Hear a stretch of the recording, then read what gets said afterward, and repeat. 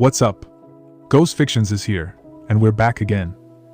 This is a story where Issei was neglected, left, and joined the Sitri clan.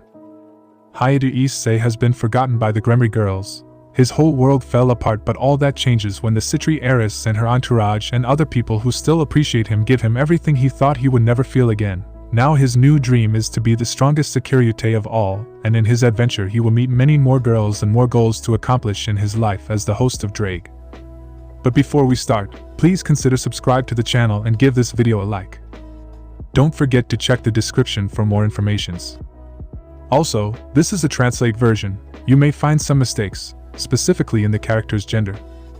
Issei of course is a male, this time no changes in the genders. Well, with that out, let's get into part 1. Through the streets of Kuo, a lonely teenager walked with an impassive face that showed no feelings. His heart was filled with frustration and sadness due to a recent event he had witnessed. On his way, he entered a park where, in the past, he had been killed by a fallen angel named Rainer, who posed as a Monoyama and hurt his heart. What memories, he murmured. The person in front of the fountain was Hyoudou Issei, the current Sekiryuutei. It was late, the time when classes ended. The reason for his condition was a series of events that had occurred in the last few weeks. Flashback, Hyoudou residence. That day, the Sekiryuutei woke up peacefully in his bed. The first thing he felt when he opened his eyes was the emptiness that had been consuming him for the past month. So today too, he said to himself. He got out of bed and began the routine he had followed before everything changed. He cleaned up in the bathroom and then went downstairs to have breakfast with his parents. Son, do you know why the girls have been coming home late lately? His mother asked as she served breakfast. I don't know, they must be busy with their own affairs, he replied. His mother's question reminded him that for a month now his friends had been ignoring him. They no longer slept with him and barely spoke to him, except to talk about demons or school subjects. However, not everything was so bad. During that time, Issei had been training under the former Dragon King Tannen and had been getting incredible results. His balance breaker kept him active for longer, and he had improved his skill with the Ascalon sword, surpassing even the Gremory knight, Hyoudou, who had been helping him. Furthermore, his training had granted him a new ability called Red Fists, which allowed him to envelop his fists in a draconic aura, dealing severe damage with each blow. The Welsh dragon Ddraig was very proud of his companion. Issei had overcome his depression, cancelling the Oppi Dragon program, which had allowed him to focus on his training. This change had also caused the girls at school to notice his transformation. His perverted friends were still the same, but they were still his friends. Back to reality, Issei finished his breakfast. I'm leaving, he exclaimed as he headed for the door. Have a good one, his father shouted from the dining room. His walk to school was normal, walking at a leisurely pace. Upon reaching his classroom, he noticed that Asia and Zenovia were absent. Although they no longer spoke to him like before, they were not usually absent. Issei, has something happened between you and the occult club? Motohama, the boy with glasses, asked. That's true, Issei. I've only seen you with the student council members and that hateful Sekiryuutei, the bald man of the trio added. No, nothing happened. It's just that the club has kept us very busy with our activities. That's why I also help out on the student council, she lied, trying to avoid explanations. Classes began, and the young Sekiryutei's mind was filled with the idea of talking to the girls. This time, he wouldn't let them get away with excuses. He wanted to find out what was going on. The day progressed until the end of classes. Well, it's about time, he thought. You can do it, partner. You have my support, Ddraig encouraged him. Thanks for the support, Ddraig, Issei replied, determined. Gathering his things, he left the hall and headed straight to the occult club. Upon reaching the building, he stopped in front of the door, hearing unfamiliar voices. Who could be here? He wondered. As she opened the door a crack, a heartbreaking scene appeared before her eyes, making her eyes water little by little. In the club room, several unfamiliar boys surrounded Asia and Zenovia. Asia-san, you're so cute, a black-haired boy said, caressing the girl's hair before kissing her, causing her to blush. Thank you, Kenshiro-kun, the blonde replied, returning the kiss. Asia, no, please, Issei murmured, his eyes filled with tears. Zenovia-san, that's pretty bold. A green-haired boy touched her private parts without stopping. I need to be ready, Akatsuku-in, she kissed him without hesitation. Zenovia. Issei's voice cut off. Takara-senpai, with you I feel peace inside me. The kitten of the group was sitting on the lap of an white-haired boy, unfazed. I'm sorry, Koneko-chan, but you're really pretty. He hugged her and gave her several kisses on the cheek. I must be dreaming. This must be a mistake, the brunette muttered, looking at the ground. Era, Yamato-kun, you are very cute, said a brunette while a blonde hugged and kissed her. Akeno-senpai. The all for honor mentioned exclaimed. Issei fell to his knees, tears flowing endlessly as he watched the heartbreaking scene. How could a person stoop so low after someone had done so much for their happiness? He asked himself. Did I make a mistake that made them do this to me? Was Rainer right when she said no one would love me? His mind was flooded with questions, as if swept away by a storm. Calm down, partner. Don't do anything stupid, we have to go, Ddraig's voice sounded alarmed. Ddraig, please get me out of here. Her eyes were hidden behind her hair as she quickly wiped away her tears. Don't worry, I'll take you to Old Tannen, answered the dragon. Without thinking, he teleported him to the underworld. Underworld, former Dragon King's grounds. Realizing that he had arrived, Issei clenched his fists tightly and let out a heart-wrenching scream. Balance breaker. He activated the Sekiryuutei armor and began to destroy everything around him, screaming in anger and launching powerful dragon shoots, blinded by rage. The former Dragon King, noticing the ravages, quickly flew back to the place of origin and found Issei devastating everything. Boy, what's wrong with you? Exclaimed the dragon, worried. Hearing his voice and realizing who it was, Issei descended, sitting on the ground as the armor disappeared. What did I do wrong, O-san? He asked, frustrated. What are you talking about, kid? The purple dragon replied, not understanding. The Gremory have betrayed me? Deceived me? I don't even know what to call it. I'll tell you what happened. My partner needs to think a little. Ddraig began to relate the events of the last few months. With each event he narrated, Issei clenched his fists, and some tears of frustration and anger fell down his face as he remembered what had happened. At the end, Ddraig was surprised and disappointed. I didn't think the Gremory girl was like this, nor was Barakiel's daughter. This is very disconcerting. I didn't expect this either. I never thought about it, much less about them. Issei paused and started crying. I thought they loved me. Partner, calm down.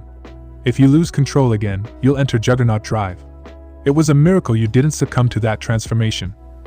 Issei deactivated the armor and stood up. He was silent, looking at the sky, as the dragons watched what he was going to do. Finally, he turned to Ddraig. I've decided. I'll train with you here. I've lost the girls I loved, but I won't lose the desire to be the best Sekiryuutei.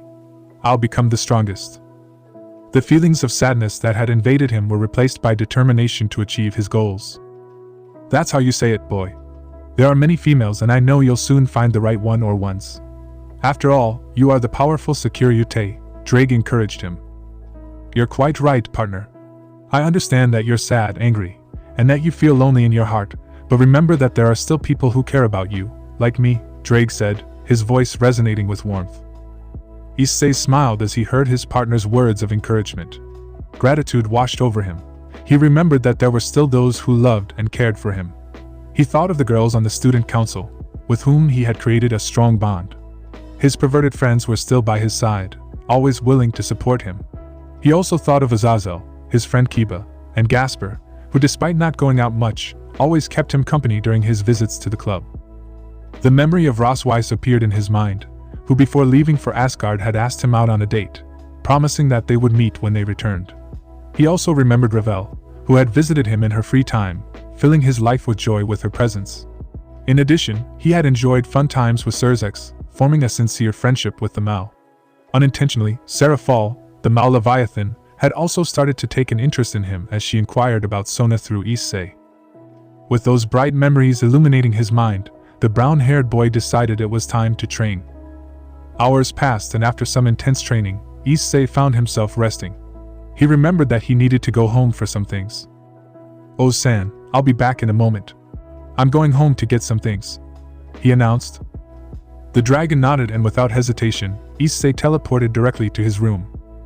It was useful to learn how to teleport with magic circles, all thanks to Azazel-sensei, he thought with a slight smile. Not only had he trained with the dragon, he had also learned to focus his draconic energy from the ruler of the fallen angels, which had allowed him to finally master the circles. Back at home, he changed into the workout clothes he usually wore to school. He grabbed a backpack and filled it with the essentials. As he went downstairs, he realized that, luckily for him, the girls weren't home. He had to inform his parents that he was leaving, but his fortunes increased even more when he found a note saying that they had gone on vacation. Well, that makes things easier, he said to himself, feeling the weight of loneliness begin to lift. However, as he left his house, a strange impulse led him to pass by the park where he had been murdered. And the flashback. As he saw the fountain for the last time, an emptiness settled in his heart. He hated feeling like this, alone and abandoned, but his thoughts changed when he remembered what had happened in the dragon grounds. I will return. I will become strong, and I will protect my loved ones, no matter what it costs me, she promised herself, her voice ringing with determination. He turned around and, with a flash of magic, disappeared into his magic circle. It's been 2 months since Hyoudou Issei disappeared from Kuo City. The Gremory girls noticed his disappearance, and have been searching for him without any success along with the Mao, the Sitri, Gregory and the Heaven, but without any success because the Dragon Tannen warned Issei of presences to which he decreased his power to 0 so as not to be found. He didn't want to be found, he wanted the entire time he wasn't around to be dedicated to his training. On the other hand, the Sitri have been very sad since their disappearance. Sona Sitri has been very down ever since, not understanding why she felt that way. After all, Issei was just a friend. Her sister, the Mao Leviathan, had to take a break from her Magic Girls show to continue her search. There has been no results on Ravel Phoenix's part, constantly having a void in her heart, and crying most nights worried that something bad has happened to her.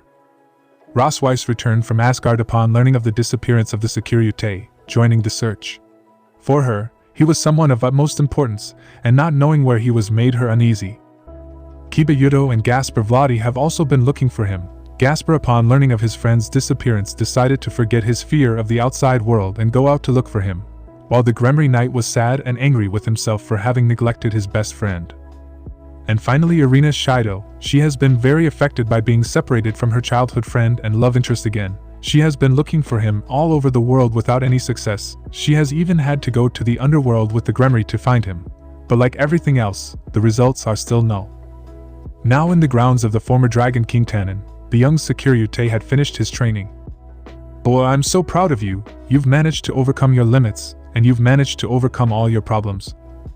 No, I still don't feel like I've surpassed my limits. I can become stronger than this. You're right, partner, the power of the boosted gear reaches far beyond the limits. One day you will be able to go so far that not even a god will be able to defeat you. The Welsh dragon sounded happy and proud. Thanks, partner. No, Ddraig, thank you very much for being my friend. I hugged the gauntlet without hesitation. During his training time, he managed to unlock his potential. Now his balance breaker changed to a more powerful form, managing to surpass the power he had before by far. He called the transformation Crimson Dragon Knight. This form was taken due to his new desire to reach the truth of everything. His armor turned crimson, and on the back, his dragon wings disappeared and a crimson cape with golden edges was formed. On his shoulders large shoulder pads grew, and on the chest of the armor became a little thicker, and around the green gem a kind of yellow rays were drawn. At the bottom, the dragon legs changed to crimson boots with spikes on the sides. The knee pads became large, and on the helmet the dragon whiskers he had became smaller, and the tip he had on his forehead decreased, and in the middle of it a green gem was created.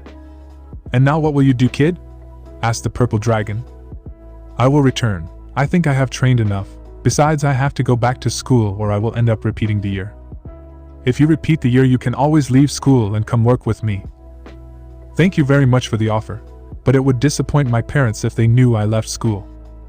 They both laughed a little at what was said. After a while of talking about what had happened, he decided to leave.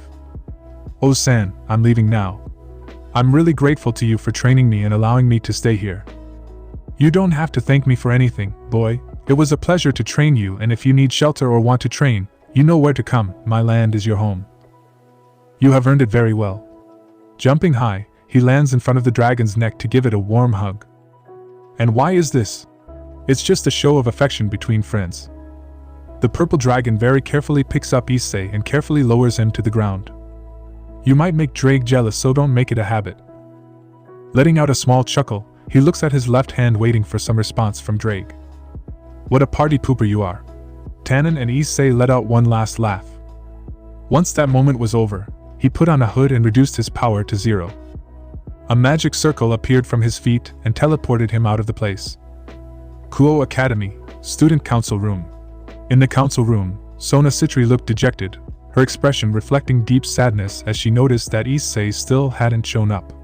On her desk, a sea of paperwork for the upcoming school festival was piling up, and although she was grateful that it kept her busy, her mind couldn't stop thinking about him.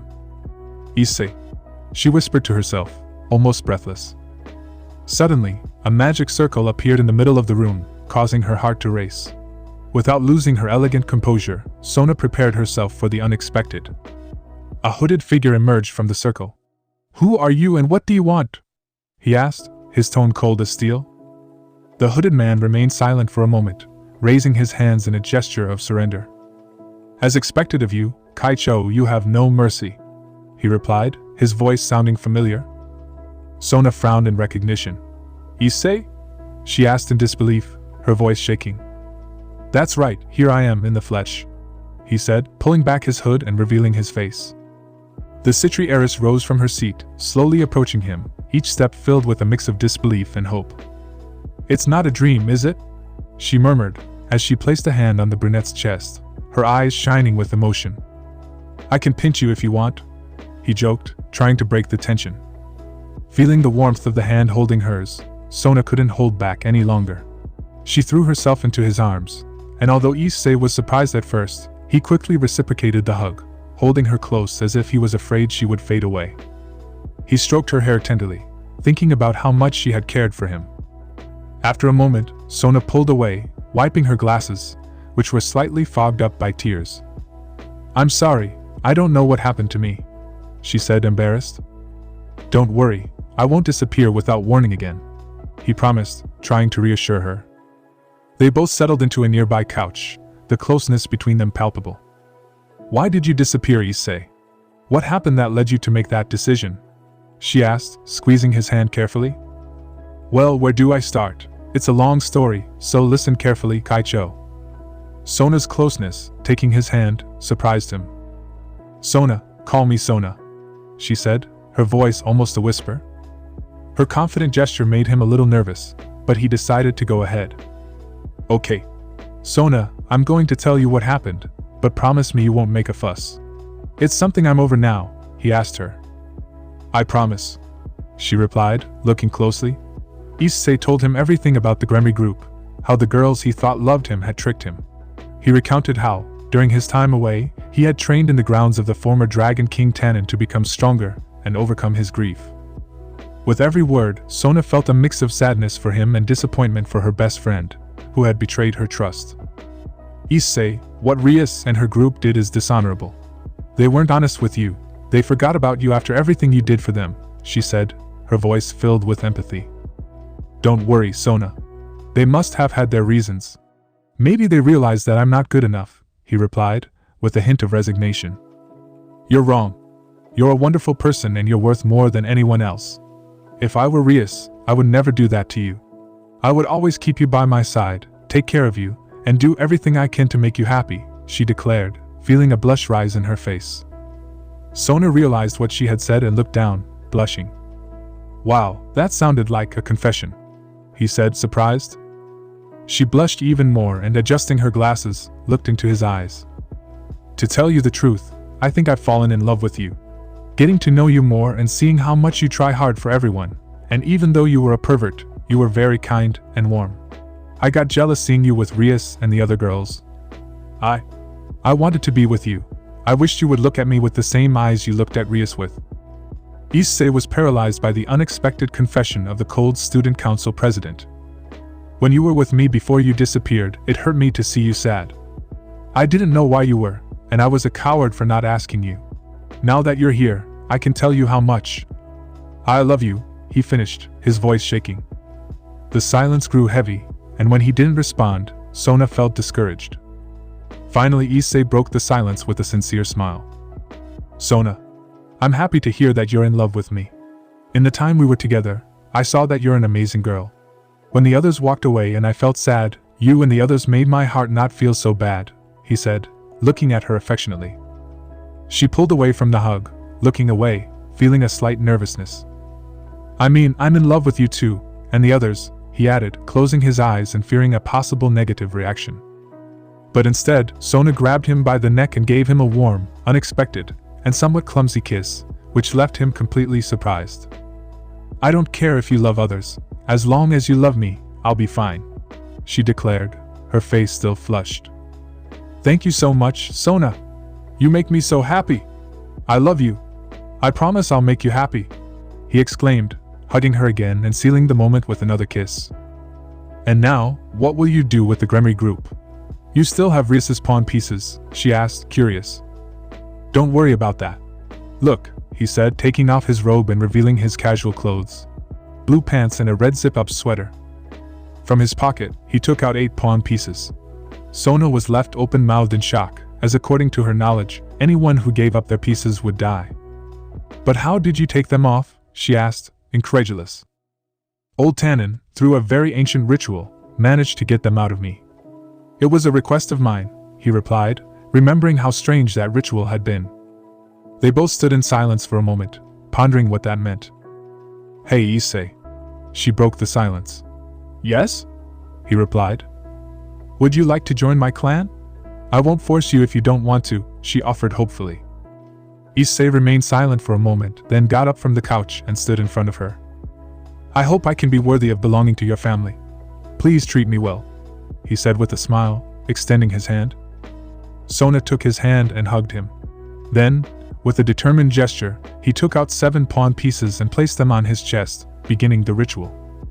After finishing, Issei lifted Sona into a hug, making her blush. Thank you, Sona, for giving me a second, third chance to start over as a demon. Issei, she said, joining her forehead to his. After the ritual and talking about what had happened at the academy, Sona mentioned that her entire entourage was in love with him. Not only that, she suspected that the reincarnated angel Irena's Hyoudou, the little lowly phoenix Ravel, and the Valkyrie of Asgard, Rosweiss, also had feelings for him. What surprised both of them the most was learning that the mouse Seraphal Leviathan was also in love. Just then, the door to the room opened and Sona's maids entered. Seeing Issei in the room, her eyes filled with tears, reflecting the emotion everyone was feeling. Hey girls! How long have you been? He couldn't finish his sentence as they all pounced on him, knocking him to the ground with a cry of joy. Hyoudou-kun! The bishop exclaimed, hugging him tightly, tears welling up in her eyes. Issei-chan! A girl with long pigtails shouted, clinging to his other arm with the same intensity. Hyoudou-san! The red-haired knight hugged one of his legs, almost jumping with excitement. Issei-kun! A blue-haired girl said, keeping him company on the other leg. Issei! The white-haired girl cried, clinging to his waist as if she was afraid of losing him again. Issei, Issei! The queen of the group repeated, her cheeks brushing against his as tears fell down her face. Rhea, Ruruko, Tomo, Yura, Momo, Tsubaki. I've missed you all so much, Issei replied, feeling the warmth of her presence envelop him. Standing up, the girls clung to him as soon as he sat back down, creating a small group hug that enveloped him. Why did you disappear, Issei? The queen asked, concern showing on her face. Issei took a moment to tell them everything that had happened, from his encounter with the Gremory to the troubles he had faced. As he narrated, he saw anger flare in their eyes, but he kindly asked them not to complain. As he finished, he shared the news about the new pawn of the Sitri entourage, which surprised and delighted everyone. I apologize enormously for not telling you anything. I didn't think about your feelings and because of me, I made you worry, he said, feeling guilty. Without hesitation, the girls surrounded him in a comforting hug. I forgive you, Hyoudou-kun, said the brown-haired bishop with a smile. I'll forgive you if you give me a kiss, the little girl with pigtails added, making Issei blush instantly. At his statement, all the girls echoed the same condition, even the bishop Rhea Kusaka.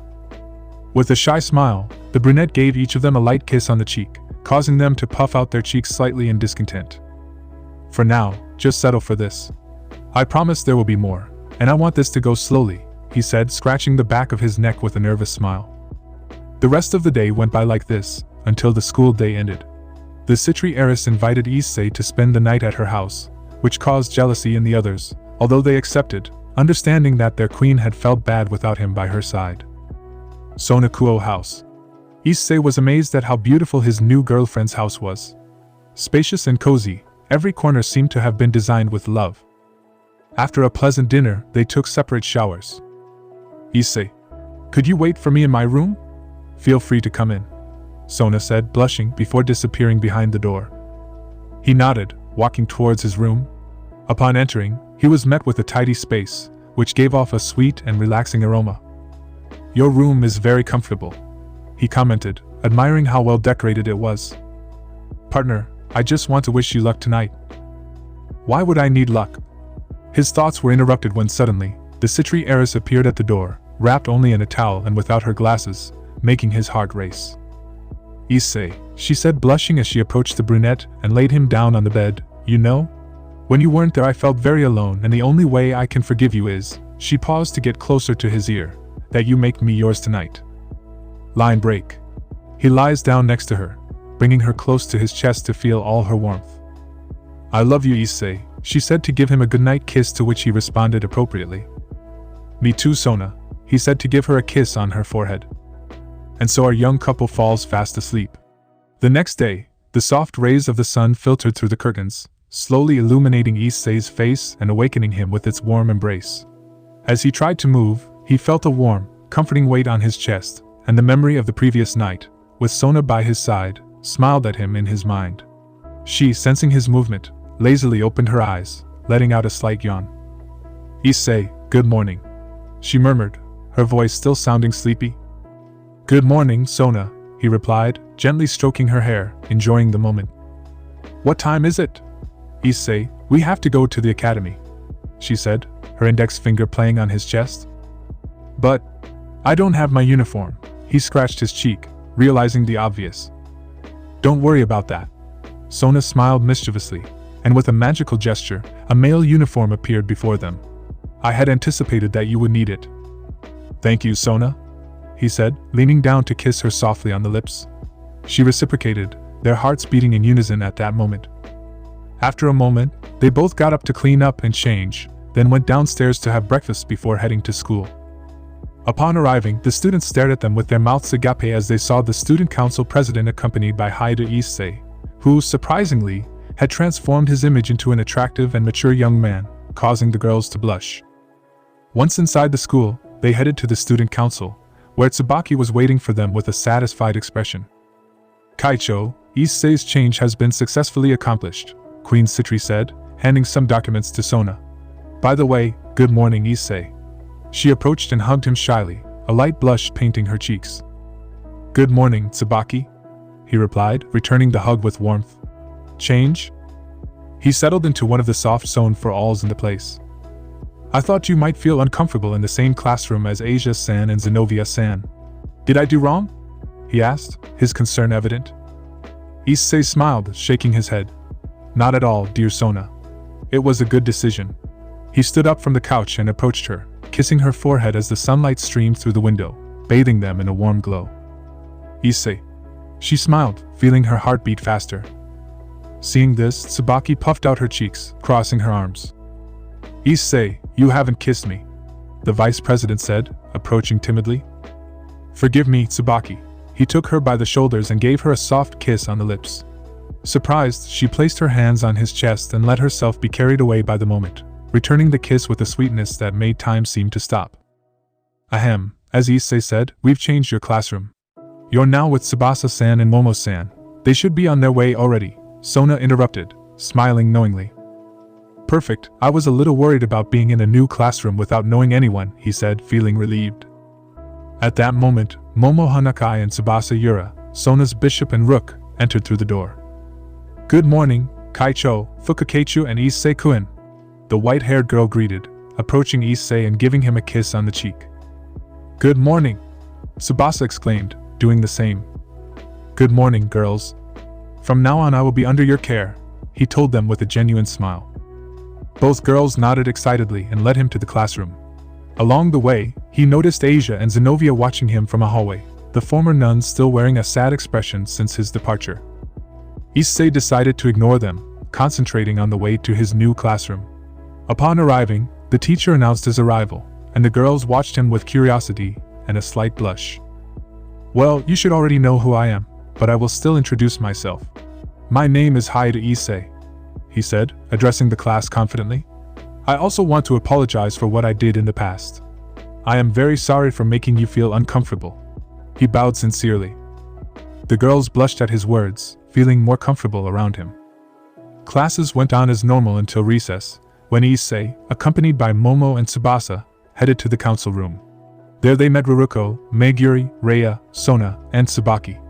Upon seeing Issei, Ruruko and Meguri pounced on him, showering him with kisses on the cheeks. "Good morning, Issei-chan," the farmhand said, hugging his arm with a radiant smile. "Good morning, Issei-kun," the knight added, wrapping her other arm around his. "Good morning, Issei-san," Rei exclaimed, blushing, while also hugging him. "Good morning, girls," he replied, feeling overwhelmed by her warmth and affection. Everyone settled down on the available couches. Ruruko sat on Issei's lap, enjoying his closeness as he stroked her head from time to time, feeling at home among her new friends. Occult Club, Kuo Academy. In the club room, Rias Gremory was immersed in a sea of papers about the upcoming school festival, her distracted gaze revealing a deep sadness. Beside her, Akeno Himejima was serving tea with delicate movements, but her eyes also reflected a palpable concern. Kiba Yudo, settled on the Sone for all on the left, was leafing through a book without really reading it, while Koneko Tojo devoured sweets with the usual indifference that characterized her. Gasper Vladi, trapped in his box, was playing a video game, completely oblivious to the melancholic atmosphere that surrounded them. The void left by former pawn Issei Hyoudou hung heavy in the air, like a shadow that refused to fade away. Rias, the heiress of the Gremory clan, was the most affected. Her heart, once filled with laughter and jokes, now felt gloomy and dull. Without him, the club meetings were lifeless, and sadness had become a constant companion. The silence was suddenly broken by the agitated entrance of Asia Argento and Zenobia Quarta, their labored breathing carrying with it an unexpected energy. "Asia! Zenobia! What happened?" Rias asked, standing up from her seat with a mix of anxiety and hope. "Bucho, it's Issei-san," Asia replied, her eyes shining with tears that threatened to overflow. The name echoed through the room like a bolt of lightning. Everyone stopped what they were doing, attentive to every word that might come out of Asia's mouth. "Issei-san has appeared here, at the academy," the blonde said with a smile, directed at her queen. Without warning, Rias launched herself at Asia, followed by the other girls, while Kiba jumped up from the couch and Gasper left his box, surprise transforming his usual shyness into action. "Where did you see it, Asia?" Kiba exclaimed, grabbing Asia by the shoulders tightly. "We saw him with the student council members. In the school hallway. Bucho, he's finally appeared," Asia replied, her voice shaking with excitement. The room was filled with an electrifying air of joy, as if a bright sun had emerged after gray days. Rias felt a rush of hope, but a shadow of unease passed through her. Why hadn't Sona mentioned anything about Issei? "Let's go to the student council. Our Issei must be there," he thought, immediately denying any bad feeling. "Hi, Bucho," they shouted in unison, as they rushed towards the door, full of determination. Student Council, Kuo Academy. Inside the student council, the lively laughter and chatter came to an abrupt halt as they sensed the Gremory's approaching presence. The doors swung open, revealing Rias's entourage. "Issei!" the redhead exclaimed upon entering, her voice echoing with a mix of joy and longing. Issei, seeing them, slowly stood up, gently removing Ruruko from his lap. The Gremory Nikomata felt a sharp jealousy at seeing the Sitri pawn in the vicinity of her beloved. The Gremory boys felt a surge of happiness upon seeing their friend after so long, though a disturbing seriousness in his gaze made them hesitate. The Sitri girls, in a state of tense expectation, awaited Issei's reaction.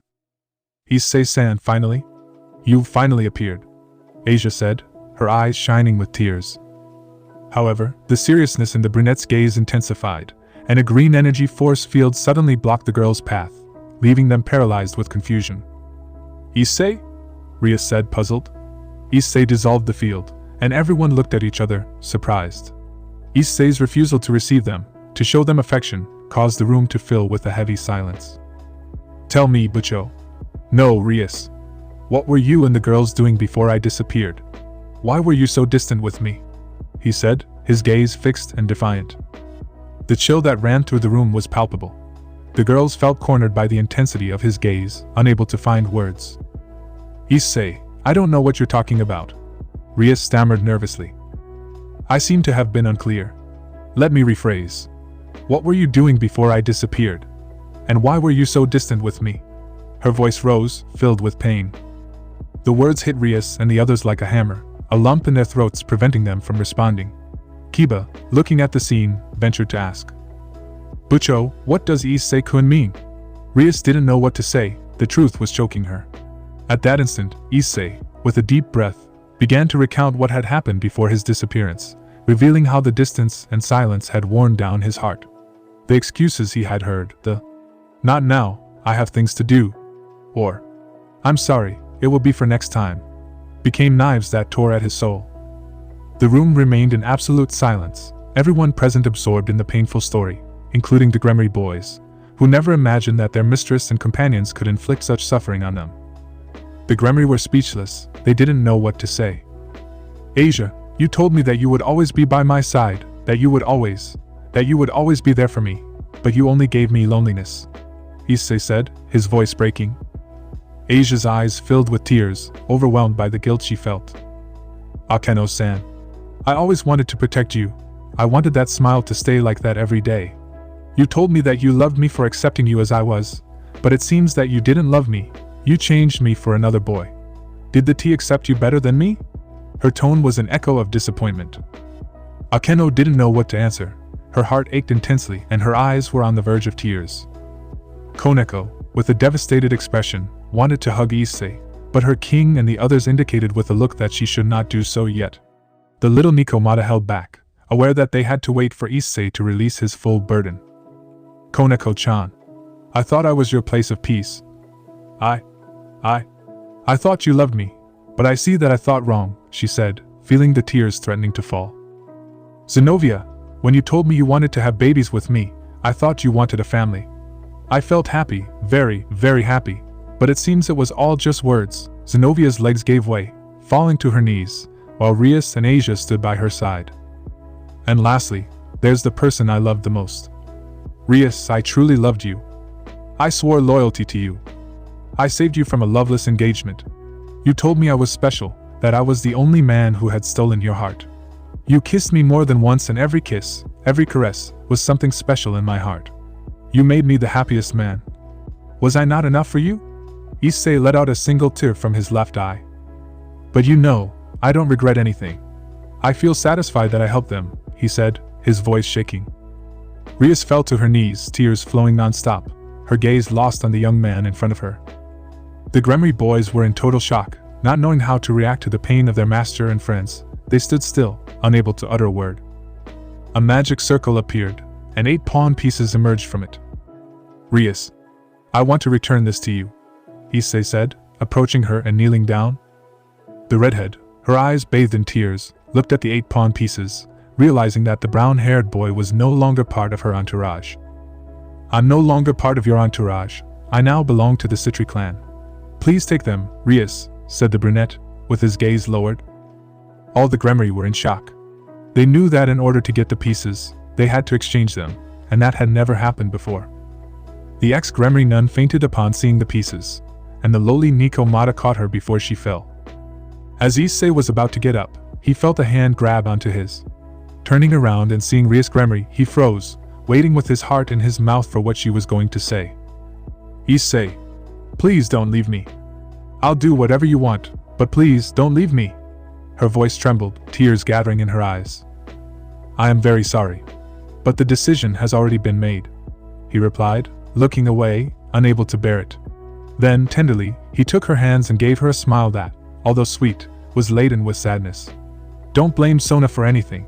I joined her entourage of my own free will. Rias felt devastated to see that despite everything, Issei was still able to smile at her. With a sigh, he gently let go of her hands and stood up. Issei, please. We can explain it. She tried to say, but he interrupted her. Please, I don't want to talk anymore, she said, her face covered by her hair, her voice almost a whisper. Without a second thought, he ran towards the first girl he came across. Momo Hanakai. He surprised her with his sudden action, making her blush instantly. With a swift movement, he teleported next to Momo, disappearing from the place. The others in the room were shocked, especially the Gremory boys, who were still processing the shock of her confession. The Sitri girls understood that Issei needed to vent, so they decided to wait for his return with the group's bishop. Meanwhile, Rias remained on the ground, staring at the pieces Issei had left in her hands. Her gaze was empty, just like the other girls, who couldn't stop crying and blaming themselves for the suffering they had caused their beloved Issei. Rias' queen came over and helped her up. Rias didn't let go of the pawn pieces she held close to her heart. Rias, I'm very sorry about what happened, but you should leave things like this for a while. If you really feel sorry, it will be for the best, said the Sitri heiress, with empathy. Rias nodded, not taking her eyes off the pieces. Kaicho, we're retreating. I'm sorry for the time we've stolen from you. Rias's queen apologized, preparing a teleportation circle. Don't worry, you're welcome to join the student council whenever you want. Sona replied respectfully. I'll just say that. I'm disappointed in you all. I won't stop being your ally and friend, but I want you to know this. Issei suffered a lot because of you, she said, adjusting her glasses. Without further ado, they teleported to the occult club, seeking solace for the grave mistake they had made.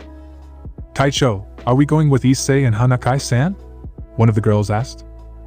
No, like I said, we have to wait for them to come back, Sona replied, looking out the window. Kuo Forest. In a serene place, with a small lake bathed in sunlight, two young people emerged from a magic circle. As she left, Momo looked at Issei, who was looking at the ground with his fists clenched. Issei, come, Momo said, extending her arms. Without thinking twice, he threw himself into her arms. It was as hard as I thought it would be, she murmured, burying her face in his chest. Momo hugged him tightly, stroking his hair, surprised that he wasn't crying or screaming in anger. Relax, you already said what you had to say. It was the right thing to do. They weren't honest with you, and despite everything, you were still the same warm boy I fell in love with. Pulling away, she took him by the shoulders. Stay with me always, he said, determination shining in his eyes. Yes. Forever. Momo smiled, feeling the connection between them growing stronger. Momo, Issei whispered, getting closer to her face. Issei. She mimicked the action, their hearts beating in unison. The distance between them shortened, their breaths intertwined, until their lips met in a tender kiss. He wrapped his arms around her neck, and she around his waist, deepening their feelings. The kiss intensified, getting lost in time. They only separated briefly to catch their breath, but Momo didn't let him escape. After a few minutes, they parted. It was my first kiss, she said, looking away, blushing. Issei smiled before hugging her again and kissing her cheek. You are so pretty. I love you, Issei, Momo replied, resting her face on his shoulder. They both separated and took each other's hands. Let's get back to the council, Momo, he said, smiling. Yes, she replied, smiling too. Together, they teleported to the student council. Upon arriving, Issei hugged all the girls, expressing his love and promising that he would always protect them. It had only been a few hours since the brunette announced to the Gremory that he was no longer part of their entourage. In the council room, the boys stood near the window, watching the clouds slowly slide across the sky, deep in thought. The girls of the student council had gone out to do their activities, leaving Tomo Megiri and the brunette alone. Tomo, her reddish hair shining in the light, couldn't help but admire the boy who seemed lost in his world. Her heart began to pound at the thought of him. I feel Irina's still at school, the brunette mused in his mind. Partner, you better go see her. She must be very depressed without hearing from you, the red dragon replied in his mind. You're right, Ddraig, and not just her, also Ravel-chan, Raswai-san, who must be in class, and my perverted friends, and Sarah-chan, the brunette thought, feeling a little overwhelmed by the responsibility. Just then, Tomo approached, bringing him out of his thoughts. Issei-kun, what are you thinking about? She asked, her curiosity evident. Oh, I was just mulling over some things, he said, smiling. Tomo looked down at the ground, her voice shaking a little. I already heard what you and Kaicho did at his house. The brunette blushed, remembering what had happened with Sona. Yes, it's true, he replied, trying to remain calm. Also that you kissed Fukakecha and Momo-san. His tone was more melancholic now. Issei remembered that he had only kissed a few on the cheek, but he understood what she meant. He gently took Tomo's hand and, with the other, raised her face to look into her eyes. Tomo-chan, I may not have told you directly, but, he paused, feeling the warmth of their connection. I love you, he declared, his face flushed. A wave of happiness flooded Tomo's heart. The boy of her dreams was confessing his love to her, and a radiant smile appeared on her face, making her look even more charming. Issei-kun, I love you too, and I would like to always be by your side, she replied, placing her hands on his face.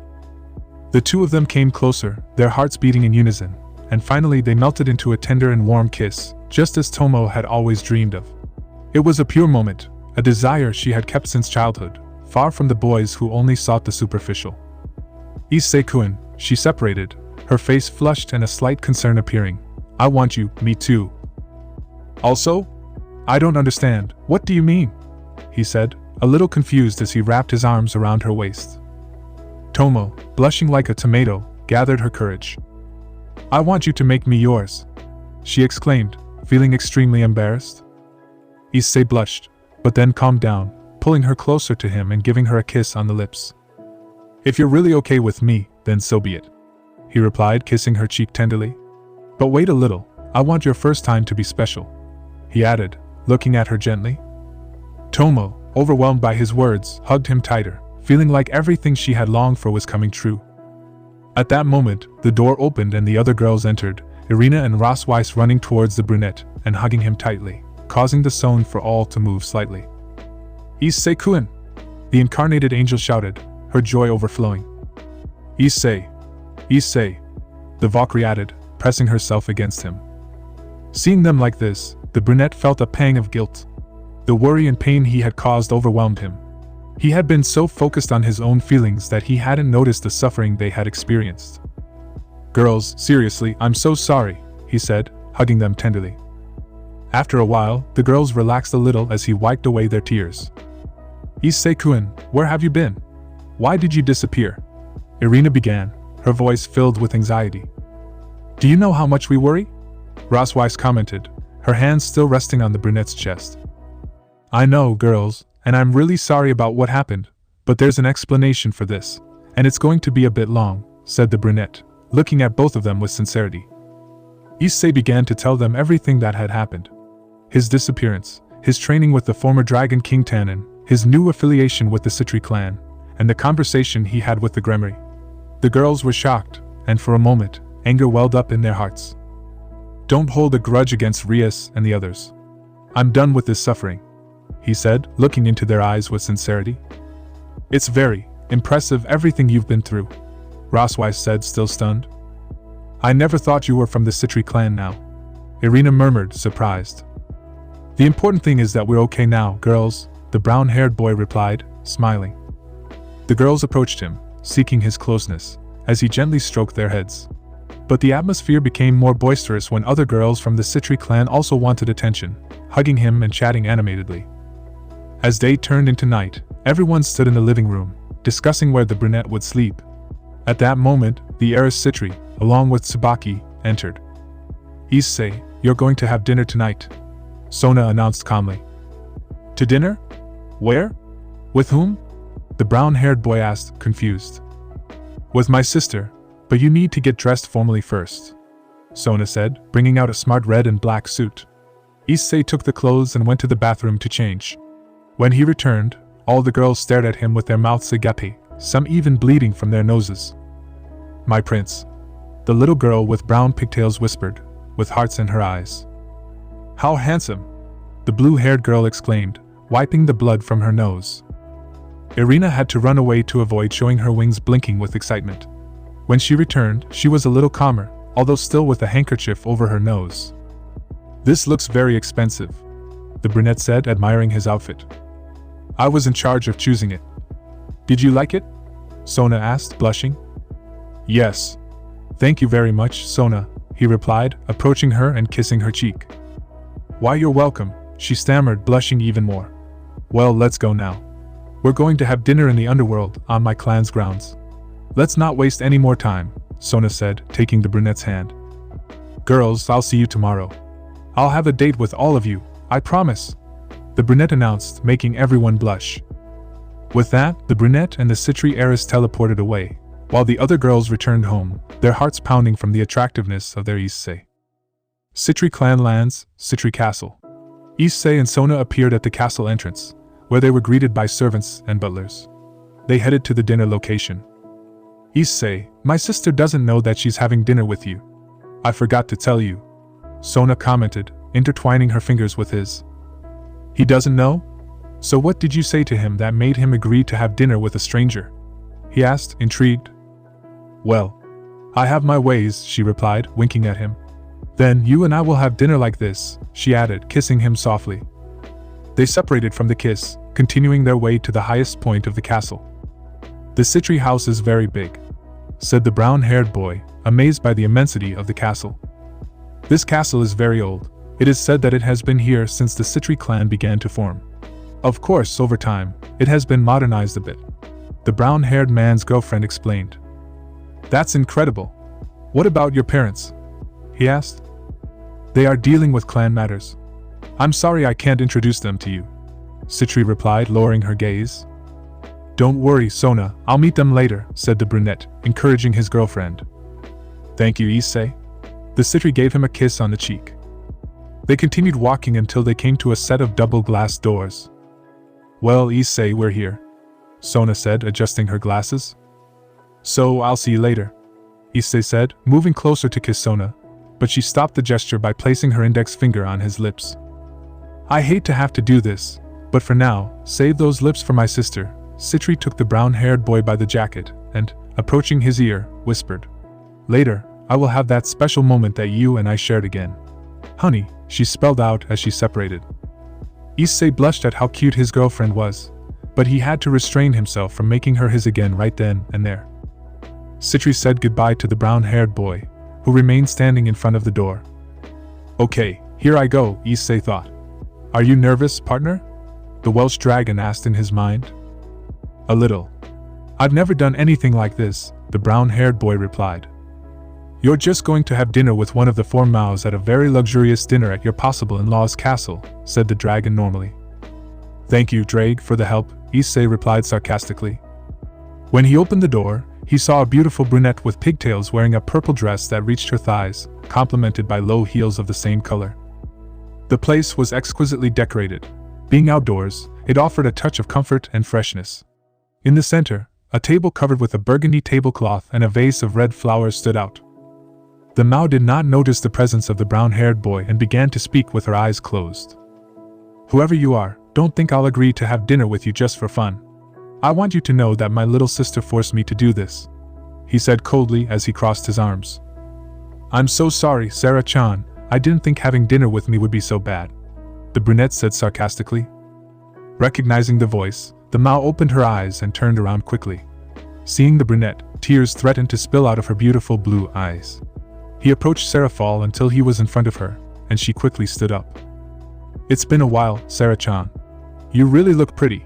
He couldn't finish his sentence because she threw herself into his arms, crying with joy. You're okay. You're okay.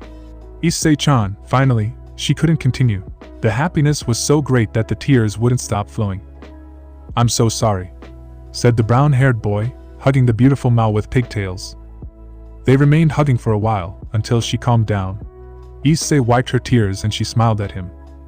Let's go to dinner, Sarah-chan, said the brunette, separating from the hug to invite her to sit down, putting the chair out for her chivalrously and making the Mao blush. Issei-chan, I want you to tell me why you disappeared. If someone did something to you, I swear I will kill them, he said, the latter with a threatening look. No. Nobody did anything to me. I'll tell you why. It's a bit long, but it's perfect for waiting for food, answered the brunette, taking one of the glasses to ask for water. Thus, the brunette began to recount everything that had happened, leaving the Mao in shock and disappointed by what the Gremory heiress and her group had done. However, Issei asked her not to do anything against Rias, since he had spoken to her, and she no longer belonged to the Gremory group. She was now part of her little sister Sona's peerage. This left her more impressed, but also calmer. The meal was served. A very expensive banquet in Issei's sight. They began to chat about trivial topics, laughing and making light jokes. The pig-tailed Mao was very happy to be by Issei's side again, although somewhat nervous, since she had decided that very night she would give her being to the only man who had captivated her heart. After finishing dinner, they both got up from the table and began to look at the beautiful view of the great Sitri estate. The Mao was very flushed and nervous, while the brown-haired boy was amazed by the night view. "Sarah-chan, thank you for being by my side," said the brown-haired boy, looking at the stars. "You don't have to thank me. Issei-chan, no. I didn't like seeing you suffer. It hurt me, it made me sad to see you like that," the Mao replied, with her hands on her chest. The brown-haired boy couldn't take it anymore and hugged her gently, placing his hands on the girl's waist and back. "You are so cute, Sarah-chan, so cute," he said, caressing her back. "You know that. I like you, right?" she whispered shyly, resting her head on Issei's chest. "You must know that too, right?" "That I like you too," he replied, taking her chin. "Issei-chan," she whispered. They both approached slowly and both joined their lips, kissing each other without stopping. The breathing of both was agitated and their oxygen had run out from so many kisses. Both separated a little to take air. After that both joined their lips again. A while passed and this time the one who separated was Sarah Fall. She hugged the brown-haired boy and hid her face in his chest. "Issei-chan. Let's do it. The mouse said with great courage on the brown-haired boy's chest. Issei was greatly surprised, but then he looked up from Sarah Fall to look her in the eyes. "I don't have sex with any girl I see. I only do those things with the women I love with all my heart," said the brown-haired boy smiling, "and I want to confess to you that I already did it with Sona." He said this last thing with fear. The pig-tailed Mao looked at the brown-haired boy amused and started to laugh. "What's funny, Sarah-chan?" he asked confused. "I already knew that. So told me." Her laughter calmed down little by little. "It's just that I laughed at how cute you looked." "Did you think I would get angry?" she said, kissing the brown-haired boy. The brown-haired boy closes his eyes and falls asleep, caressing the Mao's head. The next day, the brunette woke up and, upon opening his eyes, he could see the Mao Leviathan sleeping peacefully next to him. Tenderly, she caressed his head and gave him a soft kiss on the forehead. Feeling the warmth of her boy, she opened her eyes. "Good morning, Issei-chan," said the Mao, giving him a kiss on the lips. "Good morning, Sarah-chan," Issei replied, returning the kiss. Issei got up from the bed along with Sarah Fall, and they both began to get dressed. When the brown-haired boy finished putting on his clothes, the Mao with pigtails hugged him, hiding her face in his chest. "I would like to spend more time with you, Issei-chan, but I have a lot of work," he said sadly. Issei smiled and patted her head. "Don't worry, when you're done, you can come see me whenever you want," he said, while she looked at him attentively. "It's okay, Issei-chan. When I'm free, I'll come see you and I'd like this to happen again," she said, blushing at the last thing he mentioned. The brunette also blushed a little. "Yes, I would like that too," he replied, looking into her eyes. They both separated and, seeing the time, Issei jumped in surprise. "Damn it! I forgot I have classes today. Sona is going to kill me if I'm late," he exclaimed, worried. "Sarah-chan, I'll see you later." He moved closer and kissed her quickly, but when he tried to pull away, she wrapped her arms around him, preventing him from escaping. They both stood with their lips together for a while, until the Mao finally let him go. "One last kiss for good luck today," said the Mao, winking at him. "I'll see you later, Sarah-chan." The brunette said goodbye, and then teleported to the student council. The Mao stared at the spot where her beloved had disappeared. She touched her lips and smiled. "I missed you so much, Issei-chan," she thought, before leaving the room with a radiant smile. Gremory Castle, Rias's room. In a room in Gremory Castle, a redhead was lying on her bed, her gaze lost in some chess pieces she held in her hands. It was Rias Gremory, the current heiress, and beside her was her queen, Akeno Himejima, who did not stop comforting her friend. "Rias, you need to eat something. You've barely touched the food they prepared for you," Akeno said, her tone worried. The redhead continued looking at the pieces, immersed in a deep silence. "Look, Rias, we don't have to worry about the humans we were with anymore. We erased their memories. Now, we have to focus on getting Issei-kun to forgive us," Akeno commented, looking down as she remembered the brunette. Hearing Issei's name, Rias immediately reacted. "Issei? Where is he?" she asked, looking around anxiously. The brunette, seeing her concern, felt sad. The guilt they both shared increased when they remembered what they had done to the brunette, and the words he had said to them. I now belong to the Sitri clan. Those words would always be engraved in her memory, reminding her that the boy who accepted her, as she was no longer a part of their lives. Akeno snapped out of her thoughts and responded to her queen. He is in the student council, he said, hugging Rias lovingly. Remembering what happened, several tears began to flow from Rias's eyes, who clung to her friend's chest. Akeno, we were fools. I thought that, having experience with a human, I could be the best girlfriend. I don't know why I thought of such an atrocity, the redhead said with difficulty. It was my fault, Rias. If only he had stopped us all. Akeno replied, close to tears. They both hugged each other for a while, sharing their pain. We must explain to Issei what happened, Rias said, with a glimmer of hope. Akeno looked at her for a moment and nodded with a slight smile. Yes. Let's just wait a little longer, Akeno replied, feeling relieved. Thank you, Akeno, for being such a good friend, Rias smiled, feeling gratitude. They both stood up, and Rias decided to snap out of her depression. Issei, I promise I will never hurt you again, Rias thought with determination. Council Chamber, Kuo Academy. In the council room, Issei appeared in a magic circle, sporting the disheveled and wrinkled clothes he had worn the day before. It was already time for entry, and the girls were gathered, including Irina and Rosweiss, preparing to start classes. Seeing the brown-haired boy's condition, the girls began to bombard him with questions that gave him chills. Issei-chan, why are you so disheveled? Asked the little girl with brown pigtails, with a forced smile. Issei-kun, could you tell me what you did yesterday? Said the blue-haired girl of the group, with a somber tone. Issei-san, I've already asked you before, added the red-haired knight. Issei. The white-haired girl interrupted, pulling his cheek threateningly. Issei-kun, your soul needs to be purified, said the reincarnated angel, pulling the brunette's other cheek. Rosweiss just pouted alongside Tsubaki, while Sona laughed at the scene. Girls. I can explain, Issei said, his cheeks stretched out. After telling them what happened, the girls felt a slight jealousy, but soon relaxed upon learning that the brown-haired boy only truly loved them. The Sitri heiress gave him a uniform and his things to prepare for classes, which were normal and boring.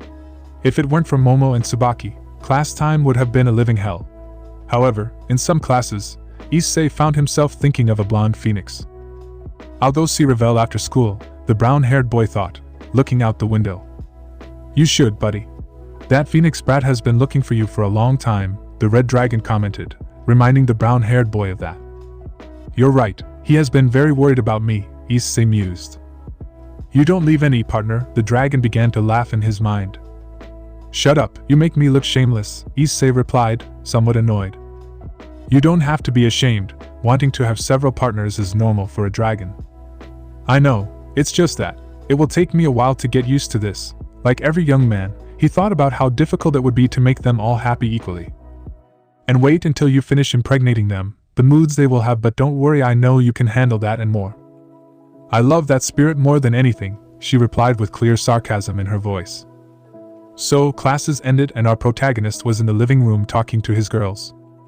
Girls, I'm going to the Phoenix territory to see Ravel-chan, Issei announced, with a brown-haired loli on his lap. It's okay, Issei. Ravel has been very sad ever since you disappeared, and I've heard that she's been crying a lot at night, Sona commented, a hint of sadness in her voice. Then I'll go without wasting any more time, but first, said the brown-haired boy, taking Loli by the chin and giving her a tender kiss on the lips. The brunette, feeling his lips on hers, blushed fiercely and covered her mouth with her hands. Issei-chan? She exclaimed, completely embarrassed. I'm sorry, you're just so cute that I couldn't help it, Issei replied, smiling. I've waited for this for a long time. Issei-chan, she confessed, hiding her face in the brunette's chest. Issei patted the loli's head. You won't wait any longer, because I will love you forever, he promised, gently kissing the brunette's head. The other girls smiled and laughed tenderly at Ruroko's reaction. Issei stood up, carrying the brunette loli with him. Okay, girls, it's time for me to go. I'll be back later, the brunette said as he prepared his magic circle. But before he left, Sona stopped him. Wait. I forgot to tell you that this Friday we're going to Kyoto with the Yukai, and when you get back I have a surprise prepared, Sona said, smiling. Sounds interesting, and I can't wait to find out what the surprise is, Issei replied, winking at her. With that, the brown-haired boy teleported to the underworld. Phoenix Castle. Underworld. In a room in Phoenix Castle, a sad blonde lay on her bed. Issei-sama, she thought, feeling tears beginning to well up in her eyes. She was plunged into depression upon learning that Issei had disappeared, especially after hearing that there was a possibility that he was already dead. During those 2 months, she searched tirelessly for him, so much so that her parents had to intervene to force her to rest, as she was showing obvious signs of stress. Suddenly, the door opened and a maid interrupted his thoughts. Revel-sama, someone came to visit you, the maid announced, bowing. I'm not in the mood for visitors, please tell him to leave, Revel replied without looking at her. What a pity you don't want to see the Sekiryuutei, the maid replied, leaving Revel in shock. Hearing Sekiryuutei, Revel froze. She quickly turned to the maid and ran towards her. Where is it? She asked, agitated. He's in the garden, waiting for you, the maid replied calmly. Without a second thought, Revel ran all over the mansion, tears of joy streaming down her face and her heart racing. When he reached the garden, he looked around until, at last, he saw Issei standing, looking out over the vast garden. Seeing Issei, Revel could not hold back the tears that began to flow from her beautiful face. Hello, Revel-chan. It's been a while, the brunette greeted, raising his hand. The blonde, seeing him, rushed towards him. When he got close, she launched herself at his chest, and the force of the impact caused Issei to fall to the ground, landing among the flowers. Fool, fool, fool, fool, Revel repeated, crying with relief as she clung to his chest. Issei hugged her and began to caress her hair. I'm so sorry, he said, burying his face in her blonde hair. The two of them hugged each other for a long while Revel cried on his chest. Issei waited patiently for her to calm down. Finally, the blonde pulled away a little. What happened to you, Issei-sama? She asked, intrigued, without letting go of the brown-haired boy's hands. Well, it's a bit of a long story, so listen to me carefully, Issei replied, looking into her eyes. Then, the brunette began to tell her everything that had happened, detail by detail. As he spoke, Revel became more and more angry with the Gremory group, but she calmed down when she heard that he had left the Gremory clan to join the Sitri clan. Issei-sama, she said, squeezing his hands a little tighter. I feel better now. The time for crying and feeling bad is over, she smiled calmly. Who brought you here? I remember you couldn't use magic circles, Loli Phoenix asked, looking at him curiously. Well, as I told you, I trained with Tannen-san, and Azazel-sensei taught me how to channel magic. The result was that I can now teleport with a magic circle of my own, Issei explained, surprising the blonde. Amazing! Does that mean your powers have increased? She asked, amazed. Issei nodded. Honestly, I didn't think my powers would increase so much in such a short time. Tannen-san told me it was because of my eagerness and determination to become strong, as well as some new ideals I've decided to adopt, she said, looking out over the vast Phoenix garden. And what are those ideals? Revel asked, without taking her eyes off him. Issei looked into her eyes again. I pursue the ideals of truth and justice, he declared, remembering the same determination he showed when he faced Rahisar and protected her. Seeing that gaze, Revel recalled how she had fallen in love with him, remembering how Issei sacrificed his arm to save Rias Gremory, acting like a knight rescuing his princess. Sadly, the ending was not that of happily ever after. Without realizing it, the blonde hugged the brunette, who, upon perceiving her sweet aroma, also wrapped his arms around her. Issei-sama, allow me to walk by your side from now on, forever, she said, hugging him by the neck and smiling. Issei was surprised, but he already knew the girl's feelings. Is this a declaration? He asked, amused. Revel blushed and, surprised, moved away from him a little. Of course not. It's not that I like you or anything, she replied, blushing and looking away. Issei laughed and gave her a kiss on the cheek. You're very pretty, Revel-chan, she said, as a gentle breeze caressed her face and a few rose petals danced around her. Issei's smile, along with the scene they shared, made Revel blush even more at how attractive he looked. The touch of his lips on her cheek made her sigh. Lips. Ravel whispered. Lips? Issei asked, curious. I want you to kiss me on the lips, she exclaimed, a deep blush on her cheeks. Issei blushed at how cute she looked. He grabbed her by the shoulders and began to close the distance between them. Feeling Issei's lips brush against hers, Ravel grabbed him by the collar of his shirt and pulled him closer to start a deep kiss, staying like that for a long while. The lack of oxygen made itself felt, causing the two to separate. Catching her breath, Ravel wrapped her arms around Issei's neck and kissed him more affectionately. Issei, in turn, placed his hands on the lowly phoenix's waist, and the two lay back down among the flowers, their lips still joined together. A few minutes passed and the young couple of demons continued kissing and sharing soft caresses. Finally, they separated and sat in the garden. Ravel took Issei's hands and looked at him blushing. From now on, I will always be with you, she declared, blushing deeply. Yes, I'll be with you forever too, Issei exclaimed, caressing Ravel's cheek. The two began to talk about trivial matters. Issei asked how Rahisa was doing, to which the blonde replied that he was fine and that after his rehabilitation, he was training to become stronger. This made Issei smile, as Rahisa Phoenix had finally changed for the better. Suddenly, a communication magic circle appeared in Issei's ear. Issei? It's me, Sona, her voice said calm. Hello, Sona, the brown-haired boy replied. When you return to the human world, come to my house, Sona said. Okay, I'll be there in a few minutes, Issei replied, standing up. The communication was cut off. Ravel stood up and hugged Issei. You're not going to disappear again, are you? She asked, worried. Of course not, he said, stroking the blonde's head. Issei gave her a kiss on the lips, followed by another on the cheek and forehead. Then see you later, Ravel said, smiling. Issei smiled and teleported towards Sona's residence. I'm going to talk to my mother, I've already decided, thought the blonde, her cheeks flushed. Human world. Sitri residence. In the middle of the night, the brown-haired boy appeared on the street in front of what he assumed was Sona's house.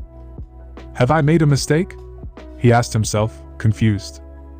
In front of him stood a huge residence that left him stunned, especially compared to the small house he had seen before. He also noticed that the neighboring houses were no longer there. The brown-haired boy proceeded to knock on the door. Sona came out of the door and, upon seeing him, grabbed him by the hand and pulled him inside. Surprise! Sona said with a smile on her face. Wow, this was the surprise, said the brown-haired boy with his gaze lost in the enormous hall he had.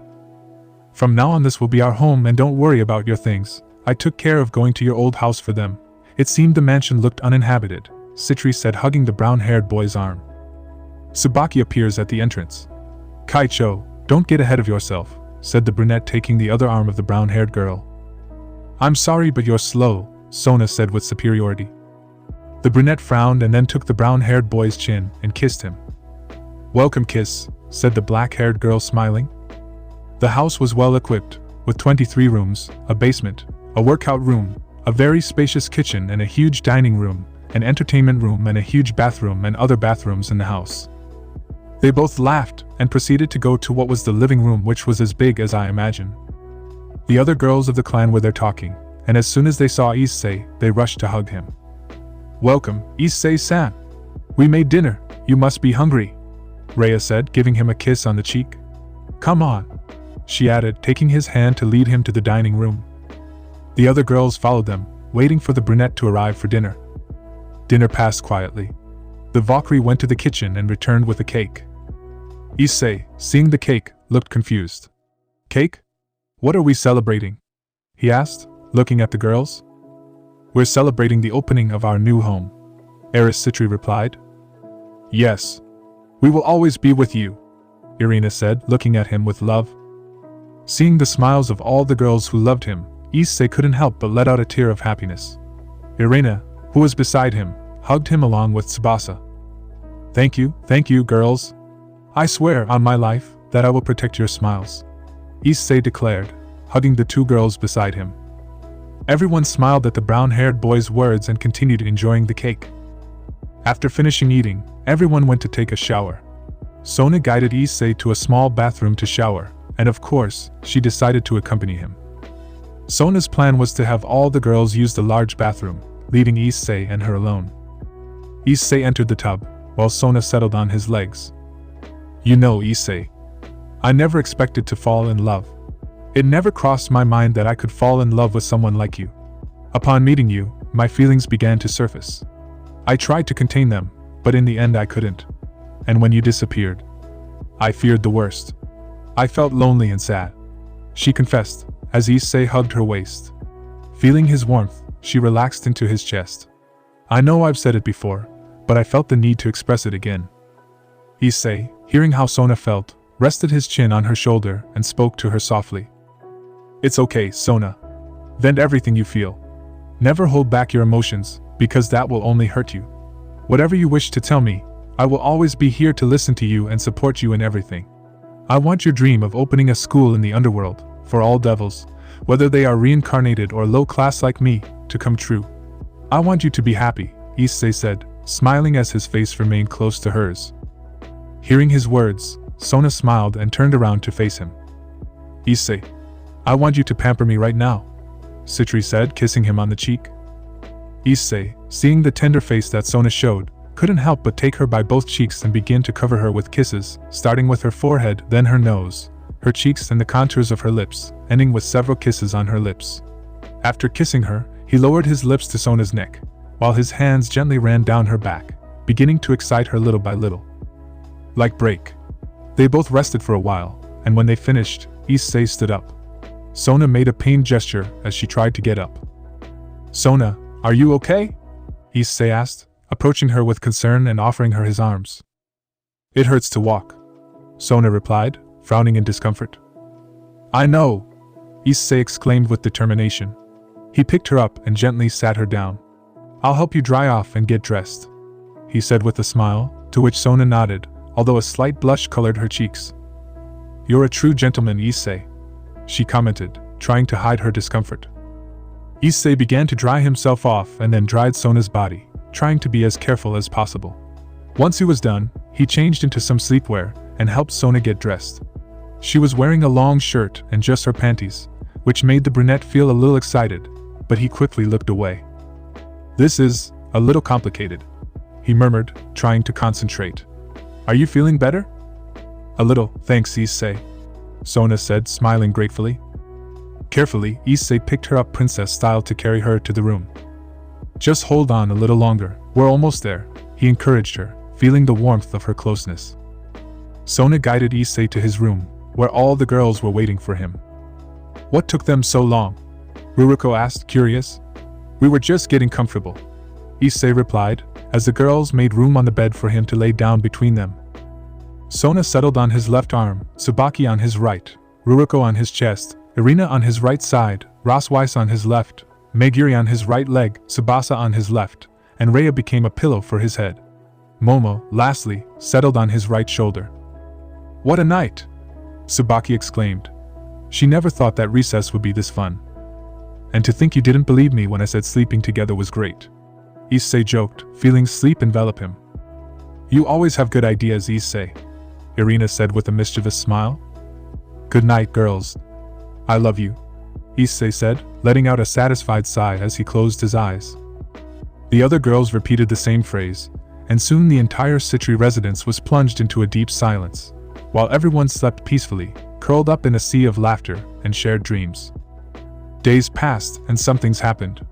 The Mao, Surzek's Lucifer, upon hearing of the brunette's return, decided to visit the student council. Upon learning the reason for his disappearance, he couldn't help but feel disappointed for his sister. Surzek apologized for his behavior, but the brunette shook his head. It's all clear now.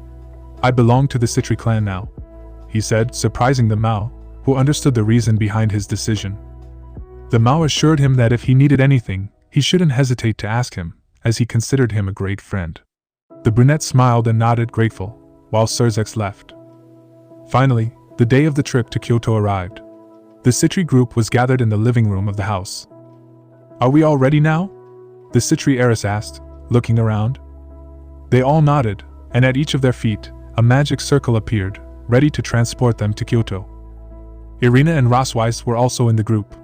Sarah Fall had wanted to join, but her job as a Mao didn't allow it, as she had a lot of paperwork to do. However, days before, the brunette had visited her to help her distress, which had made the Mao happy to be able to spend time with him. Yukai World, Kyoto. From the magic circle, they arrived at what was the Kyoto Yukai. The brown-haired boy, being there for the first time, was surprised. It was as if he had gone back in time. The streets were reminiscent of the Edo period, bringing back memories of all of her history classes. The houses were old and lined up, and strange creatures walked leisurely through the streets. Some looked human, while others showed their original form. In the middle of the scene stood a huge palace, which gave off an air of antiquity. "Wow! I've never seen anything like that," said the brown-haired boy, amazed. The other girls also looked around, except for Sona, who walked over to Issei and stood beside him. "It's a very nice place. When I was a child, I used to come here a lot with my sister," Sona said nostalgically. "You're right, it's very relaxing. I feel like I've traveled back in time," the brown-haired man replied, admiring the landscape. Suddenly, a Yukai girl with wolf features appeared, prostrating herself before them. "Are you from the Sitri clan?" he asked politely. "Yes. I am Sona Sitri, heiress of the Sitri clan, and I have come to see Yasaka-sama," Sona replied politely. "Follow me, I'll take you to the leader," the Yukai Okami said, leading them toward the palace. As they walked, many Yukai murmured as they saw the brown-haired boy. "So the weakest Sekiryuutei has appeared," one of the Yukai muttered. "Yes. I heard that he defeated Loki and stopped an attack by the Chaos Brigade. I find it hard to believe," the other answered his friend. The brown-haired boy just ignored them and continued his way towards the palace with the group. Upon arrival, they were greeted by several maids in kimonos, some with wolf ears and others with tails. They entered a huge room and found a large throne, where Yasaka, the leader of the Yukai, sat. She was a voluptuous woman, with blonde hair and matching eyes, dressed in a maiden's outfit, with kitsune ears and tail. On the small throne was his daughter Kunu, a girl who looked like an elementary school student. She had golden hair tied into a ponytail and matching eyes, as well as 9 golden foxtails and similar ears. Her main outfit was the traditional Miko outfit, with white geta and tabi, and the sleeves of her haori bore a huge red pentagram surrounded by 5 smaller pentagrams. She was relatively short, being able to ride on Issei's shoulders. The girls of the Sitri clan bowed, and Issei imitated the gesture. "Welcome everyone to Kyoto. For those who don't know me, I'm Misaka, the leader of the Yukai." "It's a pleasure," said the eldest kitsune calmly. Then she smiled. "Sona, it's nice to see you." "It is an honor to visit you, Yasaka-sama," Sona replied, smiling. "Nice to meet you, my name is Kunu and I am your daughter," said the little kitsune politely. Yasaka fixes her gaze on Issei. "You must be the Sekiryuutei, right?" he asked, causing his daughter to look at him as well. "Yes. My name is Hyoudou Issei.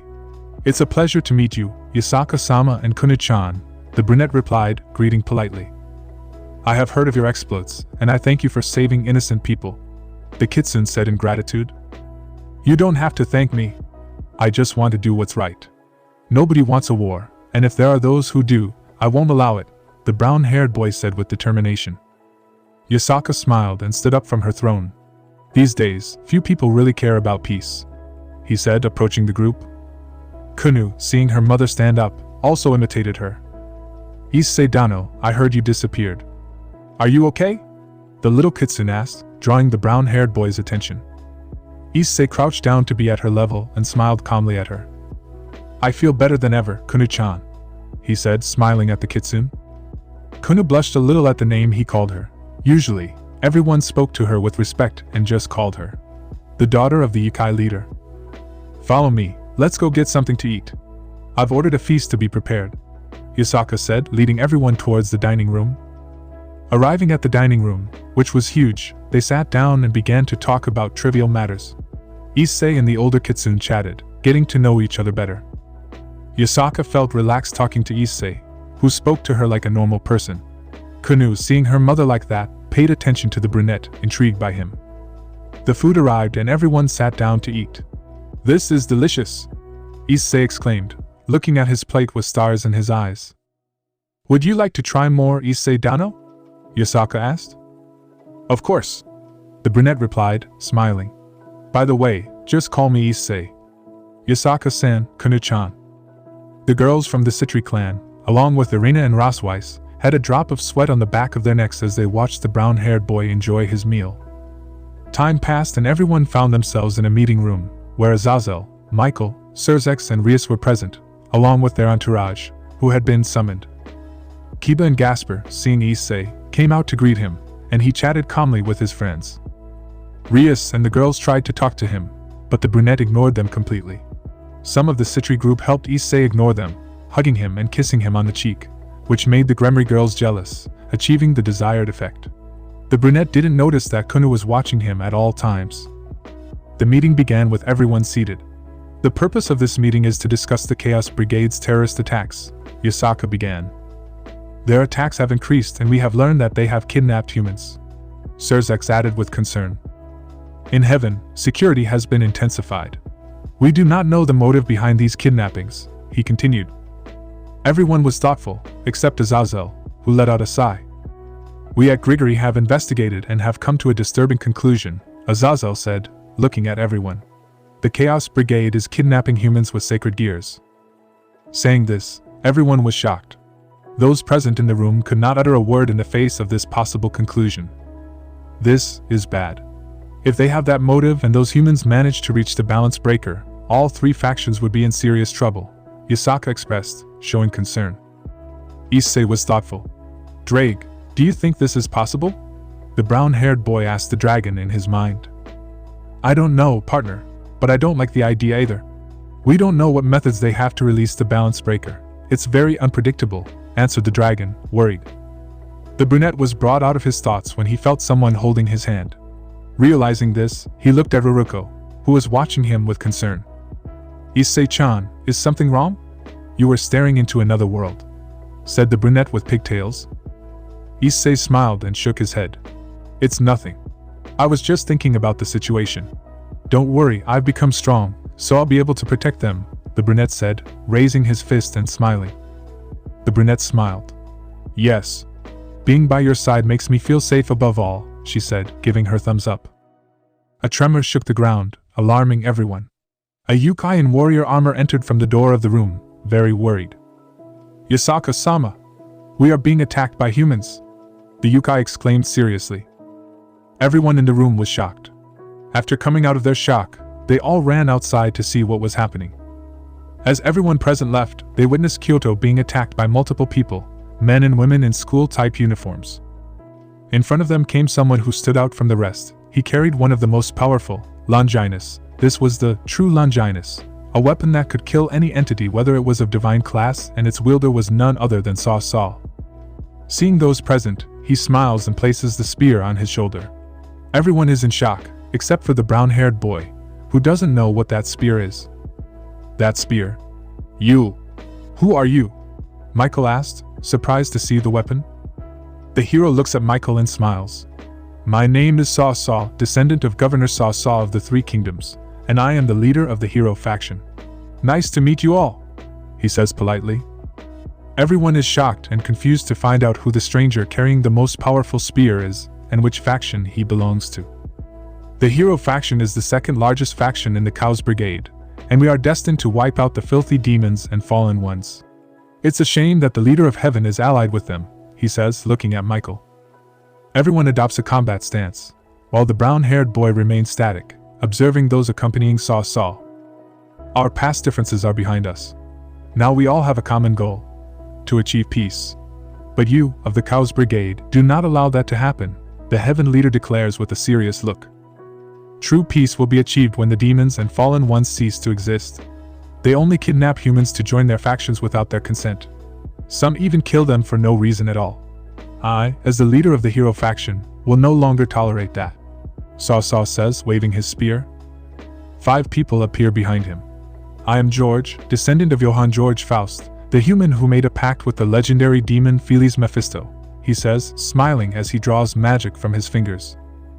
I am Siegfried, descendant of the dragon-slaying hero of the Nibelungen Lied, he declares, neutral, holding a sword. I am Jean, descendant of the Maid of Orleans, Joan of Arc, the blonde says politely. I am Hercules, descendant of the Greek mythological hero, the arrogant descendant adds. I am Leonardo, wielder of the Longinus, annihilation maker, he says, expressionless. Everyone, except the brown-haired boy, is surprised to meet some of these people. Saw turns his gaze to Issei and points at it. You must be the weakest Sekiryuutei. I heard that you had disappeared, and what are you doing with the Sitri clan? Didn't you belong to the Gremory clan? The black-haired man asked curiously. The brown-haired boy smiled a little and took a few steps until he was in front of him.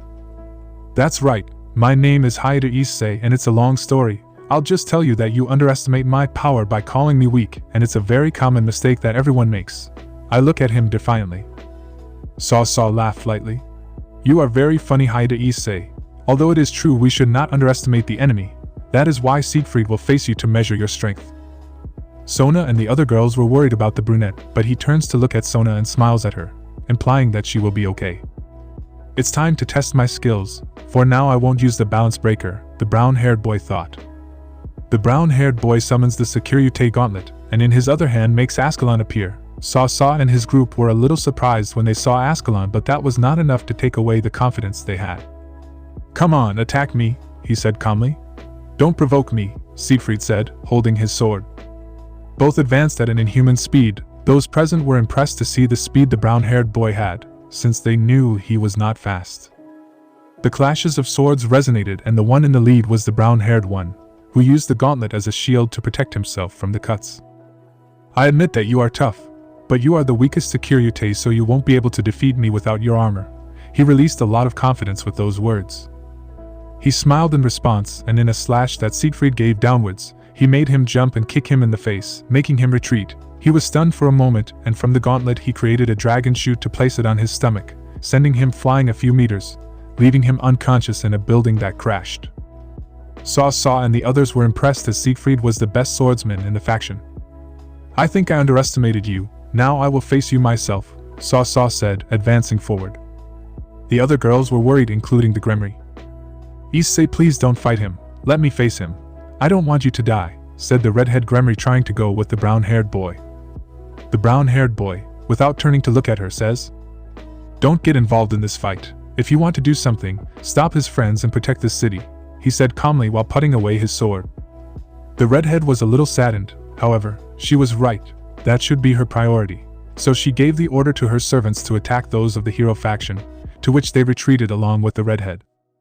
The heiress Sitri did the same. For the girls and Sona herself, it was a little difficult to leave her beloved alone fighting against the wielder of the true Longinus, but they trusted him to go out and fight against the companions who were behind Saw. Saw also gave the order to George, Jean, Leonardo and Heracles to attack the Sitri. Partner, don't be overconfident in this fight. Bring one of the most powerful Longinus, so be very careful, the dragon warned his companion. Okay, I'll use the Crimson Dragon Knight in case of emergency, said the brown-haired boy to the dragon. Saw gets into a fighting stance. The brown-haired boy turns his shoulder slightly and then smiles, a red dragonic energy enveloping his entire body. Welsh Dragon Overboost, Ddraig's voice exclaimed from inside. The armor was materialized except for the helmet. This will be a good fight. The brown-haired boy appears with his armor helmet preparing to attack. Come on Sekiryuutei, make me dance, Saw said, spinning his spear. Both of them launch themselves into the attack. Saw tries to hit the Sekiryuutei with the tip of the spear, and the latter instinctively dodges everything by moving his body to the sides. In that, the black-haired man attacks his feet, and he dodges it with a jump. The black-haired man with speed appears behind the brown-haired man to stab him with the spear, but the latter turns sideways and hits him in the face with his knuckles on the right cheek, making him step back. You're good, Hyoudou, but not that much, Saw said, making several magic circles appear around Issei, shooting powerful flames coming out of it. Saw smiled as he thought he had finished him off, but when the smoke dispersed, the brown-haired boy was seen without a scratch on his armor. Is that all? Well, now it's my turn, said the brown-haired boy, clenching his fists. Red fists, said the brown-haired boy, wrapping his fists in a red dragonic aura. The black-haired man was surprised, but then he smiled and then placed the spear on his shoulder. I won't hold back anymore, said the black-haired man to make 7 orbs appear. Admire the 7 sacred treasures, he said with a confident smile. The leaders were surprised to see the 7 treasures, but their surprise was greater when they saw the brown-haired boy so calm. The black-haired man teleported above the brown-haired man to stab him with the spear, but his spear was stopped by 2 of the brown-haired man's fingers. What? Saw said when he saw his spear being stopped by only 2 of the brown-haired boy's fingers. The Sitri were having some problems with Saw's companions, but they had support from the Valkyrie and the reincarnated angel who were fighting with them. Sona and the others were impressed to see the brown-haired boy demonstrate such strength. Issei uses its fingers to spin Saw and throws it into the palace. Yasaka and Kunu were more than impressed with the fight they were witnessing. Saw gets up and looks at Yasaka and Kunu, and when he sees them, he comes up with a twisted plan. He goes straight against them, and with the ability of one of his orbs, he seals the powers of both and quickly grabs Kunu by the neck, and Yasaka puts the tip of her spear to her neck. The brown-haired boy, seeing this, got upset and removed the Sekiryuutei's helmet. "Let them go. Your fight is with me. So don't involve them in this," the brown-haired boy said seriously. "You are weak when it comes to this," he said, applying more strength to his arm, squeezing Kunu's neck more and burying the spear a little deeper into the older kitsun's neck. The younger kitsune let out a tear as her breathing was getting short. The brown-haired boy gritted his teeth and used jet. He didn't notice that he disappeared, and behind him he felt an immense pain in his back, letting go of both of them and quickly catching them before they fell to the ground, then gently lowering them to the ground. "I'm glad you're okay. I'm not going to forgive that bastard for making you cry, Kunu-chan." The young man stands at the height of the little kitsune, caressing her neck and drying her tears. Thank goodness he didn't leave any marks. He gave her a smile to reassure her further. The little princess blushes. "Thank you, Issei, you saved me and my mother," she said, hiding the blush on her cheeks. The eldest kitsune hugs the brown-haired boy. "Thank you for saving my daughter," he said, thanking the brown-haired boy, to whom he returned the hug. "Don't thank me. I can't stand seeing 2 pretty girls in danger, much less if they cry," said the brown-haired boy, smiling, making them both blush more. Their tails begin to wag from side to side instinctively. "Now if you'll excuse me, I have to defeat Mr. Hero," activates the Sekiryuutei helmet. Saw healed the wound caused by the red fist blow, but that did not prevent the effects from being healed as well. "Damn, that was a good hit. I want you to answer me something, Hyoudou Issei. Why do you strive to protect these beings that kill and recruit humans without their consent? All these beings are just selfish," he said, standing up with the spear in his hands. Issei just sighs. "Not all of them are like this. I have met several of these beings and most of them have good wishes and dreams. I understand your ideals of wanting to protect humanity, but I will not allow you to attack innocent people, and much less to use hostages to defeat your rivals. Do you really consider yourself a hero?" the brown-haired boy said with disappointment at the last thing he said. Saw, I reflect and then smile. "Playing fair with these evil beings is not ideal," he said to prepare the spear. "I will use the most powerful orb to defeat you." One of the orbs joined the spear and it began to shine. "I will see you in the afterlife," he said, and then launched a powerful attack directly at the brown-haired boy. The Gremory clan had arrived to help the Sitri. Everyone turned to look at Saw when they saw that great increase in power. The Sitri and Saw's companions stopped their fight to look at Saw. "Issei!" all the girls present shouted, including Yasaka and Kunu. The attack impacts Issei, creating a layer of smoke. The girls present saw this, and their eyes became glassy, and Saw's smile was very noticeable. The Gremory boys just closed their eyes in frustration. "Not even God could withstand that attack. You were a good opponent," Saw said, panting from exhaustion. But the smoke screen dissipated, and we can see a brown-haired man surrounded by a green energy field with some cracks.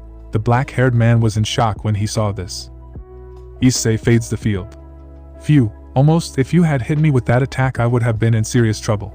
"It was good, but not that much," said the brown-haired boy, looking seriously at Saw. The girls and boys were relieved to see Issei intact. The Mao and the general governor sighed in relief upon seeing the brown-haired boy well. Yasaka and Kunu felt joy seeing the brunette well. The brown-haired boy removed his helmet and crossed his arms. "Saw, you will be my first opponent to witness this. Be happy. You made me get to this point." The brown-haired boy began to exert pressure on the environment. The atmosphere became heavy and the wind began to blow strongly. Everyone around fixed their gaze on Issei. The Sekiryutei's armor began to glow crimson red, causing everyone to cover their eyes. The ground he was standing on split open, and when the glow ceased, everyone was shocked to see the brown-haired boy's new armor. It was the Crimson Dragon Knight. The armor was surrounded by crimson energy particles and dark red electric rays. "I present to you my new evolution, the powerful Crimson Dragon Knight."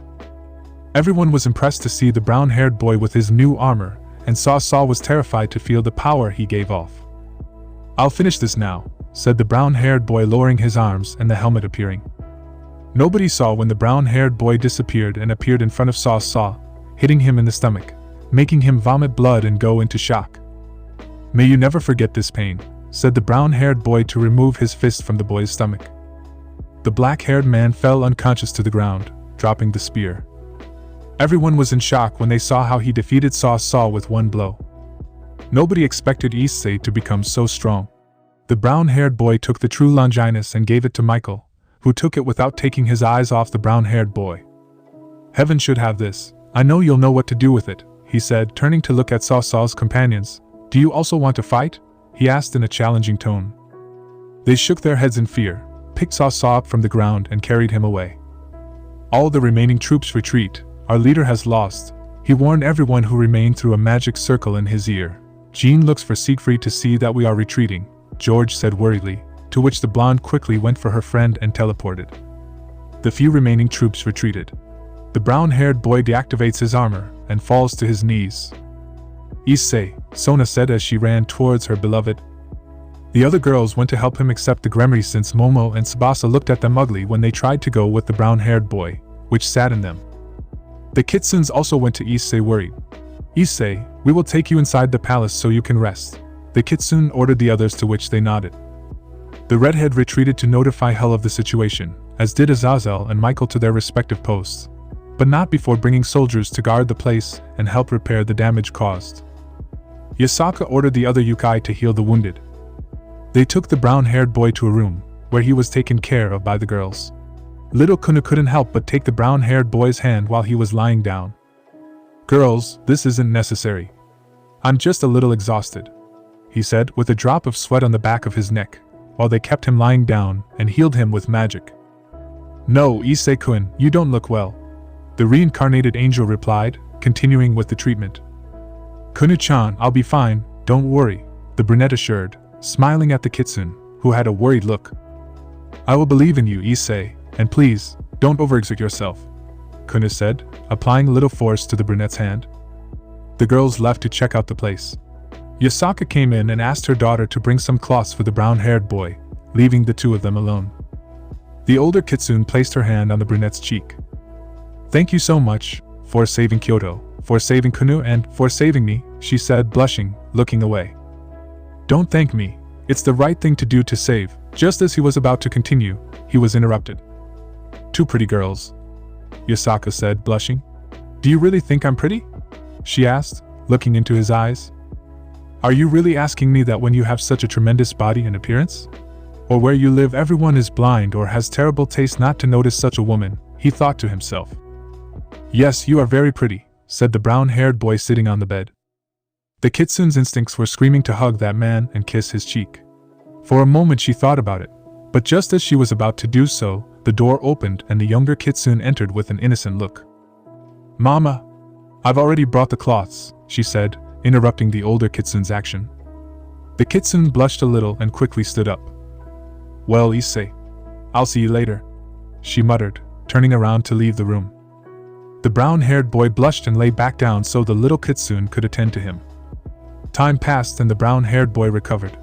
He and the Sitri left the palace to teleport to their home.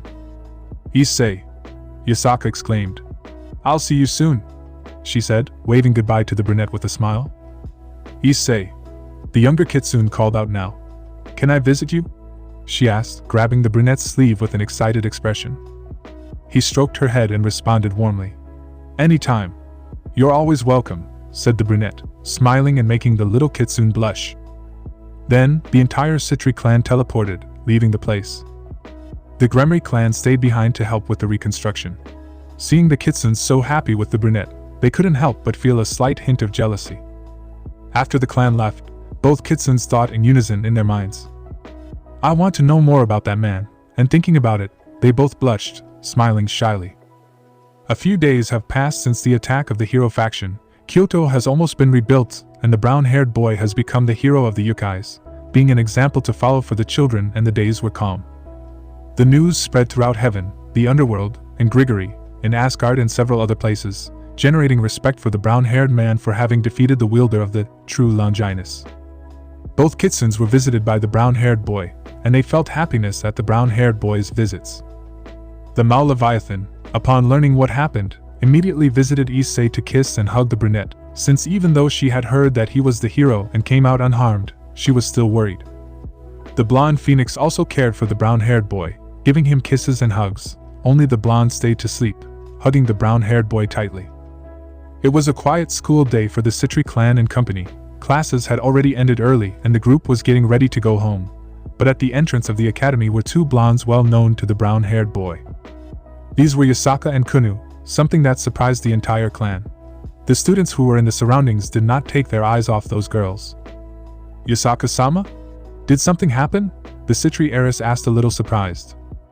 Both kitsunes look at each other and nod. Well, it's just that, we were passing by here, and we felt like visiting you, Yasaka said nervously. They all had a drop of sweat on the back of their necks. Both kitsunes look at the brown-haired boy and approach him timidly. Would you mind if we came with you? It's the first time we visited you, Kuna said to the brown-haired boy with a pleading look. Issei, seeing the kitsune's face, couldn't help but melt with tenderness. Of course, the brown-haired boy answered quickly, smiling. The other girls just laughed seeing Issei's reaction to the loli. Yasaka-sama, Kuna-sama. Isn't it dangerous to be exposed like this? Said Vice President Tsubaki looking around. Both kitsunes set their sights on some bushes. The bushes began to tilt, revealing some dog ears peeking out from them. Then they looked at some trees to the right and from there some tails peeked out. That explains your question, Tsubaki-san, Yasaka said, sighing quietly. The brown-haired boy had a drop of sweat on the back of his neck. Then he felt someone take his hand. This was Yasaka, who had a smile. Issei, would you have time for us? Said the eldest kitsune. Issei smiled at her request. Of course, Yasa-chan. I'll have plenty of time for you, said the brown-haired boy, causing the kitsune to blush. The brunette realized what he called her and blushed. But why did I call her that? Issei thought nervously. Why sometimes you are a bit reckless, partner, Ddraig said, laughing amusedly. That's not true. Well, just sometimes, Issei said to his dragon companion. Let's go to our house and we'll prepare a delicious meal, Yura said, drawing everyone's attention, and they nodded. Everyone headed to the Sitri residence calmly. Sitri residence. Human world. Upon arriving at the residence, everyone leaves some of their things and goes straight to the kitchen to prepare a good feast. The brown-haired boy and the kitsune loli stayed in the living room to get to know each other more and more.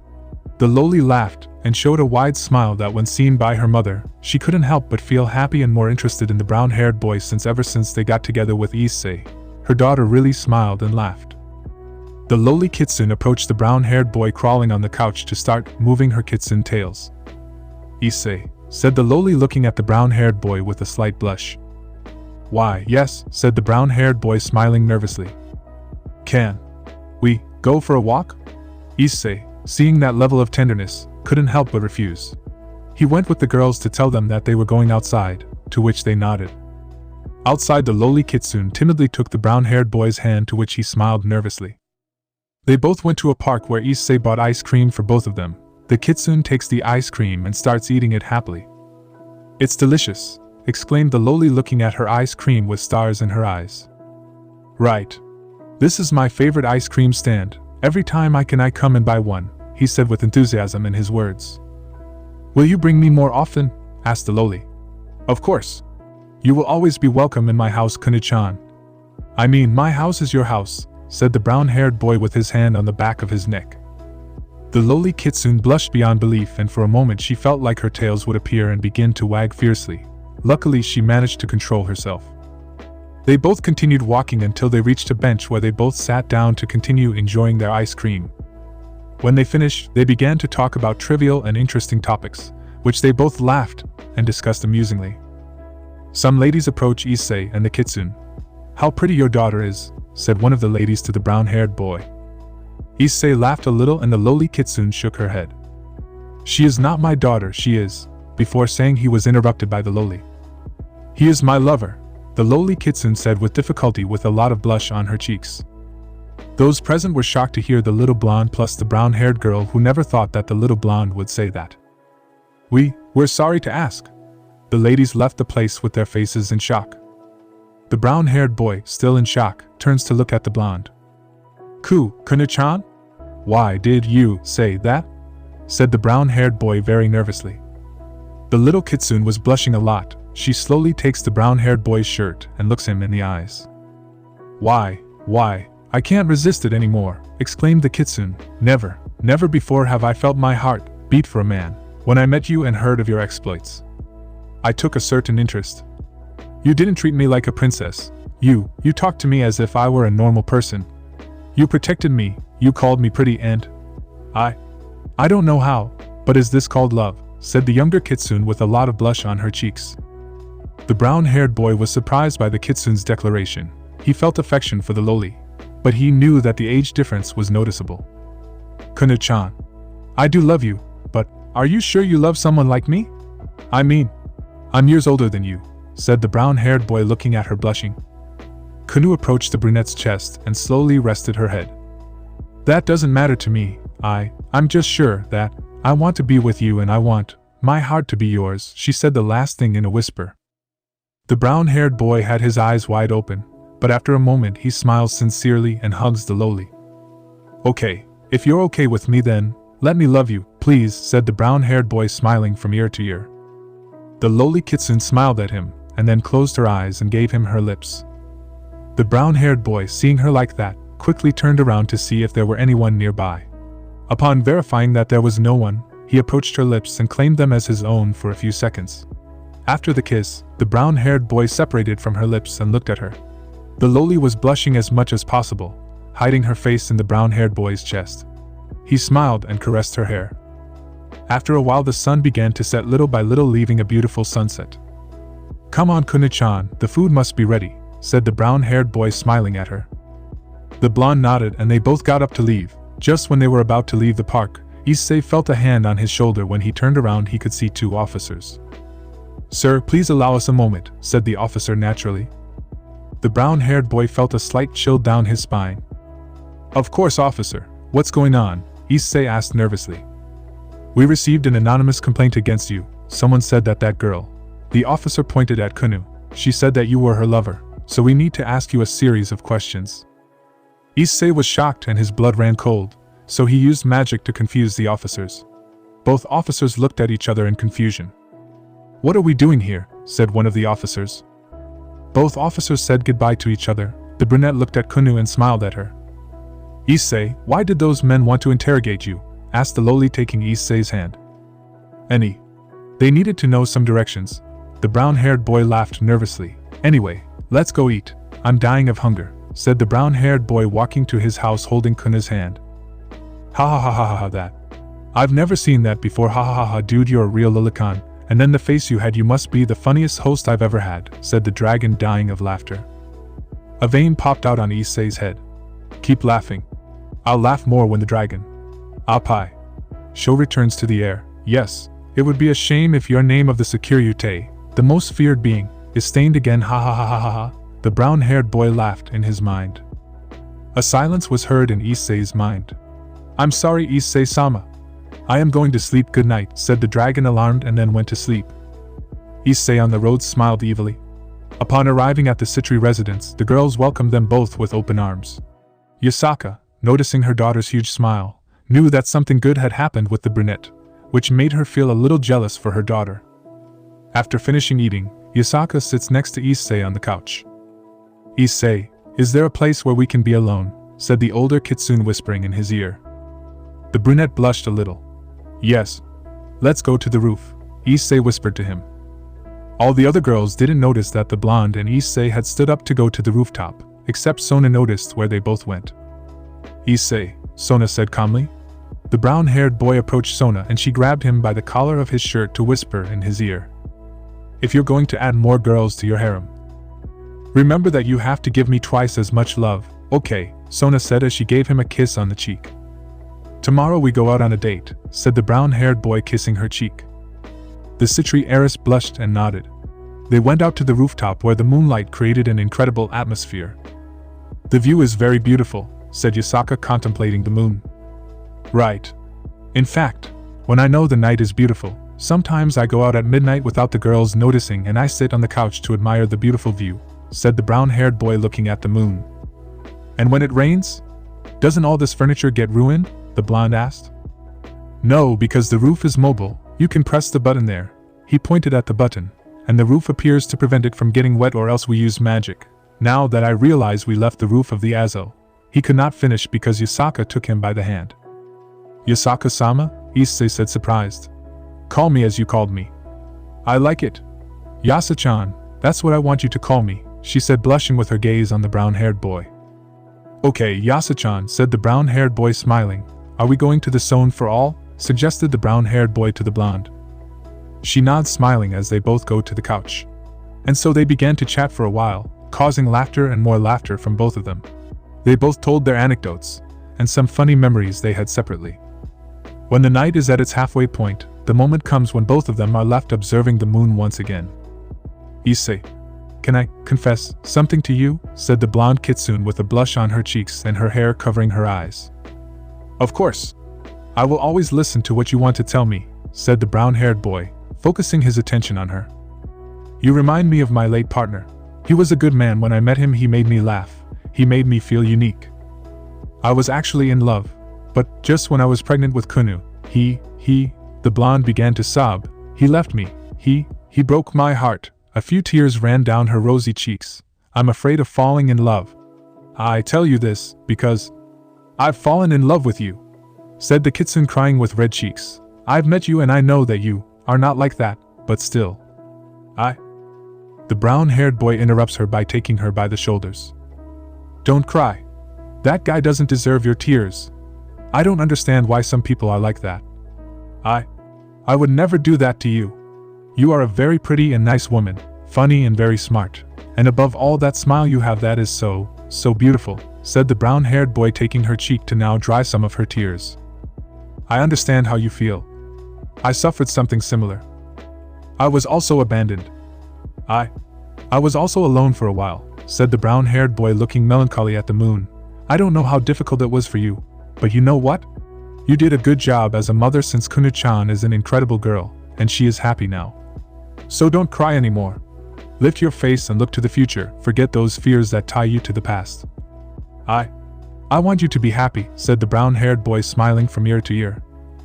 The kitsune, hearing what the brown-haired boy said, throws herself into his arms and cries heartily into his chest.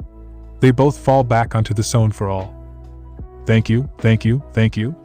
You make me very happy. How good that I fell in love with you, said the kitsune with difficulty. I will always be with you, said the brown-haired boy, caressing the kitsune's ears. Without thinking twice, the kitsune kissed the brunette in a kiss that conveyed mutual feelings of warmth. At the door to the roof was a group of girls. Some had tears in their eyes upon hearing the words of the two. Irina couldn't help but cry with sadness when she saw the emotional scene, thanking Michael for making that emotional moment possible. Rosweiss had his hand on his chest. Issei, you are a great man, thought Rosweiss, smiling with a blush on his cheeks. What they all had in common was that they were happy to have fallen in love with Issei. The lowly kitsune couldn't take it anymore. She walked out the door with tears in her eyes. Issei, Okasama, said the lowly with open arms. The brown-haired boy and the kitsune open a space so that the lowly can lie down with them, the three of them hugging each other. Where you see when the brown-haired boy received kisses from both kitsunes, and he returned them more tenderly. They didn't need any more words to continue to convey their feelings. The other girls dried their tears and prepared to prepare the bed, since they knew that tonight they would have two more girls. Girls, you're staying with me tonight, said the brown-haired boy, looking at the two blondes. Yes, they both said at the same time. The three of them went to the room. The Sitri girls were waiting for them in bed, and when he arrived he was hugged by Rhea and Irina. The brown-haired boy kisses them both tenderly so that they all demanded their goodnight kiss. Only for Kuna he had to measure the kiss, since in the brown-haired boy's eyes she was a girl. So everyone laid down on the bed. The kitsunes had clothes to sleep which were borrowed from the girls, only that Kuna was wearing a shirt of the brown-haired boy, which covered her up to above the knees, causing the brown-haired boy to hug her tenderly, to which she corresponded a hug. And so everyone slept peacefully. Ruruko shared the brown-haired boy's chest with Kuna, to which they enjoyed the warmth of the brown-haired boy. Phoenix Castle. Phoenix Grounds. In a room of the mansion there was a certain blonde who was lovingly hugging a pillow, imagining that it was a certain brown-haired man. Issei-sama, the blonde thought with a lot of blush on her cheeks. Revel spoke with her mother and father about the feelings she had towards Issei, and they approved that Issei get engaged to her in the not-too-distant future. 2 days have passed since the kitsun's visit, and over the course of the days things have been calm. Hyoudou Issei was leaving the cafeteria to go to the student council. He opened the door, and upon entering he saw all his girls gathered at the desk in the living room, all of them holding a little piece of paper. Some had signs of happiness, and others had a slightly dejected look. "Did I miss something, girls?" the brown-haired boy asked, intrigued. "Era Issei, you're here," Sona said, looking at her paper a little dejected.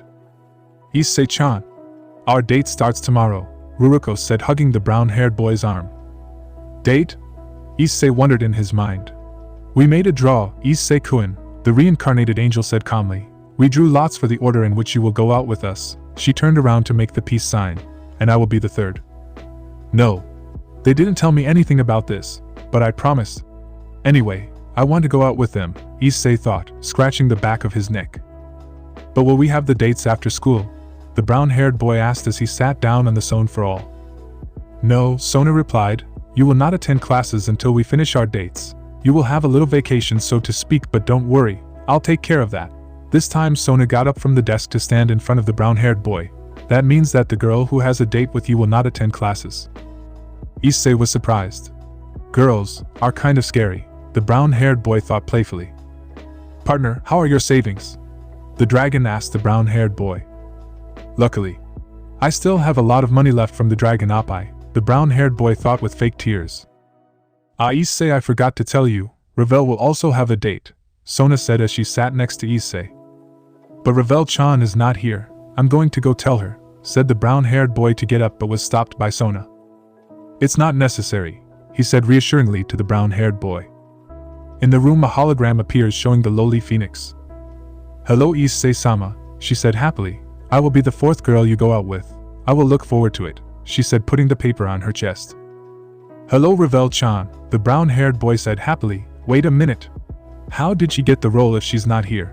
the brown-haired boy said, confused. "Well, we told the other girls about the dates. My sister can't go because she has a lot of work to do, but she told me that as soon as she finishes all her work she will come to see you," Sona said, sighing. Actually, Sarah fall threw a tantrum because she couldn't have a date with the brown-haired boy, and now they have her under surveillance so she doesn't escape. Yasaka-sama also has a lot of work to do as the leader of the yokais, and Kunu is learning to be a leader since she will be the successor, Sona said, adjusting her glasses. In reality, both kitsuns really wanted to go out with Issei, but the work and chores were so much that they reluctantly decided to do all the work. "And regarding your question, I sent him the paper," Sona said, finishing the explanation. "When you finish your work I will give you a fun date," said the brown-haired boy, smiling. "Issei-sama. I'm leaving. I have to organize the date we'll have," Revel said, blushing. "Goodbye girls, I'll see you soon," she said to say goodbye to everyone. Everyone said goodbye to her and the hologram disappeared. "So tomorrow's first date is Ruruko-chan?" the brown-haired boy asked, looking at the brown-haired loli. "Yes Issei-chan. I'll get really pretty for you," said the loli to hug the brown-haired boy. "But you're already pretty," he said to reciprocate the hug. And so the day went on normally until the day came when the dates would begin. The next day, Kuo City. In the city's shopping center there was a brown-haired man waiting at a statue. He was wearing blue jeans, a red shirt, and over that an open white button-down shirt with black tennis shoes. He looked at the time on his cell phone. "I think I arrived too early. We agreed to meet at noon and I'm here half an hour early," the brown-haired boy thought and sighed to nothing. Issei was about to go for a walk to kill time, but then he heard someone calling him. When he recognized the voice he turned around. "Issei-chan." Ruruko ran straight to Issei. Issei blushed deeply when he saw her. "Dang, what is this destructive power of tenderness?" the brown-haired boy thought in his mind. "I'm sorry I'm late, Issei-chan," she said agitatedly. "No. Actually we both arrived half an hour early," said the brown-haired boy, smiling at her. "I really fell in love with a prince," the brown-haired loli thought to hide her blush. How do I look, Issei-chan? Am I pretty?" Ruruko said with a blush on her cheeks. "Damn, she's so cute. Come on Issei. Control yourself. Control yourself." The brown-haired boy thought hard. The reason why she looked so pretty was because she was wearing that cute change of clothes and had makeup on, making the brunette blush a lot. "You look very beautiful, Ruruko-chan." "Very, very beautiful," said the brown-haired boy, smiling and blushing. "Thank you, Issei-chan. I feel happy that you tell me that," he said timidly. They both looked at each other, and then smiled. "Let's go, Issei-chan.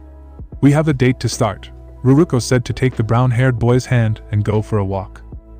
On their date they were walking calmly holding hands. In the shopping mall, the men upon seeing Ruruko thought things like, "How pretty she is. That guy is lucky. I want to lick her. Is she my age?" And among other things. The girls, seeing Ruruko and Issei, said things like, "That girl is very pretty. That boy doesn't look bad.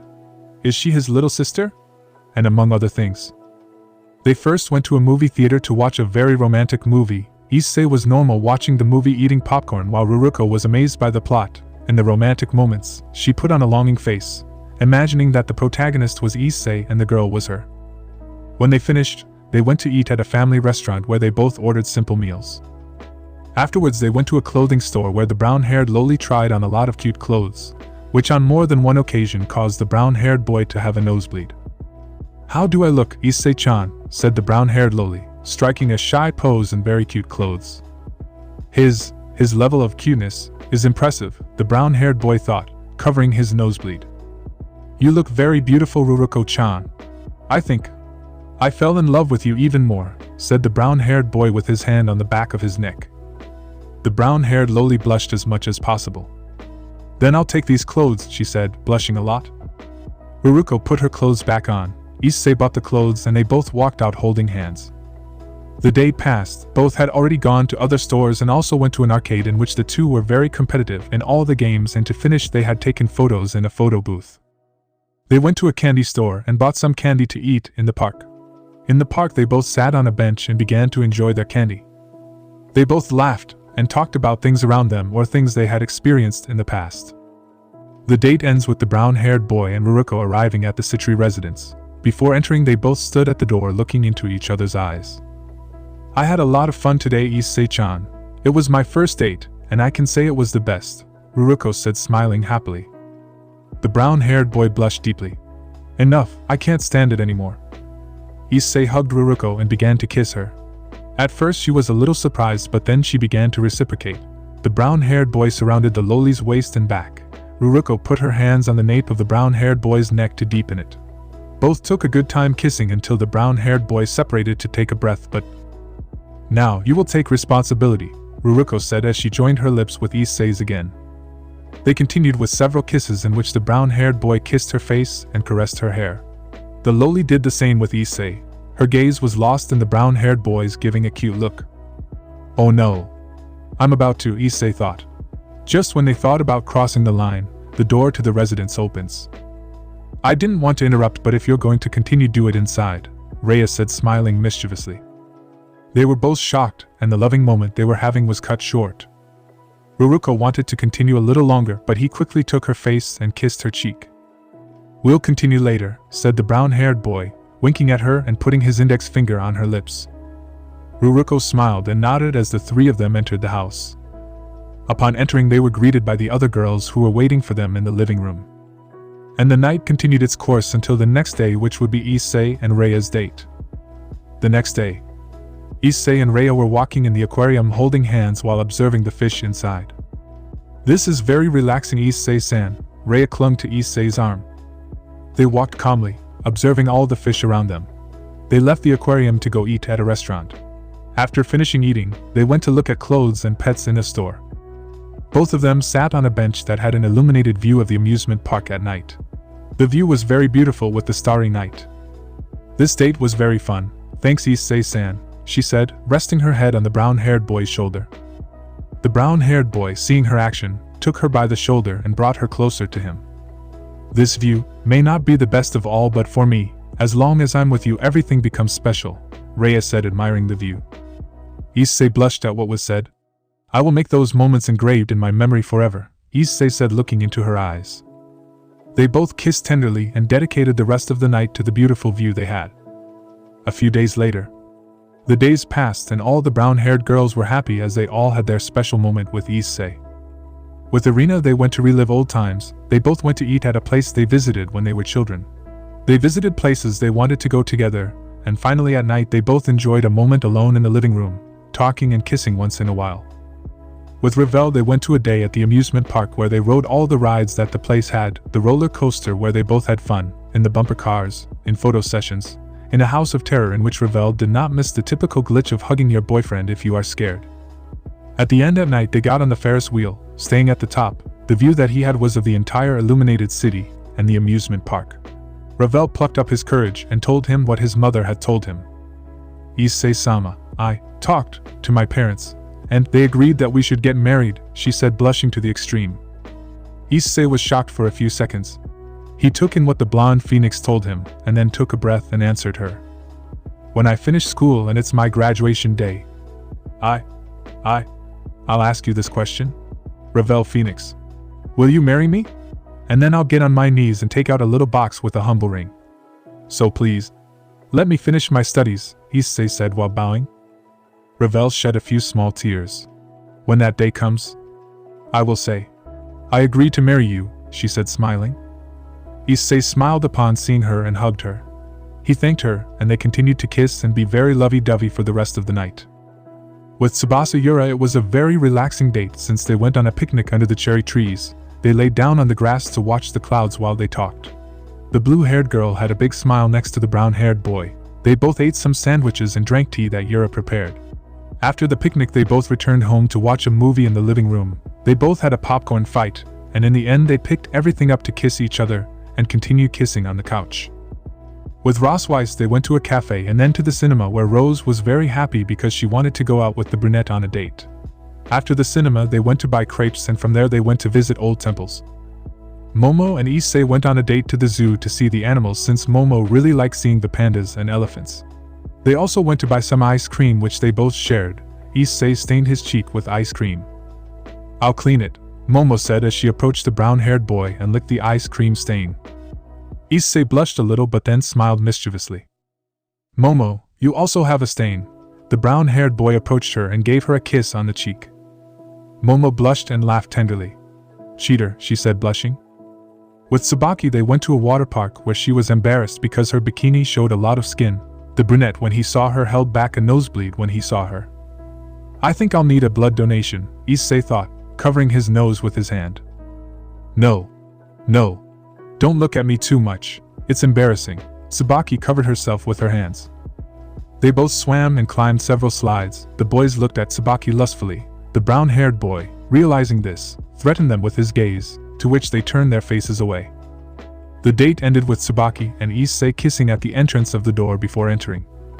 The penultimate date was with Sona, where they went out to the arcade. Then they went to the park where they sat down to play chess. The brown-haired boy was able to face her but in the end he was defeated by Sona. And so they stayed until night came. Both returned to the residence to change into more formal attire since they were going to have dinner at a very luxurious restaurant. At the end of dinner they returned to the residence, and on the roof, they drank some wine and talked about the future. Issei, there will soon be a raiding game against Sarog Bale. He is very eager to fight you, Sona said, taking a sip of her drink. Issei smiled amusedly. When will it take place? The brown-haired boy asked, looking at Sona with the cup on his lips.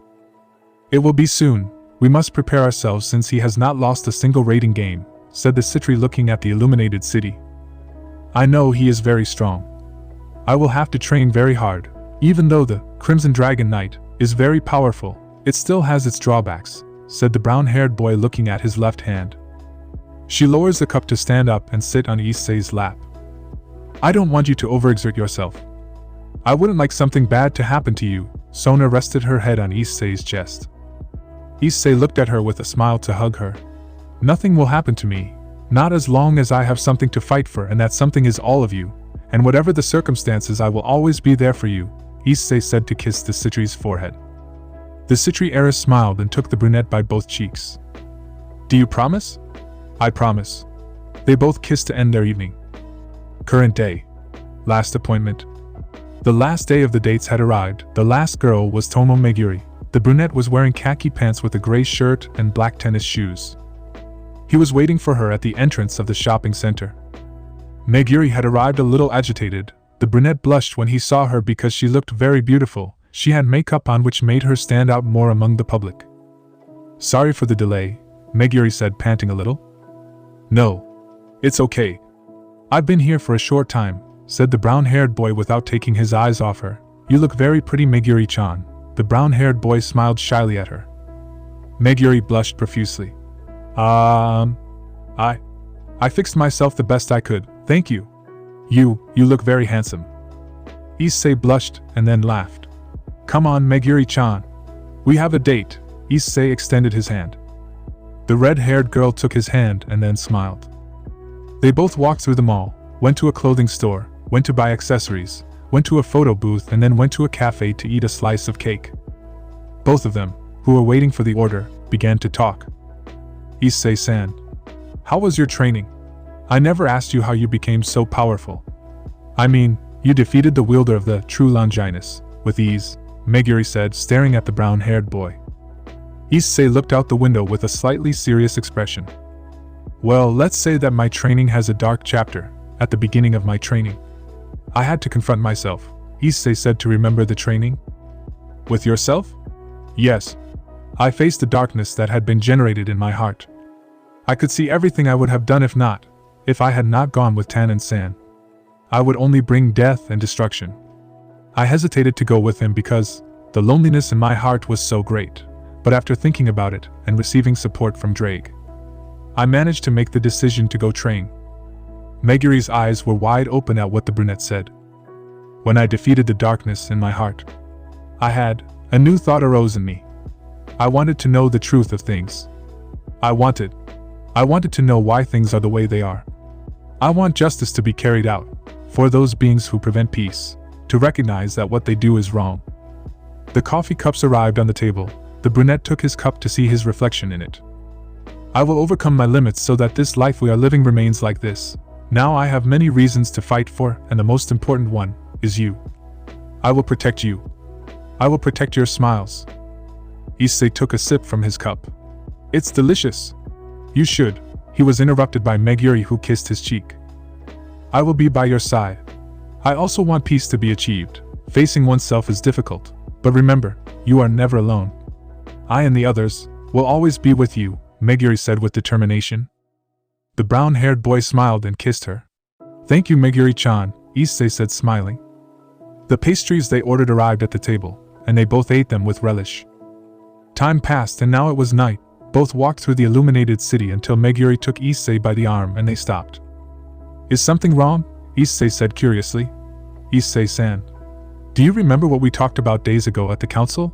Meguri said, hiding her face in the brown-haired boy's arm. The brown-haired boy begins to remember until he blushes deeply. Flashback. Days ago. "I want you." The brown-haired boy said, confused, now moving his hands to the girl's waist. The girl's face was as red as a tomato, but she gathered the courage to do it. "I want you to make me yours," she exclaimed, looking at the brown-haired boy very embarrassed. The brown-haired boy blushed for a moment, but then calmed down to bring her closer to him and place a kiss on her lips. "Of course I will, because I love you," said the brown-haired boy to kiss her cheek, "but wait just a little. I want your first time to be special," he said, to look at her gently. End of flashback. Meguri looks at the brunette with desire in her eyes. "Look over there, there's a hotel over there. Can we go there?" Meguri said in a pleading tone. The brunette nods, blushing, and so they both enter the hotel. They ask for a room and enter the assigned room. The room was very comfortable with a single bed, a bathroom and a television with a small refrigerator. They both took off their shoes and then looked at each other with desire. The brunette blushed as much as possible when he saw Meguri's cute face. "How beautiful," thought the brown-haired boy. They both began to kiss passionately. The kisses did not stop until they both stumbled into bed. Issei fell on top of her, and when he saw her face he couldn't help but caress her cheek. The brunette slowly kissed her beautiful face, starting with her forehead, then cheeks, and finally her lips. Line break. They both fell exhausted on the bed. The brown-haired boy took the sheets to cover them both. The redhead clung to Issei and smiling gave him one last kiss. "Only you can touch me. I'm only yours," Meguri said with a smile. The brown-haired boy smiled and kissed her cheek. I will always be with you. The redhead closed her eyes to fall asleep on Issei's chest. Issei began to caress his girl's back and then he smiled and closed his eyes. Occult Club. Kuo Academy. The redhead Gremory was dejected at the desk in her living room. Rias, we have to bear it. We know that he will forgive us. We just have to give him a little more time. The black-haired Akeno Himejima had a face just as sad as her friends. Akeno. I can't stand it. I want to hug him. I want to kiss him. I don't want to see him go out with other girls other than us anymore, said the redhead with regret in her words. The other girls present were just as sad since during these days they saw how the brown-haired boy had dates with all the girls.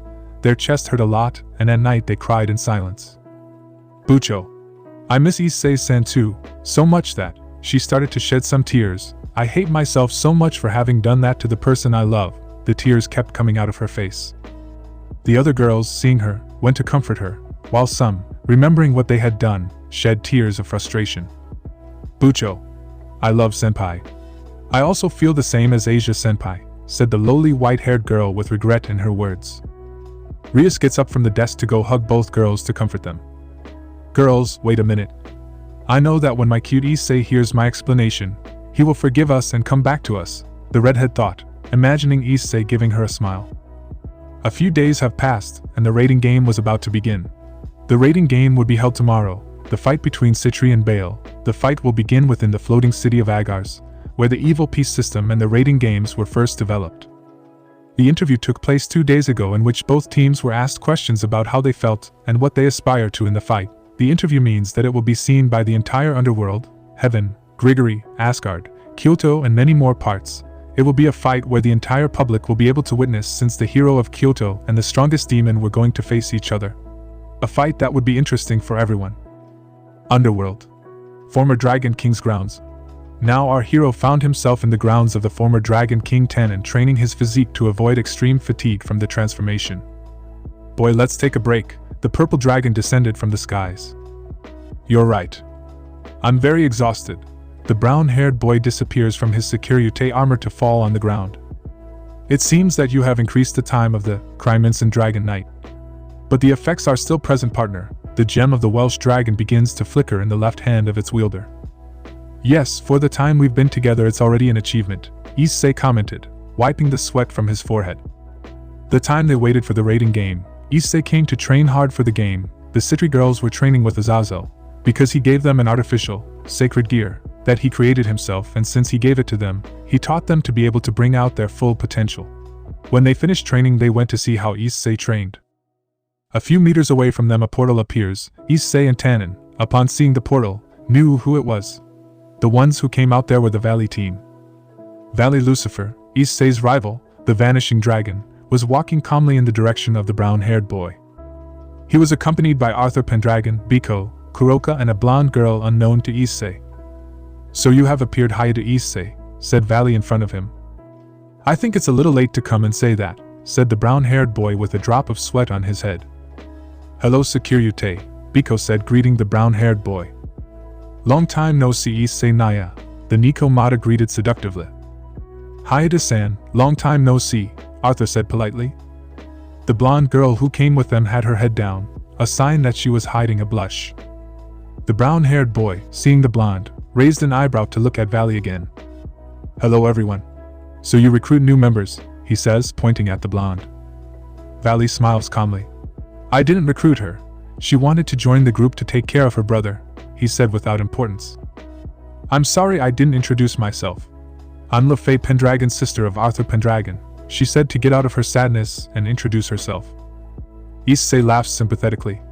You don't have to apologize and it's a pleasure to be here. I'm Hyoudou Issei, said the brown-haired boy smiling. The mage returned the smile. She was going to speak to Issei but Valley got there first. I heard that you defeated Saw easily.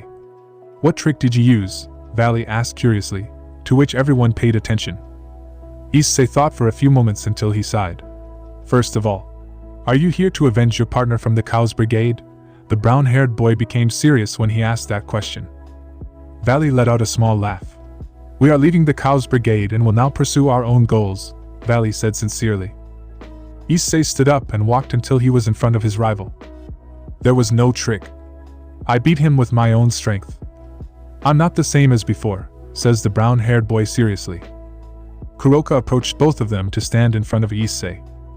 How is Shirin? I know you left the Gremory group, but why? Why did you abandon them? Why did you leave Shirin? They all had the same doubt, since when they knew that he was not in the Gremory group and now he was in the Sitri group, they had the doubt of why he changed groups. What had happened for Hyoudou Issei to be now in the Sitri group? The brown-haired boy closed his eyes to turn his back on everyone. It's a long story, asked Rias Gremory. I want her to tell them what happened, don't abandon. That answer left everyone surprised and confused except the purple dragon who already knew. I'm sorry. I was very insensitive, Naya, Kuroka said with her head down. The brown-haired boy turns around and shakes his head. Don't worry. I understand that you're worried about your sister. I know she'll be fine. She's strong and has many people who take care of her. The brown-haired boy looked at Kuroka smiling. If I were her, I wouldn't worry. She has an incredible sister who cares a lot about her. And you know what? I don't believe the accusations that your power consumed you and that you killed your master. The Nikomata blushes a little upon hearing the brown-haired boy. Issei Naya, she whispered to herself. Hyoudou Issei shows how powerful you have become. In tomorrow's fight we will be present, says Valley to open a portal. Let's go, he exclaimed, to which everyone nodded. Issei-sama, we'll talk later. There are things I want to ask you, said the magician to say goodbye to the brown-haired boy with a smile. The brown-haired boy smiled at her and said goodbye to everyone along with Tannen. Kuroka turned around before entering the portal. Issei Naya. I wish you the best for tomorrow, Naya, she said goodbye with a smile. The brown-haired boy smiled. Thank you, Kuroka. And so the portal where everyone from the Valley team entered disappears. Shall we continue with the training? Yes. Let's continue. Issei gets into a fighting stance to activate his balance breaker, while the dragon takes flight to begin charging fire in its mouth. The next day, floating city of Agars. Many important people were gathered in a huge coliseum. Leaders of different factions were talking about the fight while other important people were arriving to watch the fight. The Sitri group was once again analyzing their opponents. They had all already seen videos about the raiding games in which Serorg won. They knew that Serorg had more power since they just watched him defeat his opponents with just his fists. Serorg's group arrives at the place, and upon seeing the Sitri group, he approaches to greet them. Hey guys, are you ready for battle? Serorg asks, smiling. We are ready, says Sona, adjusting her glasses. Very well. Hyoudou Issei looks forward to our fight, Serorg said, extending his fist. Me too. I'll show you that I'm not as innocent as I seem, said the brown-haired boy to bump fists with the young demon. That's what I want to see. Well, back to what we came for. The Mao Lucifer will tell us how the fights will be carried out. Follow me. Everyone nodded and both groups continued, but before continuing, the brunette was attacked by a girl in a Majus Xiaozhou costume. Issei-chan. I missed you so much. Your Mahu Xiaozhou has come to see you, said the pigtailed Mao, hugging the brown-haired boy to her chest. Me too, Chan, said the brown-haired boy, smiling. Everyone present had a drop of sweat on the back of their necks as they watched the Mao shower love on Issei. The brown-haired boy stands up with the Mao and feels small hands on his legs. As he looks down, he notices a small kitsune clinging to his leg. Kunu-chan, said the brown-haired boy, smiling. Issei, I missed you so much. The younger kitsune, very embarrassed, asked the brown-haired boy for his arms. The Sekiryuutei blushed upon seeing the loli and picked her up, hugging her lovingly. Mu Issei-chan, I also want you to give me love. Issei smiled and hugged the Mao affectionately. Yasaka, who was coming in, went to hug Issei. Ravel was also arriving, and as soon as she sees Issei, she throws herself at him to kiss him. Issei, how long? Yasaka said while kissing Issei's cheek. I really want to see their fight. I will give my best. A few meters away from them, the Gremory group on the girl's side had a murderous look against the kitsunes and the Mao. Rias, seeing how Yasaka kissed Issei's cheek, how Kuna hugged him, and how the Mao kissed his cheeks, she clenched her fists out of pure jealousy. Leave me alone, Issei, the redhead thought angrily. But Issei-san, you have me, Asia thought with her cheeks puffed out. Senpai is my mate, the lowly Nico thought angrily. I will have Issei's children. For now I will allow them to hug him, Zenobia thought with a triumphant look. Era. I feel very jealous that Issei is stolen from me, Akeno thought with a murderous look. Kiba and Gasper, seeing their companion's aura, decided to take 2 steps back. I don't want to interrupt, but we have a show to give, Serorg said, coughing sarcastically. They all nodded, and now they continued on their way to the room where the other leaders were. Upon entering, those present in the room were Azazel, Michael, Surzex, Ajuka and Odin. Sarah Fall and Yasaka arrived with the 2 groups. Everyone greeted each other and sat down except for the groups that were attentive to what the Mao would say. Everyone is welcome. I, the Mao Surzex Lucifer, will say how the rating game will be carried out. The Mao Lucifer stands up. The game will be played through a roll of dice where all participants are assigned a value between 1 and 12 based on the evil piece system, and each side is given a die to decide who will go next, with all the fighting taking place within it. Various battlefields. According to their respective powers, Sona is ranked as 8 and Serorg as 12. That said, everyone agrees. Well then, let the game begin, exclaimed the red-haired Lucifer. Everyone left the room to go to their respective seats. The first dice were thrown, and the first fight would be between Meguri and Baruka. Both knights fought in a duel in which Meguri barely emerged victorious. The second match would be a tag team match in which it would be Yura and Ruruko against Liban and Gandoma, in which Yura defeated Gandoma but lost against Liban. Ruruko, in an ingenious move, managed to defeat Liban with great difficulty. The dice were rolled, and the third fight would be between Issei and Coriana, in which Issei won without entering the balance breaker, with only the boosted gear, and Ascalon, which surprised Valley Lucifer, who had already come to see the fights. Kuroka and Lefei supported Issei, looking determinedly at the fight that just ended. The fourth fight was between Rhea and Momo against Ladora and Mistita. Momo was defeated along with Ladora. Mistita and Rhea fought, leaving Rhea victorious. The audience was impressed to see all the fights, but the fight they were most looking forward to was between Serorg and Issei. In the fifth fight, it was a battle of queens, Tsubaki against Keisha. The fight was very intense between powerful magical attacks, but due to a mistake that Tsubaki made with the Alice Mirror, she lost against the powerful queen of Serorg. The sixth fight would be 3 against 1. In this case it would be Meguri, Rhea and Ruruko against Serorg himself. If they won the fight, the rating game would be won by the Sitri. But unfortunately the 3 girls lost against the great power of the Baal Air. In that fight, Issei did not waste time, since thanks to that he managed to study Serorg's combat style, which involves fighting hand-to-hand with a very powerful force capable of breaking any defense. Partner, that brat is to be feared, be very careful. That power he showed is not everything. I know he hides an ace up his sleeve, said the Welsh dragon to his partner. Fuck it, that pawn that hasn't fought yet gives me a bad feeling, the brown-haired boy thought as he looked at Serorg's pawn, which was called Regulus. In the videos of the rating games that Serorg has won, that pawn doesn't do anything, it just stays static. Ddraig, seeing Serorg's pawn, tried to remember if he knew him, but his mind couldn't remember where he had heard of him. I think I heard about him, partner, but I don't remember, the dragon tried to remember without any success. What does it matter? We have the Crimson Dragon Knight, I'll use it in case I'm on the ropes, the brown-haired boy thought, becoming a little less worried. Remember your limit, partner, the dragon concluded to end communication with his host. When the fight ended, the dice were thrown. Now the next match would be between Keisha and Issei. The fight began and Serorg's queen was in the lead. Everyone was impressed that the brown-haired boy still did not use the balance breaker. The brown-haired boy defeated her by throwing Ascalon at her to move quickly and charge a dragon shot on her chest to send her flying against the wall. The match was decided with Issei being the winner.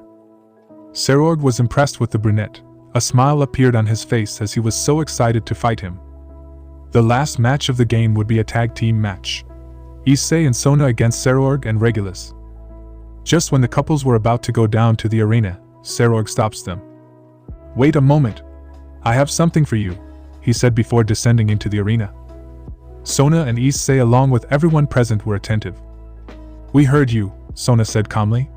A one-on-one fight, me against Issei, the winner takes all. Sona and everyone present were surprised. She began to think about it, but her thoughts were stopped by our hero. Sona. I agree, allow me to fight him. I want to show all the strength I have managed to obtain. I want to face the strongest young demon, Issei said with great determination.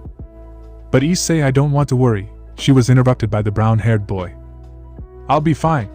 After all, I am the Sekiryuutei. Sona smiles upon hearing this in affirmation. We accept your proposal, Sona said, making the Baal Air smile.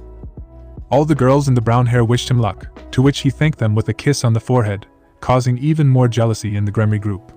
For some reason Kuroka and Lefei looked at this gesture, imagining that they were there, to which they shook their heads. Issei jumped into the arena as did Sekiryuutei Bale. Everyone present put their full attention on this long-awaited fight. Both opponents looked at each other defiantly. Finally, Hyoudou Issei-kun, I've been looking forward to this fight. Me too. I want to measure the results of my training with you. Sekiryuutei removed the trench coat he was wearing to expose his arms and get into a battle stance. Issei activated the boosted gear to begin emitting a powerful glow from the gem. Flames began to surround it to activate his balance breaker. The Sekiryuutei's armor appeared, leaving everyone impressed by the pressure it exerted. I will show you what it means to face the Sekiryuutei, Issei said as the Sekiryuutei helmet appeared. Go ahead and attack whenever you want, said the Bale heir to get into position. A silence surrounded the entire Colosseum. Both opponents were static. In the blink of an eye, the brown-haired man shot out to attack. Both collided with blows which caused an air wave and then they exchanged punches. In a moment of carelessness by Issei, the Bale heir with only his arm managed to create a powerful wind wave that managed to cut the armor a little. Issei was almost hit. He spun back to retreat.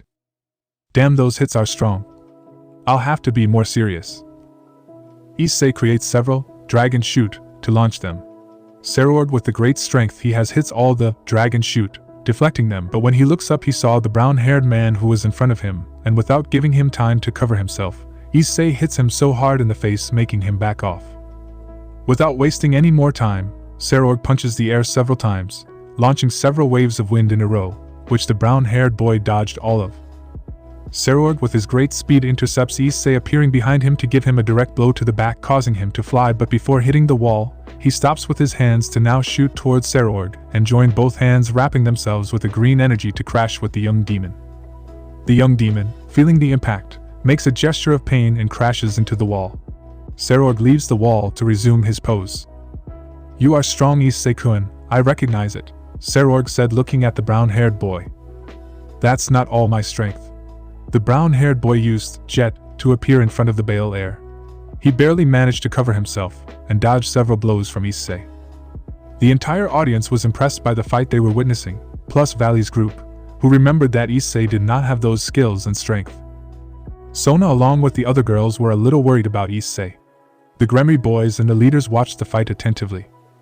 Returning to the fight, both fighters were exchanging punches and kicks causing both to take out their wings to continue their fight in the sky. In a kick that Sekiryuutei gives him in the chest, the brown-haired boy manages to catch his foot to descend violently and throw him into the arena causing the Bale heir to be buried under the ground. Everyone turned their gaze to the crater from which Sekiryuutei emerged moving some debris. That hurt. I think this boy will be the first one I'll use that on, Sekiryuutei thought, panting. Issei descended and put away his dragon wings. Let's continue with the fight, Issei said, getting into a pose. The young demon rushed out to attack Issei, exchanging punches and kicks again. Issei stepped back a few meters to clash their fists. Red fist. The brown-haired boy exclaimed to make dragonic energy appear from his fists. Issei returned to the exchange of blows, and in a blow that Issei gave Sekiryuutei in the chest, he takes advantage of the fact that the red fists left him paralyzed with pain to kick him in the ribs and now give him another blow in the same part, causing Sekiryuutei to fall. Everyone was shocked to see that Sekiryuutei couldn't get up. They thought the fight was over, leaving Valley very impressed, but the surprise was another when they saw Sekiryuutei get up. Those blows left me very damaged. I felt like I had already lost, but I still haven't given up. I still have an ace up my sleeve. He turns to look at Regulus, and he nods as he goes down to the arena. Serzex-chan, is that allowed? The mouse Serafal spoke. Serzex was going to say something, but the brown-haired boy turned to look at them to interrupt him. Okay. Allow it. I don't mind fighting against two. You won't fight against two, Sekiryuutei said smiling. Regulus and Sekiryuutei began to cause a golden glow. Issei covered his vision from the great glow, and when the glow dissipated, most were impressed, except the leaders who already knew who Regulus was or what he was. This is all my power. You are the first demon to make me use my sacred gear. The brown-haired boy was confused when he heard his servant's name. Sacred gear. Regulus is also known as the King of Lions. That left everyone surprised to know Regulus' true identity. Those who already knew it just continued waiting for both of them to attack. Issei regained his composure to get into a fighting stance. Perfect. Now yes, attack me with everything, Issei exclaimed to increase the intensity of the red fists. Sekiryuutei at an impressive speed hit the brown-haired boy in the chest, tearing the armor. The brown-haired boy was going to counterattack but was stopped by a series of quick blows all over the brown-haired boy's chest to now kick him and send him flying upwards. Issei quickly recovered and looked down to see that the young demon was no longer there. Where did he go? He looked around to be hit in the head and sent to the ground. I was above you, Sekiryuutei said and then quickly descended. To stop the impact, Issei falls to his knees, causing the ground to collapse. Everyone was impressed to see how they had Issei on the ropes. Issei, the Sitri heiress thought worriedly. Issei recomposed himself and jumped out of the small crater but was received with a blow to the chest, causing the armor to fall apart. Issei flew out to crash into the wall and spit out some blood. Issei, the redhead Gremory exclaimed. Sona and the other girls were now worried.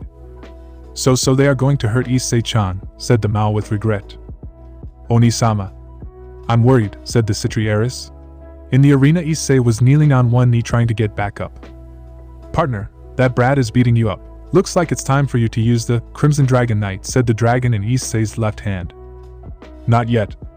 I can still, Issei said to make the balance breaker appear. The Baal-er launched a powerful magic attack which Issei repelled with his energy shield. The brown-haired boy used jet and feinted at Sekiryuutei to hit him in the chest, but it didn't work since the armor was very resistant, so he quickly charged a powerful dragon shoot, making the young demon retreat.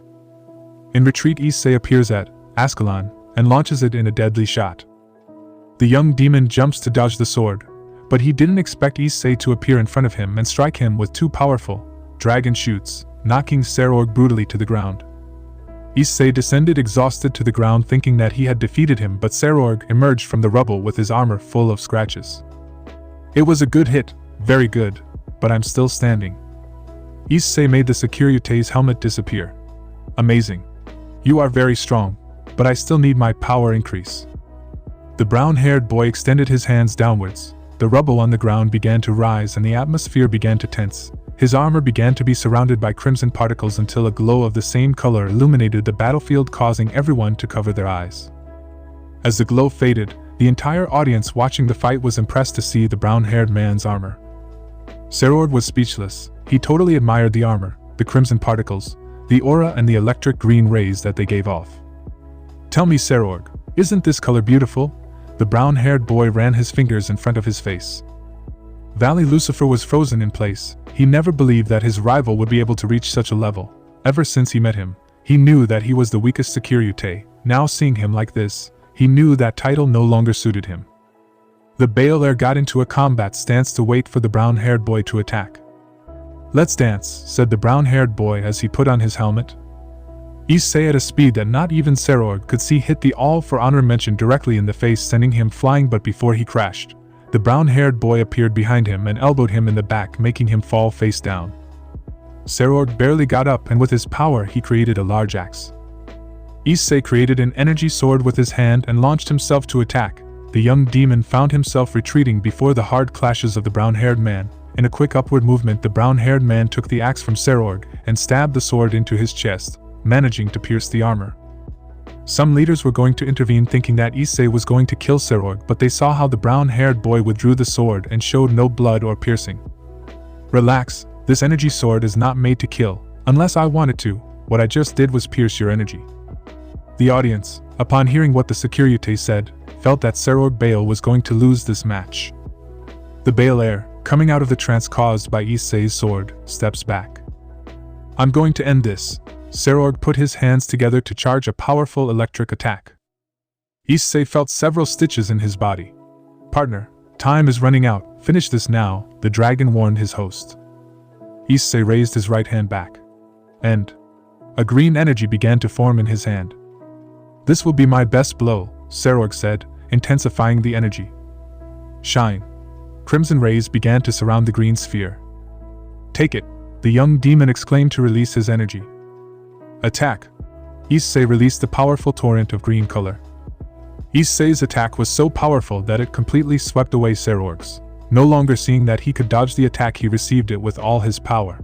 The power was so great that it pierced the wall of the Colosseum, even coming out into the city. Before it could do more damage, they activated the city's security, which reflected the attack towards the sky, causing a green flash in the sky. Seeing no signs of Sekiryuutei Bale, they thought that Issei had killed him. When they looked up at the sky, they saw someone falling violently. Issei realized it was Sekiryuutei and quickly flew to catch him and prevent him from falling. He descended and lowered Sekiryuutei to the ground.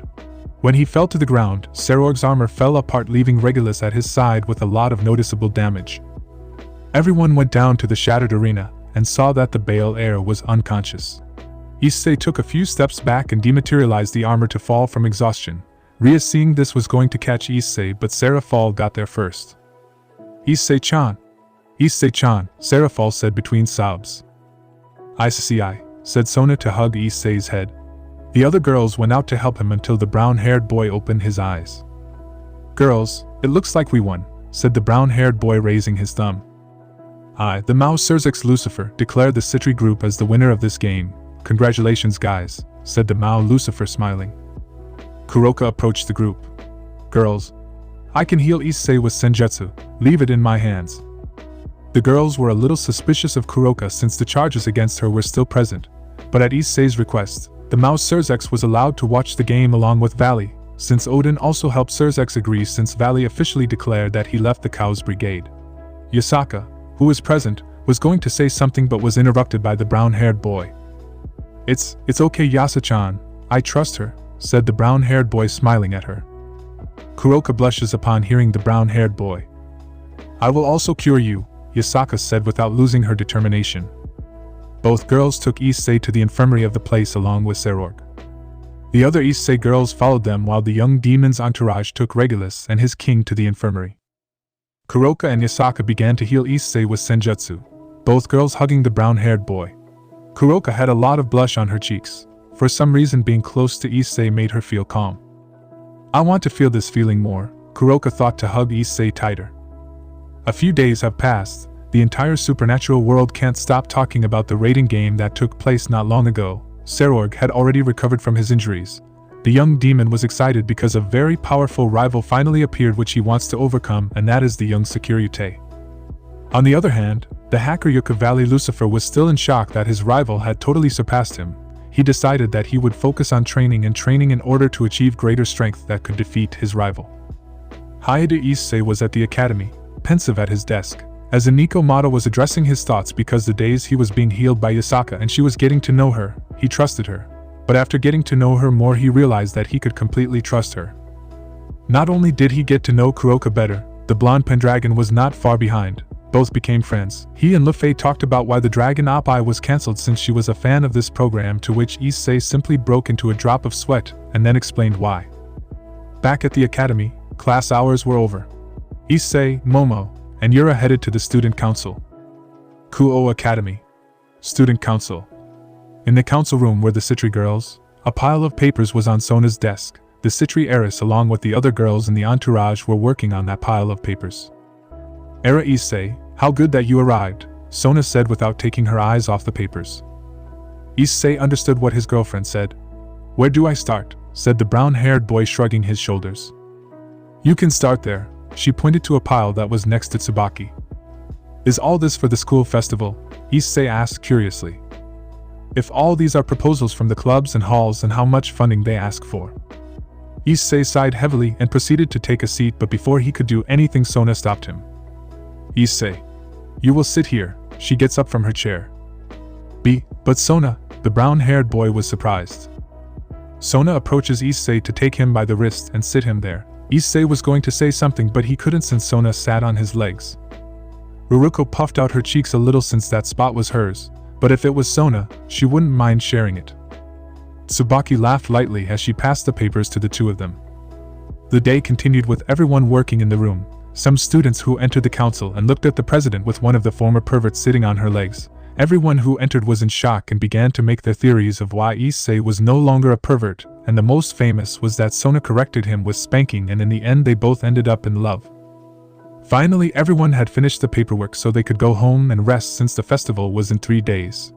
Ross Weiss and Irina helped with the paperwork so they could finish it faster. Sitri. Cool residence.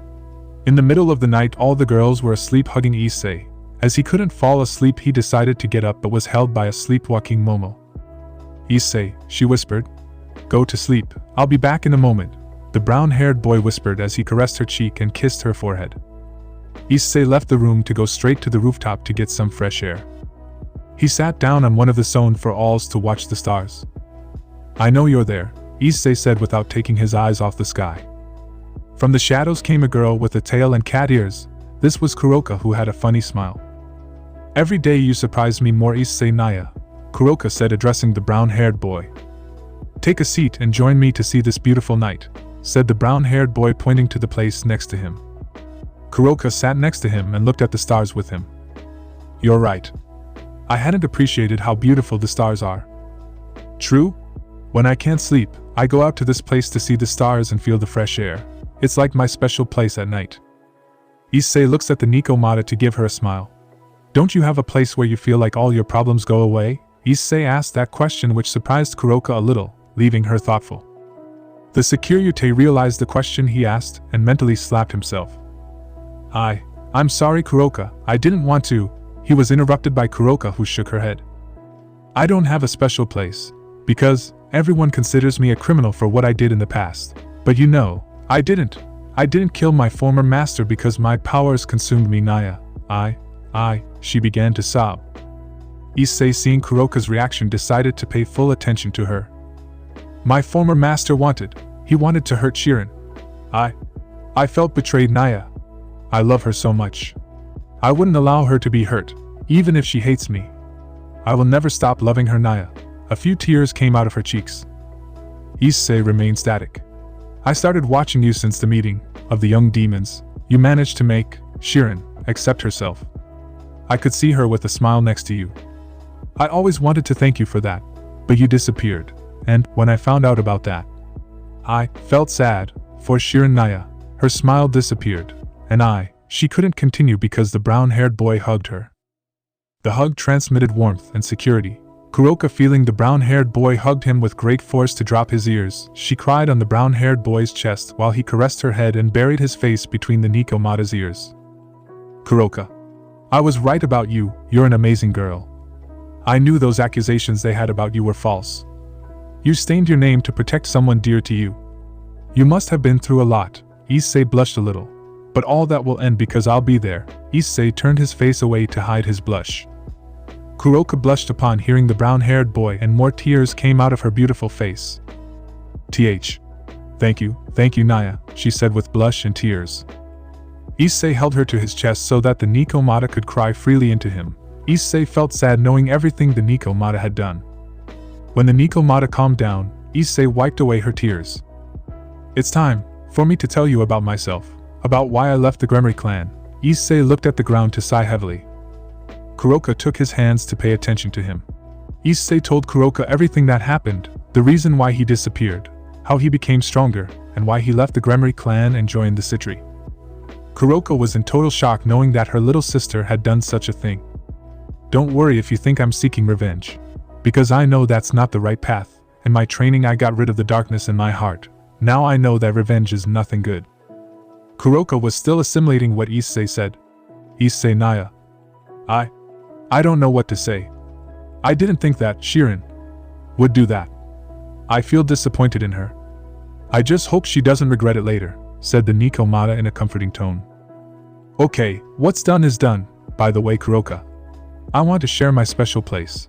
If you feel like you have a lot of problems, don't hesitate to come here. My home is your home. Don't ever hesitate to ask me for something. If it's within my reach, of course." Issei scratched his cheek a little, smiling awkwardly. She, with her cheeks bright red, took Issei by the collar of his shirt and gave him an inexperienced kiss on the lips. Issei was very surprised by Kuroka's act. He took her by the shoulders to deepen the kiss. They both stayed like that for a while, then broke the kiss for lack of air. "Kuroka?" the brunette asked, blushing. "I want to know you more." "Naya, I made the decision that you are the one, Naya," she said with a blush on her cheeks. "What decision did you make, Kuroka?" the brown-haired boy asked curiously. "I want you to be my partner, Naya," the Nikomata said normally.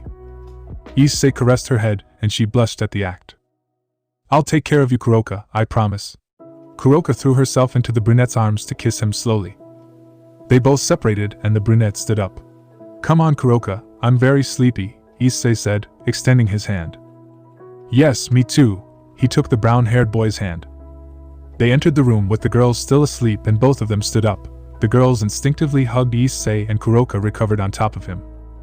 The next day, when the girls noticed Kuroka, they left her with the brunette sleeping for a while longer.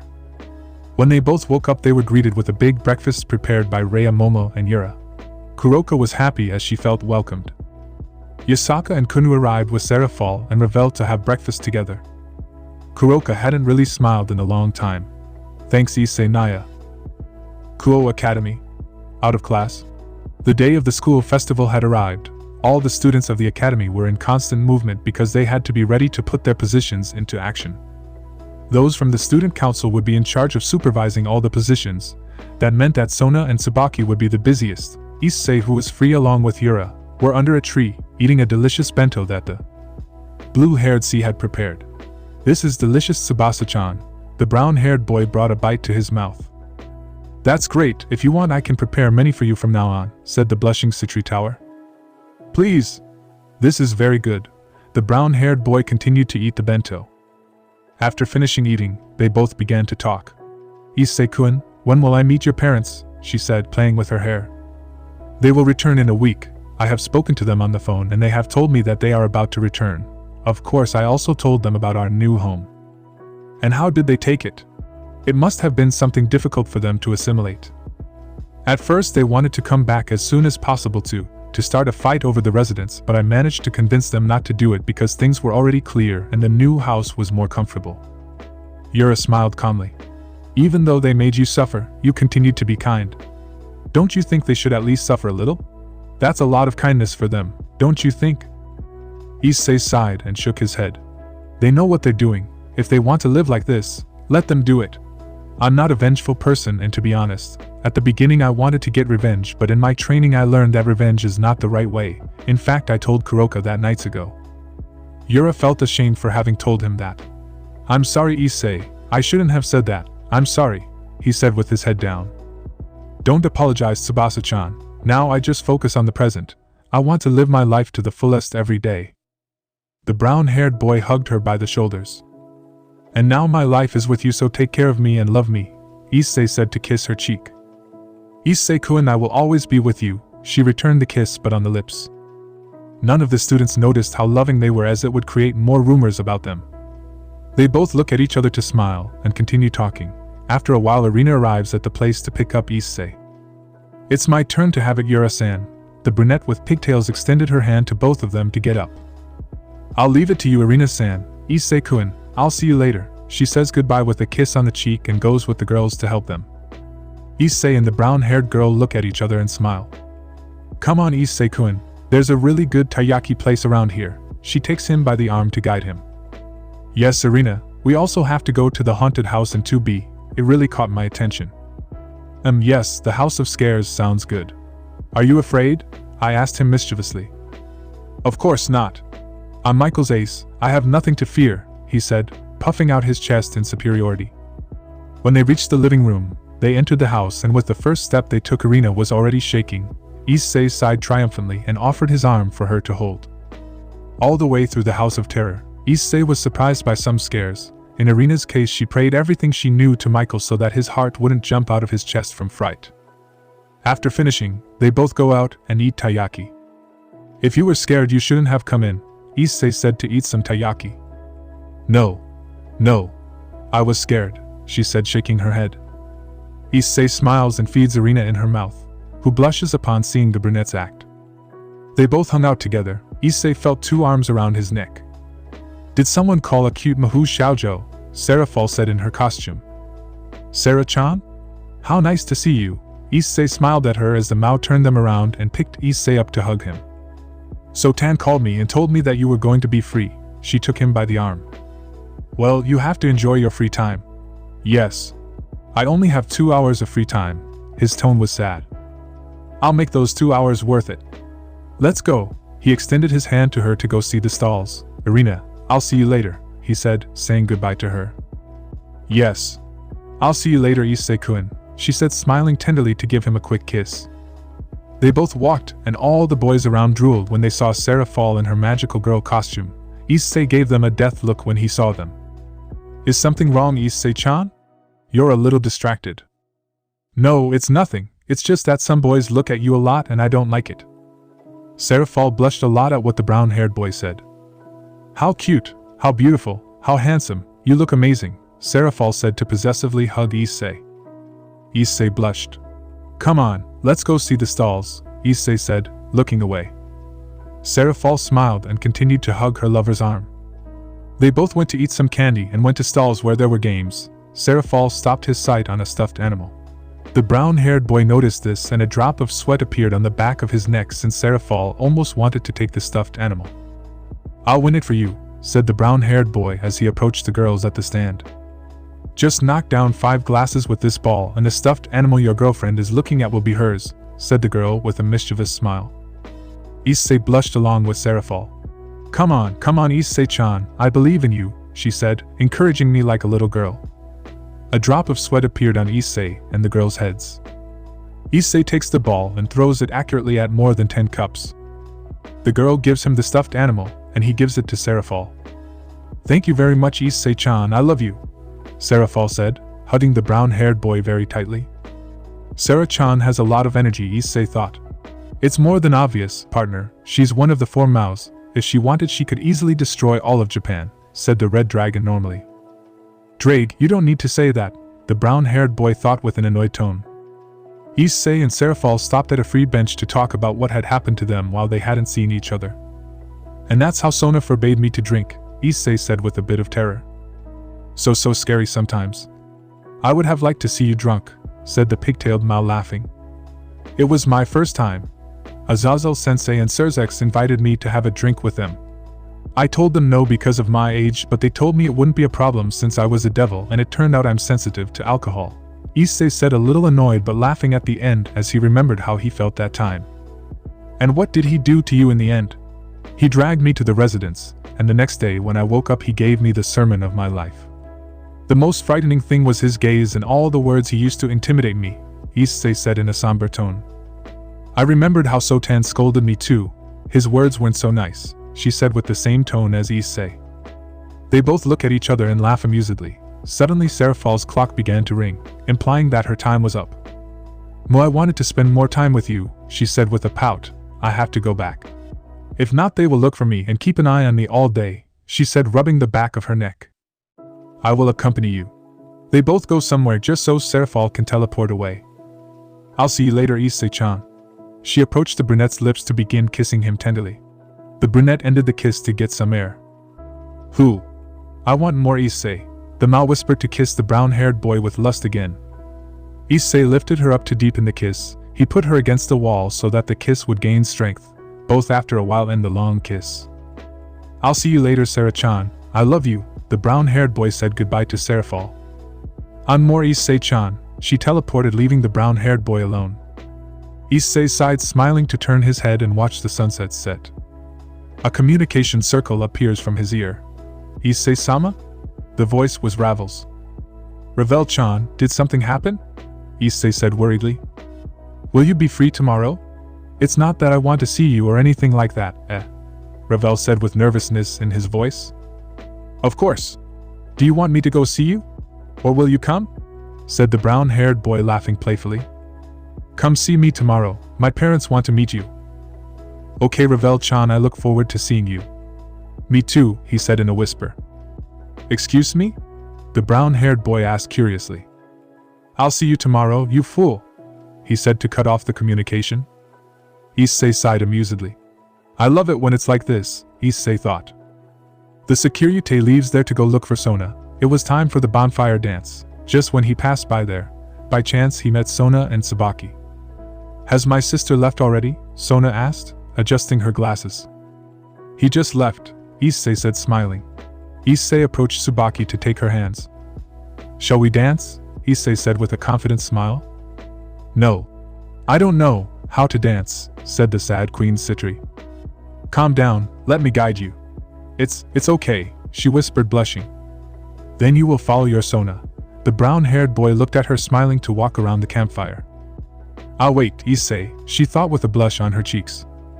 Issei and Tsubaki began to dance along with the other students. They both danced close together, and Issei was blushing for most of the dance since Tsubaki's large breasts were stuck to his chest. He looked at Tsubaki as they continued dancing around the bonfire. When the music ended, they both gave each other a quick kiss on the lips and then left. Now Issei extends his hand to Sona. "Come on, Sona," Issei said, smiling. "Don't disappoint me, Issei," Sona said with a calm look. Both of them enter holding hands and begin to dance. Some students noticed that the cold and strict Kaicho was dancing with the member of the perverted trio. They all admitted that the brown-haired boy was not moving badly, while everyone was in awe of Sona's dance. They continued dancing. Sona leaned on Issei's chest since the music was calm. Then they both looked at each other with love. "I love you, Sona," he said in a whisper. "I love you, Issei." They both closed the distance and kissed in front of the whole school. Everyone present was in shock, but then they stopped murmuring and continued dancing with their partners. In a school building, there was the occult club with its attraction of supernatural things. They were full all day. Ria sent Koneko to watch over Issei. Koneko, when she returned, told her everything she saw, making Rias and the other girls die of jealousy. "I'm going to look for my Issei. Girls, I'll be back with him. Take care of the place." "Hi, Bucho," all the girls said hopefully. Kiba and Gasper could only sigh heavily. "I hope Bucho understands that Issei-kun is already happy," thought the Gremory Knight. Poor Bucho, the half-vampire thought sadly.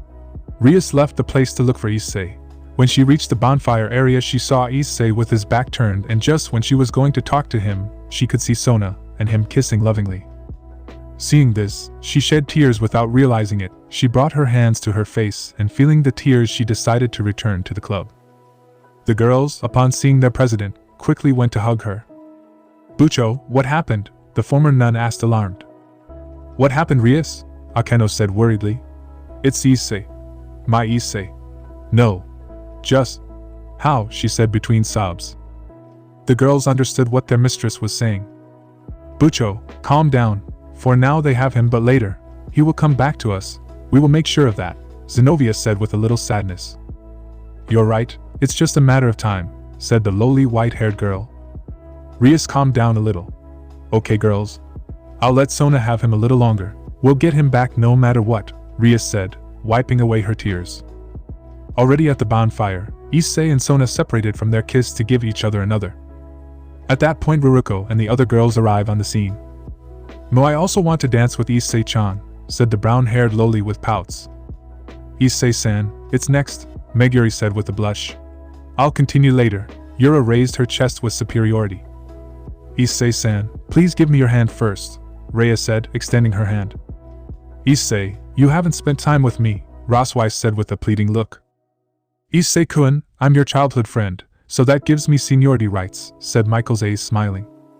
Issei looks at Sona, and they both laugh amusedly. "Let's all dance together, girls."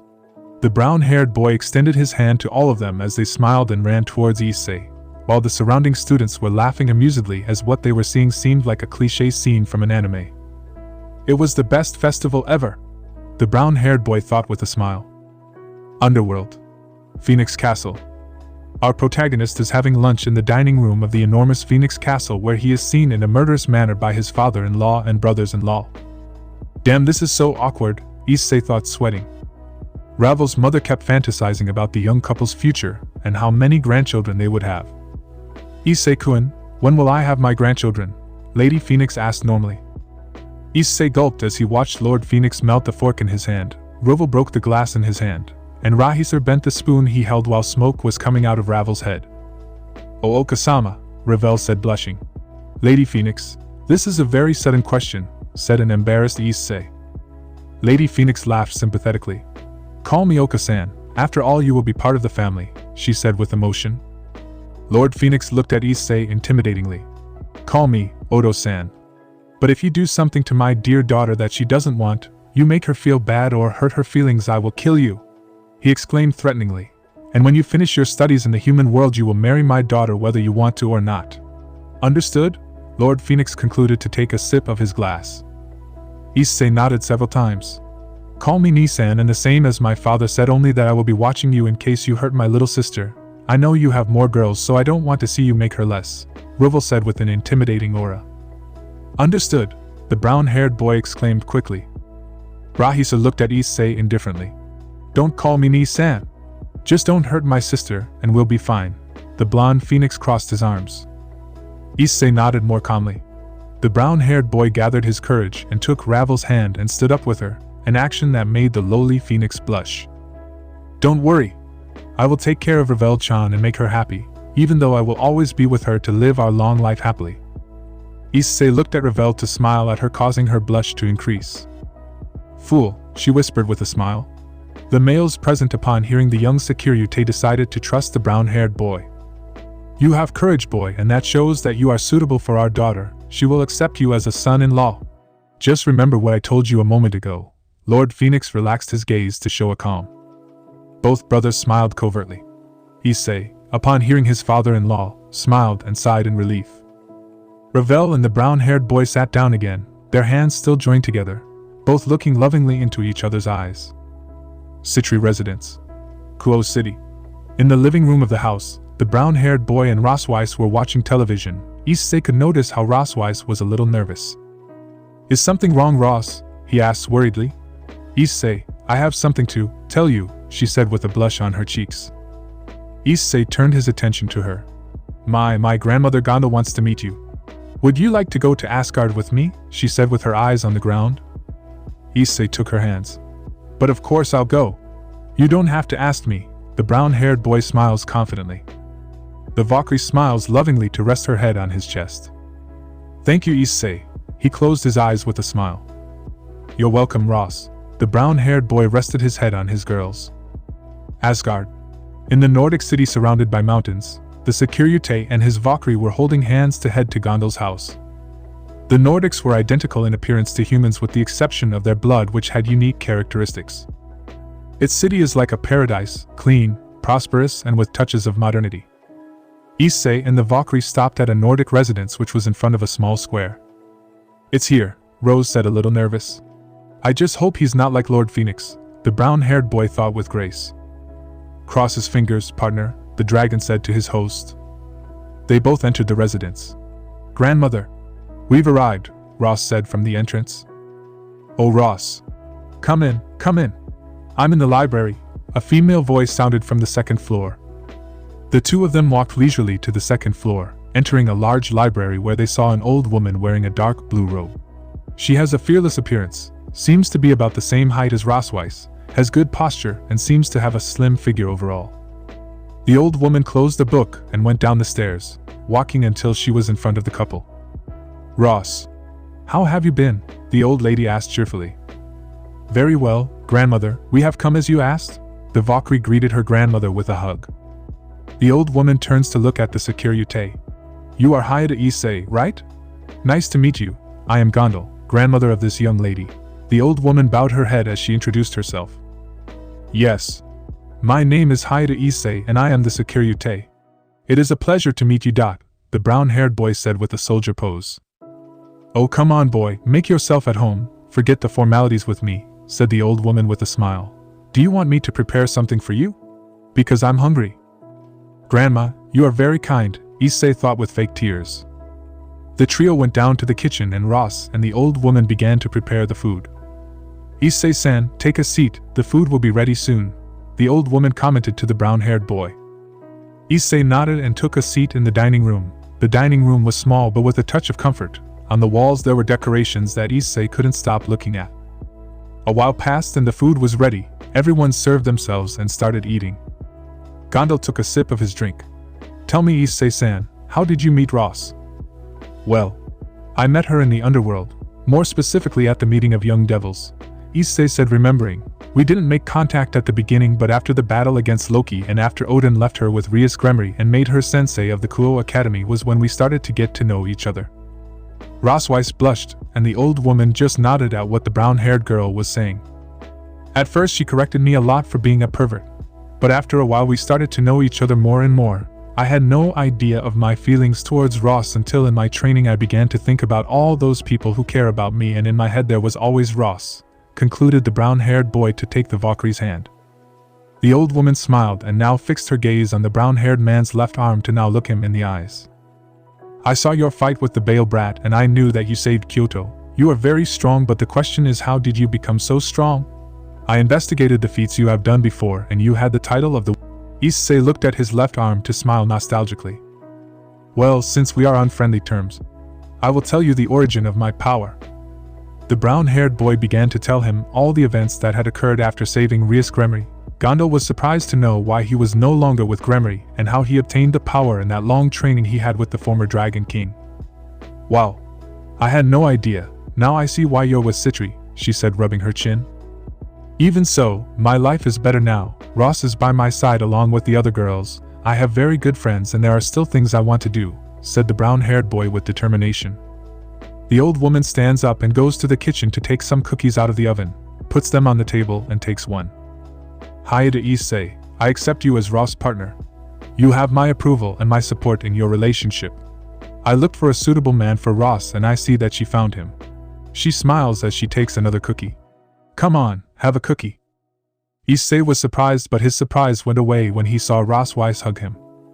Issei, I will always be by your side, said Ross to give more strength to the hug. I'm sure of that too, Issei imitated Ross Weiss' action. And so the three enjoyed a nice meeting.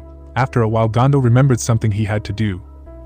Pair of lovebirds, I forgot that I have to do something at the Valkyrie's headquarters. I leave the house to you. Gondo took a bag and quickly left there. Issei and the Valkyrie were going to say something, but Gondo was so fast that they didn't have time to say anything. They both remained silent until Ross Weiss broke it. Do you want to do something? Ross asks. Well, I was interested in some books I saw in Gondo-san's library, said the brown-haired boy, a little nervous. Partner, you are alone, this is your chance, the dragon suggested in his mind. Shut up, don't say that, said the wielder of Ddraig, blushing. Is there something wrong, Issei? I notice you're distracted. She brought her face closer to the brown-haired boy. Issei, seeing her more closely, became very nervous. No. I have nothing. Let's go to the library, Issei said to take Ross Weiss' hand and quickly leave there. Both enter the library and look at all the books there were. Issei quickly takes one and begins to browse through it. The Valkyrie and the brown-haired boy sat on some large pillows that were there. Issei looked at the book and from time to time he looked at Ross Weiss, and when she realized that Issei was looking at her, she blushed and hid her face from her book. Issei, he's looking at me a lot. Does he have something on his face? Damn Ddraig, you had to say that. The brown-haired boy hid his face in the book. After a while they both stood up at the same time. I'm going to put this book there, said Ross nervously. Me too, Issei said more nervously. They awkwardly walked over to the same shelf and placed the books. They both stood still for a moment, and looked at each other blushing. Issei, he was going to say something but he tripped over a book. Careful, Issei caught her but they both fell to the ground. As they fell, they both looked at each other blushing, lost in their gazes. Their faces were close and their breathing could be felt so close. Issei decided to shorten the distance, and the Ross imitated his action. They closed their eyes and joined their lips to begin to kiss. Issei put his hands on the girl's hips to intensify the kiss. The girl put both hands on Issei's cheeks to concentrate her lips on his. They stayed like that for a while until Issei started touching his girls until she broke the kiss. Oh, for God's sake, ouch, Issei felt a headache. They both arrived at Ross's room. You are very pretty. He could not finish because Ross grabbed him by the neck to continue kissing him. At the seat of the Valkyries was the old woman Gondel in the company of Odin, the Norse god. So the red brat is visiting, said the Norse god without taking his eyes off the Valkyries. Exactly, they are in my house. They must be in the library reading books, she said while drinking her tea. They are alone. I don't think they are reading books right now, they are young and...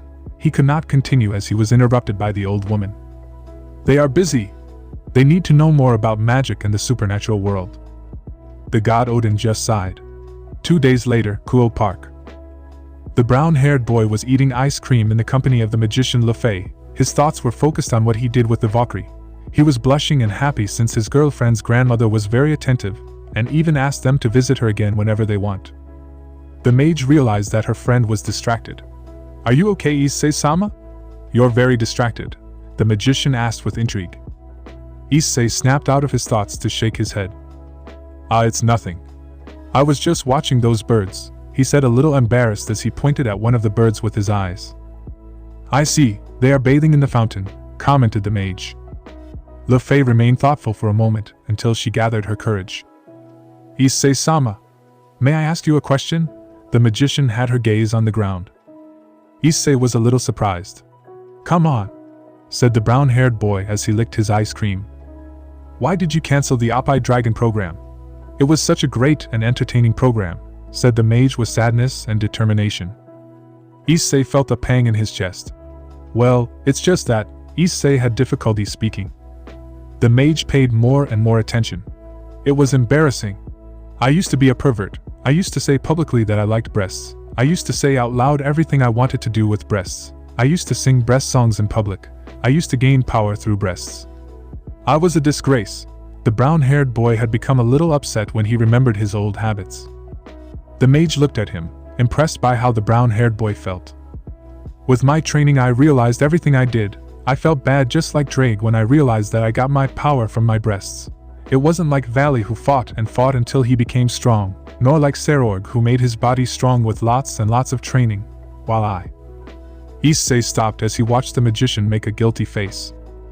"Don't feel bad, Le Fay, the question was inevitable. It's just that I got carried away," said the brown-haired boy sadly. His face is so calm that he can sigh. "I understand, Issei-sama. I have never felt what you feel, but I can say with certainty that I admire you. Why are you not afraid to say what you feel? I am a little insecure in saying how I feel since I feel that I will only bother people. But when I saw the Dragon Oppai I felt admiration for you. I liked the program since you openly said what you liked." Le Fay smiled nostalgically as she remembered. The brown-haired boy hadn't thought about that. When he realized it, he just smiled and scratched his cheek. "Thank you, Le Fay. I hadn't thought of that. Anyway, I didn't just close it because of that. I needed to train and also make Ddraig stop being sad." "You mentioned it before. Why do you say that the red dragon was sad?" the magician asked curiously. Issei laughed amusedly at the question. "Ddraig has the name of the Sekiryuutei and as one of the heavenly dragons and feared beings. His pride fell because of me since they began to call him Oppai Dragon, and also because I only became strong by touching some breasts. Now I understand what he meant." She laughed tenderly. "In my many years of life I had never met such a peculiar carrier, but I am still happy that this fool is my host," said the red dragon. Le Fay and Issei looked at each other and started laughing. After laughing and continuing to talk, the mage felt like her heart was beating and beating sometimes. She ignored this and focused on continuing to talk to the brown-haired boy. "So Arthur was a crybaby when he was little? He looked so serious." Issei laughed amusedly. "I know, even my mother told me. I couldn't believe it." Mage also laughed. Some ladies passed by them and began to whisper, "How beautiful is youth." "Oh, I know, that's how they start and end up with a lot of offspring." Both young men blushed a little. The mage, seeing that it was getting late, stood up. "It's getting late. If Nisama sees that you haven't arrived, he'll be able to come and look for me," sighed the magician. "It's true that if I'm late again Sona will scold me," said the brown-haired boy with a little fear. "But don't demons make contracts at this hour?" "Yes, but I don't have any contracts today. And when I don't have any contracts and I haven't arrived, Sona gets worried along with the girls. So she gets upset with me when I don't tell her where I am." "I understand. No. I don't want to imagine the kind of scolding he gives you." The blonde let out a few small laughs. "Don't even remind me." The brown-haired boy swallowed dryly. A small crowd passed by and accidentally pushed Le Fay, heading straight towards Issei. Issei caught her and the magician clung to his chest without realizing it. They both stayed like that until the brunette reacted. I'm sorry," the brown-haired boy apologized, blushing. "No. It's nothing," said the mage, blushing. In Issei's pocket his cell phone began to ring. He took it out and saw that it was Sona. "Sona, something happened. Where are you?" Issei felt chills upon hearing the tone of voice. I'm in the park with Le Fay. I'm on my way there. We were already saying goodbye," said the brown-haired boy nervously. "It's late, so come now." I'm on my way there." Issei hung up the cell phone to now direct his gaze at the magician. "Well, I guess I have to go." "Me too, it was fun like the other times." The mage smiled, still blushing. "See you later. Remember to call me or come to the house. You will always be welcome," said the brown-haired boy, smiling. The magician nodded happily and proceeded to go to an alley to teleport in a magic circle. Issei walked straight to his house. When the mage arrived home, she locked herself in her room and placed her hand on her chest. Why do I feel like this?" said the mage with a blush on her cheeks. Sitri residence, 2 days ago. In the living room of the Sitri residence, everyone was in shock when they saw who was visiting. This was Office Ouroboros, who was standing without any expression. The Sitri girls, Irina and Rosweiss, were prepared in case something happened, while the brown-haired boy remained static with a calm look. Kunu, who was visiting there, had no idea who the girl in front of everyone was. "It's been a long time, Ddraig," said the gothic Lolita without expression. Issei took a few steps towards the furniture in the living room and sat down. "Please take a seat," said the brown-haired boy calmly. Office took a seat on the other couch, face to face with the brunette. "What business do you have in this place, Office?" The brown-haired boy stared at her. Sona, seeing this, took a seat next to Issei. Her expression was serious, seeing the dragon goddess of infinity in her home. "I've come to observe you," he said without further ado. Everyone was confused at her motive. It was not good or reassuring to know that the leader of the Chaos Brigade wanted to observe the boy who had ruined her plans. "Watch me? What do you mean by that?" said the brown-haired boy, confused. "I've been watching you, Ddraig, and I've seen that your user's growth is different from other wearers. In all your fights, I've seen that your armor has a very powerful evolution that turns your armor crimson." "How did that happen?" Office asked expressionlessly. Issei remained thoughtful until Draig's gem appears in the brown-haired boy's left hand. I don't know how to explain it, but I can say that it is because of the wishes of my host. My partner has been through many things, and that has greatly influenced his life. He tries hard to keep all his loved ones safe. All of that gave rise to that armor, the Crimson Dragon Knight," the Red Dragon concluded. Issei smiled as he listened to his partner. Office remained thoughtful about Draig's response until she came to a conclusion. Sona stayed out of it all. "I'll stay. As I told you before, I'm going to watch you," the black-haired girl concluded. "Why should we allow you to do that? You are the leader of a terrorist group that has caused much havoc. We should warn the leaders," Sona said coldly. From a magic circle appeared the ruler of the fallen angels, Azazel. "Calm down, everyone.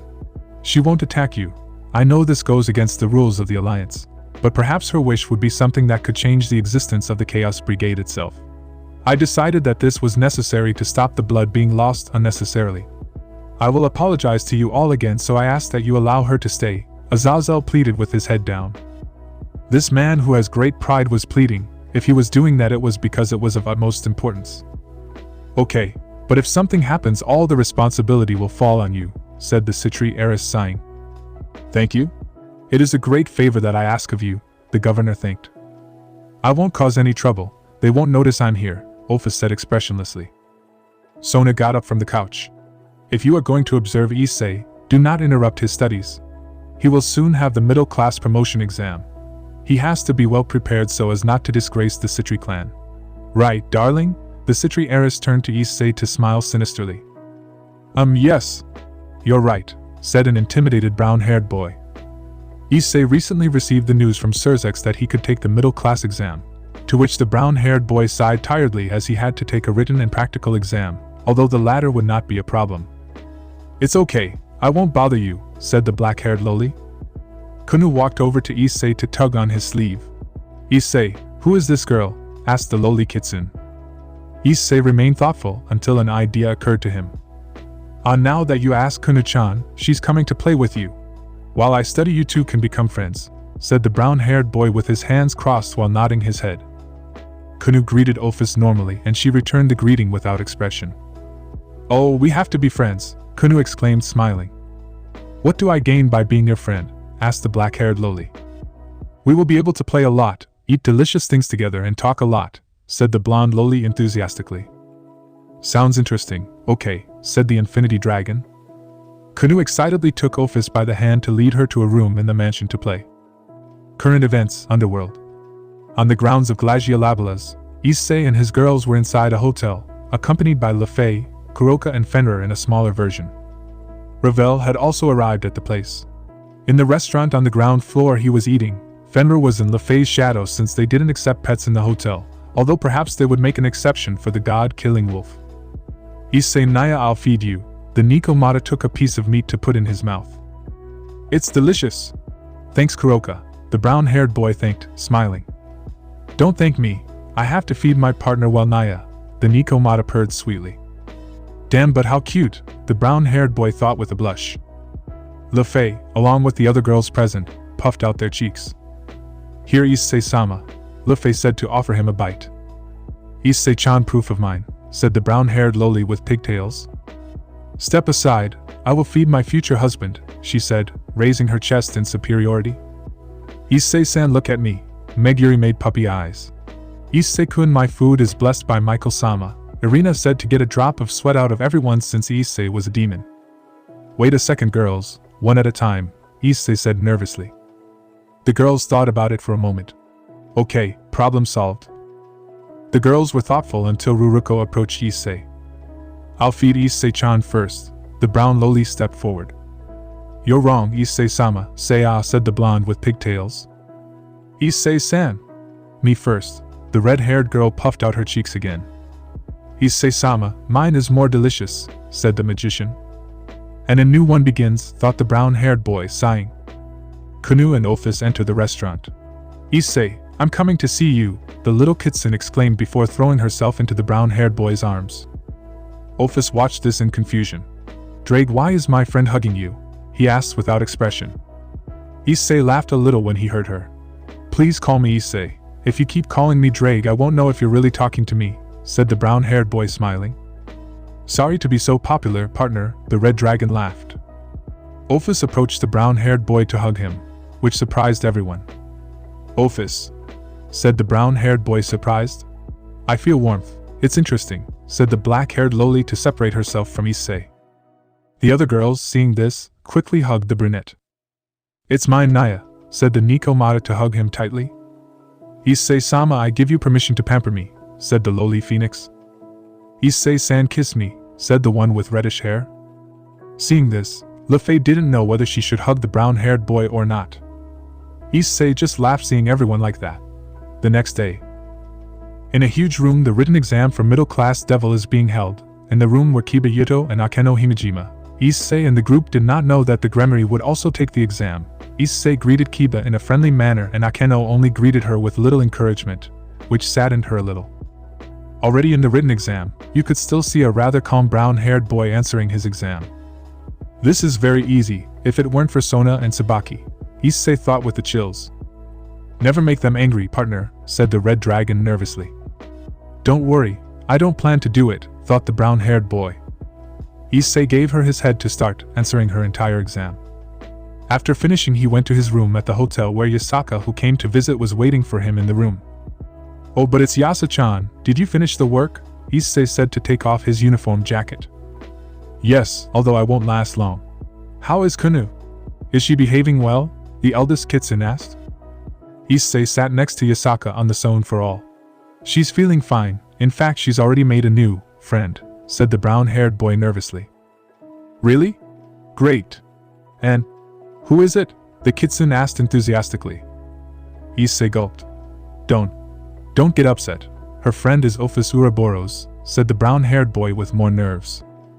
Yasaka remained thoughtful until she cried out in shock. What? SSHHHHH. Lower your voice. Do you have any idea who she is? The kitsune asked excitedly. Do you have any idea of the danger my daughter is in? She is the leader of some terrorists. The same ones who attacked Kyoto. Why is she here? And why haven't you done something? The kitsune asked with great concern. Everything has an explanation, trust me, Issei said calmly. Okay, she said calmly. The brown-haired boy tells her everything that had happened and why she is present. He tells her about Azazel's plan and that she will not do anything. Could you please not say anything to the other leaders? I know it's a violation of the Alliance rules and believe me, I'm sorry I got you involved, said the brown-haired boy apologetically. Yasaka just sighed quietly. Okay, just because it's you, Yasaka said with a hand on her head. Issei smiled calmly. Thanks Yasa-chan. Issei, you haven't given me my kiss, she said in whispers. Oh, I'm so sorry. Issei approached Yasaka and placed a kiss on her lips. the kiss deepened further when the kitsune took him by the neck and they both fell lying down on the zone for all. Yasaka caressed the brown-haired boy's hair while he cupped the girl's cheeks. Issei was about to continue further until the door was slammed shut. "Okasama!" the lowly kitsune shouted, blushing. Issei and Yasaka were surprised and quickly stood up. Office also enters. Yasaka had been more surprised to see the infinity dragon so calmly. "You can't do that here," the lowly scolded them both. But the brown-haired boy was interrupted. "Issei, why is Kuna so upset?" asked the expressionless Office. "Well, it's just that," he was going to speak but was interrupted. "Muh! Stupid Issei! Don't ignore me!" exclaimed the lowly kitsune. And so the night continued, in which Kuna did not separate from both of them. Watching that they did not continue with what was postponed, Office did not understand the situation but still stayed to observe the brown-haired boy. The other brown-haired girls heard the younger kitsune scolding, causing a drop of sweat to appear on the back of their necks. Le Fei and Kuroka entered Issei's room so as not to leave the two alone. In the end, everyone slept there. The next day, the practical test was taking place. It consisted of Issei dueling with one of the promotion candidates. It would be easy since they were low-class devils like him. Only the difference was very noticeable. On the battlefield outside the hotel, the brown-haired boy was stretching his muscles to begin the fight. The opponent was shaking a little, but despite knowing that he would face the Sekiryuutei, he would give everything to win. Just when they were going to attack each other, a huge explosion occurred at the site, and all those present, surprised, headed towards the place of origin. At the front of the hotel were members of the hero faction along with the former Mao faction. "Office is here, capture her at all costs," George exclaimed, directing his subordinates. Sona along with the others left the hotel, while Office calmly walked out to face all the attackers. "I did not order an attack on them. Retreat. It is an order." Inside them appeared Saw, carrying a spear that at first glance seemed ordinary. His left eye was different. "We meet again, Hyoudou Issei," said the blue-haired boy politely. "I thought you wouldn't come back after the beating I gave you," Issei said with his arms crossed. Saw gritted his teeth upon hearing that. "Well, it was humiliating that time. You took the true Longinus from me, and for having done that, you will pay with your life." Saw tilted the spear he was carrying. Valley, Biko and Arthur appear from a portal. Le Fei and Kuroka join them, and Fenrir increases his size to the original. The Gremory group appeared on another portal. Ravel was in charge of protecting Kuna. "Wow, the group of clowns is complete," Siegfried said in a mocking tone. Kiba took a few steps until he was next to Issei. "Issei-kun, I will face Siegfried," he said determinedly. Issei nodded at what had been said. Saw looked at George and nodded. "Do it, George." The All for Honor mentioned activated a device he was carrying, which trapped Office, causing her to weaken. "What is happening?" Office said with his hands on the ground. "We stole your power. By this we mean that your position as leader has been revoked." "Well, to tell the truth, you were never our leader," Saw said with a smile. The brunette gritted his teeth to instantly activate his balance breaker. "I hate betrayals. With what you have done, I will have no mercy," said the brown-haired man, surrounding his fists with energy. "You will pay for your crimes," exclaimed the brown-haired man as the Sekiryutei's helmet appeared.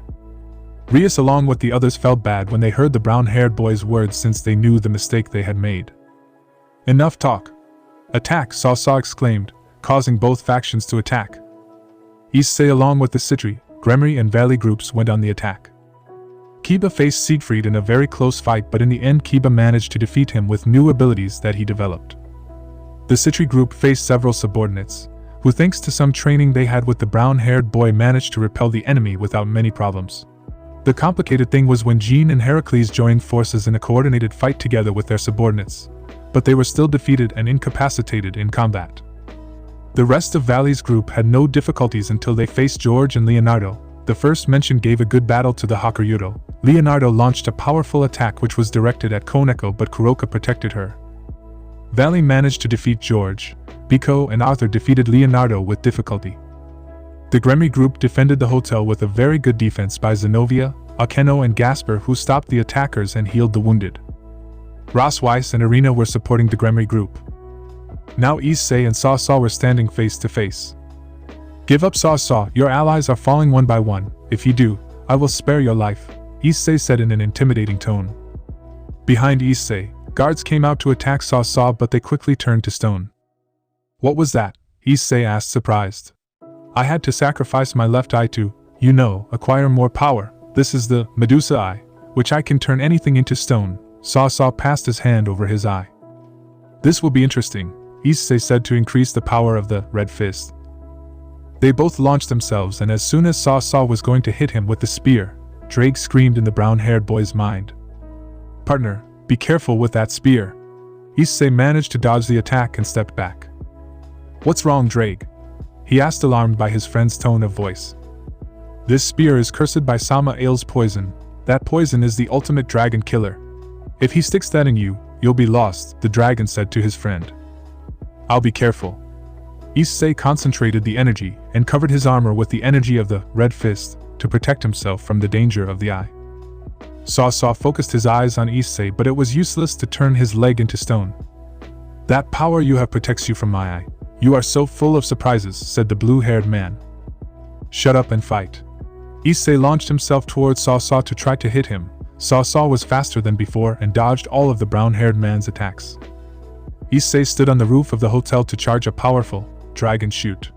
Saw jumped to dodge it. When he looked up, he saw the brown-haired boy who had jumped off the roof to slash him, but Saw reacted in time and blocked it with the spear. Good move, said Saw. Saw gave Issei a big kick in the ribs, which managed to make him back off. Since my defeat in Kyoto, I started training a lot. Now I'm seeing the results of my training, said Saw to launch a magic attack. That's nothing. Issei blocked the attack with his energy shield. Saw throws his spear at the brown-haired boy, which breaks his shield, and he manages to get away from that deadly shot. Almost. The brown-haired boy whispered. The blue-haired man controlled the spear with his fingers. The spear moved on its own to attack Issei. The brown-haired boy dodges all the quick movements of the spear, which is why he came up with a plan. Issei flew straight towards Saw while the spear came chasing him. I know your trick. Saw dodged Issei, who was coming straight towards him to take his spear with his hands. I got you. The brown-haired boy quickly turned around to shoot him with a dragon shoot, to which Saw quickly moved, taking the brown-haired boy's sight away. Narrowly. When the blue-haired man turned his gaze back to the brown-haired boy, he saw that he was in front of him, to which Issei stabbed him with his energy sword. Saw spat blood when he felt Issei's energy sword. The blue-haired man tried to stab him with the spear, but it was useless since the brown-haired man hit him in the face with his free hand, sending him flying to the ground. Issei slowly descended, some of Saw's subordinates standing in Issei's way. We will protect our leader, said a girl who appeared to be the same age as the brown-haired boy. Issei extended his hand where he concentrated his energy sword. Move, you are no rivals for me, said the brown-haired boy intimidatingly. We won't do it, said another boy younger than the girl. I'll have to knock them out, thought the brown-haired boy. The young heroes launched a combined magic attack towards the brunette, which caused an explosion. They thought they had defeated the brunette, but then they felt a strong blow to the back of their necks, and were thus rendered unconscious. Issei turned around to see that Saw was no longer where he had fallen.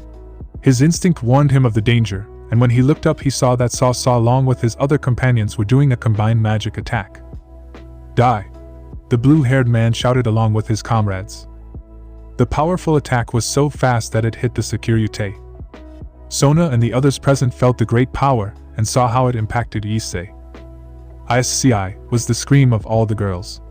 A smoke screen formed from that impact. "I told you, Sekiryuutei, I would take your life," Saw said between laughs. When the smoke cleared, a crimson armor could be seen with its red particles surrounding it, and its aura exerting pressure. This was the Crimson Dragon Knight, and on both arms it carried Saw's subjects. Everyone was shocked to see the powerful armor once again. "You need centuries to finish me off," said the brown-haired boy, smiling confidently and leaving both subordinates on the ground. "Damn you! Kill him!" the blue-haired man exclaimed as he aimed his spear at the brown-haired man. The subordinates launched themselves against the brown-haired boy. When they reached him, they passed their swords over his armor.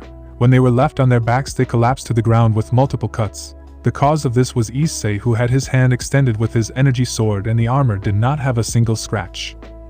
"Now it's my turn." Issei made the sword disappear and quickly ascended towards Saw. The blue-haired man, seeing the brown-haired man face to face, attacked him multiple times with his spear, which he easily dodged. This is your end, the blue-haired man exclaimed, trying to stab him in the chest with the spear. Issei wrapped his right fist with energy and hit him exactly on the hand where he was holding the spear. Breaking his hand, the spear descended towards the ground abruptly. Quickly, the brown-haired boy dealt him another blow to the face, chest and stomach. He held his stomach in pain. Issei put both hands together and gave Saw a huge hammer on his back, sending him down. Issei slowly descended. Saw's troops began to retreat. The Sitri group quickly went to Issei.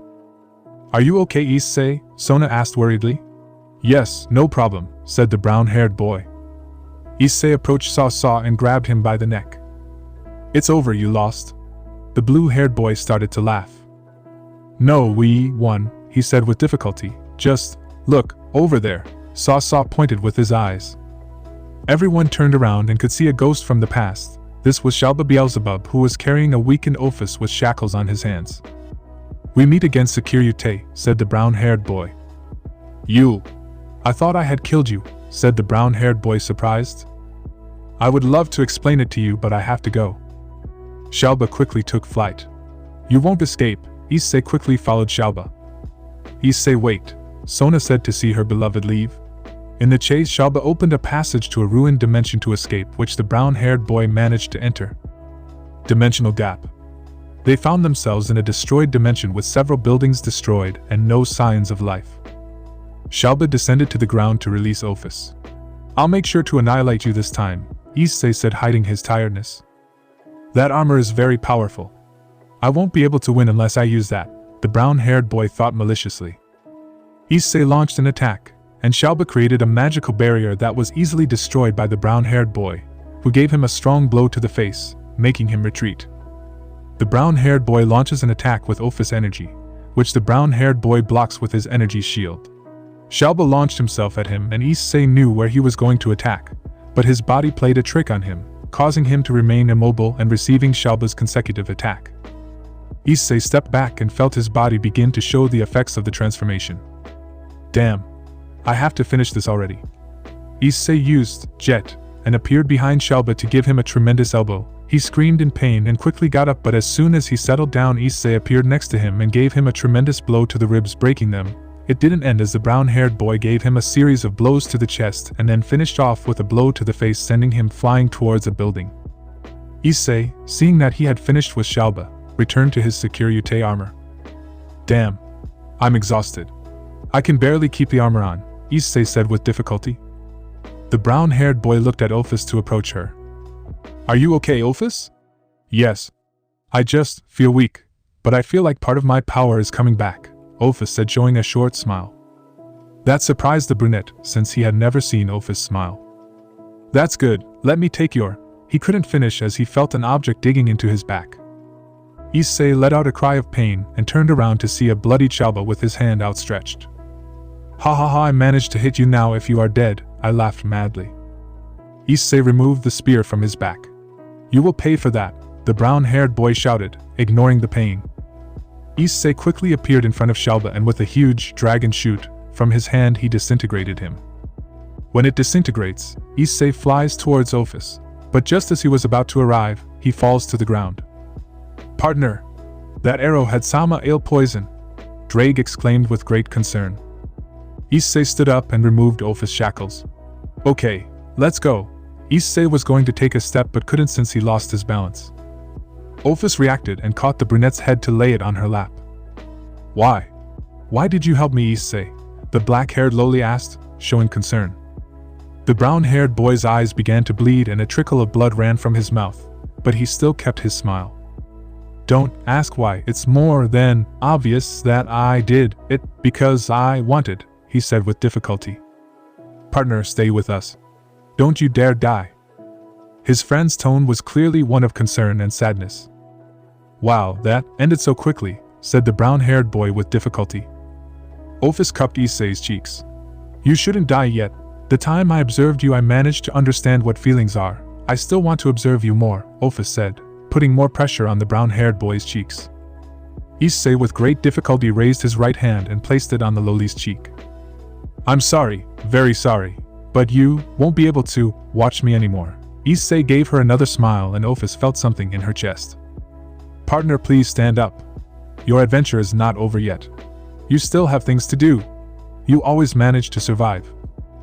Tell Sona and the other girls that I'm sorry. Another tear of blood ran down her right eye.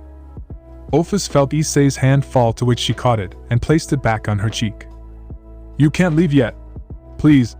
Stay, exclaimed the black-haired loli. I would have liked to know you more, Ophis. Partner. The brown-haired boy's body disintegrated, leaving the Sekiryutei's armor empty. A great silence surrounded the entire place. The face of the infinity dragon was adorned with tears that she herself did not feel come out. Hey Ophis. Before I go with another host, please listen to the story of Hyoudou Issei. Ddraig, are you crying? Silly, you too are. Ophis brought her hands to her cheeks and saw that they were wet. In the short time she was observing the brunette, she managed to understand many things and also feel comfortable by his side, even if it was little. I feel bad, Ophis said, still in tears. I want to hear your story. Ddraig. Underworld, Glagia Labila's lands. In the vicinity of the hotel were the Sitri, Gremory and Valley groups. The leaders had arrived with reinforcements. The place was already controlled. Now all that was left to do was take the prisoners to the prison. Issei girls along with their friends stopped feeling their presence in this dimension. Issei is not in this dimension. I stopped feeling his pieces and he has not returned yet, Sona said with great concern. Tannen and Azazel, who had arrived, had heard Sona's comment. We can do that, Azazel, commented the purple dragon. You're right, said the fallen one. What are they talking about? Asked the Queen Sitri. We can bring Issei here by summoning him, Azazel said with his arms crossed. Sona along with the others asked the governor and the former Dragon King to perform that ritual. The ritual was performed and a glow appeared near them. The girls and others were relieved to see that the ritual had worked. It seems that Hyoudou Issei just got trapped, commented Valley. The glow disappeared, leaving only 7 pawn pieces. Everyone present was in shock upon seeing this. Why did they only return their pieces? Rhea asked upon seeing the pieces. Sona fell to her knees as her face lost light and countless tears flowed from it. The leaders seeing this were in total shock and very sad to see what this meant. Kuna fearfully approached her crying mother. Oka-sama, what is going on? It's Issei, daughter, be strong, he is dead, the last thing he said with his voice already broken. Kunu, hearing this and seeing the situation, felt her heart break as countless tears ran down her face. Issei-chan, dead. After finishing saying this, Ruruko fainted and was caught by Momo, who was crying and hugging Ruruko out of sadness. Rosweiss collapsed to the ground as more and more tears fell. Irina cried harder and harder to the point that her voice was breaking more and more, and she was comforted by a devastated Yura, who, like her, had her entire face covered in tears. Rias's eyes were dull, her tears were strong and big sobs came out of her lips. The Gremory girls were devastated. The news affected Asia more as she fainted. Ravel also collapsed to the ground as thousands of tears ran down her face. LeFay and Kuroka were crying loudly. Why did you abandon us? She screamed to be hugged by Meguri and Sabaki, who were just as devastated as everyone else. Sarah Fall, who had arrived, saw her little sister who was on the ground with tears and no shine in her eyes, and seeing the atmosphere of depression and tears, she only asked one question which she never believed would be the worst news she would hear in her entire life. So, what's going on? Sona remained silent until she looked up to see her sister. Issei is dead. Sona broke down and rushed to hug her sister. Sarah Fall, hearing this, hugs her sister tightly while tears run down her beautiful face. Kiba and Gasper shed some tears. Valley clenched his fists in frustration. Arthur went to hug his sister as she wouldn't stop crying. Fenrir had his head down. Biko just kept silent. That day they would never forget. It will forever be a sad memory and a very painful one, since that day they lost Hyoudou Issei. That's it, guys. Thanks for watching and supporting us. See you in the next part.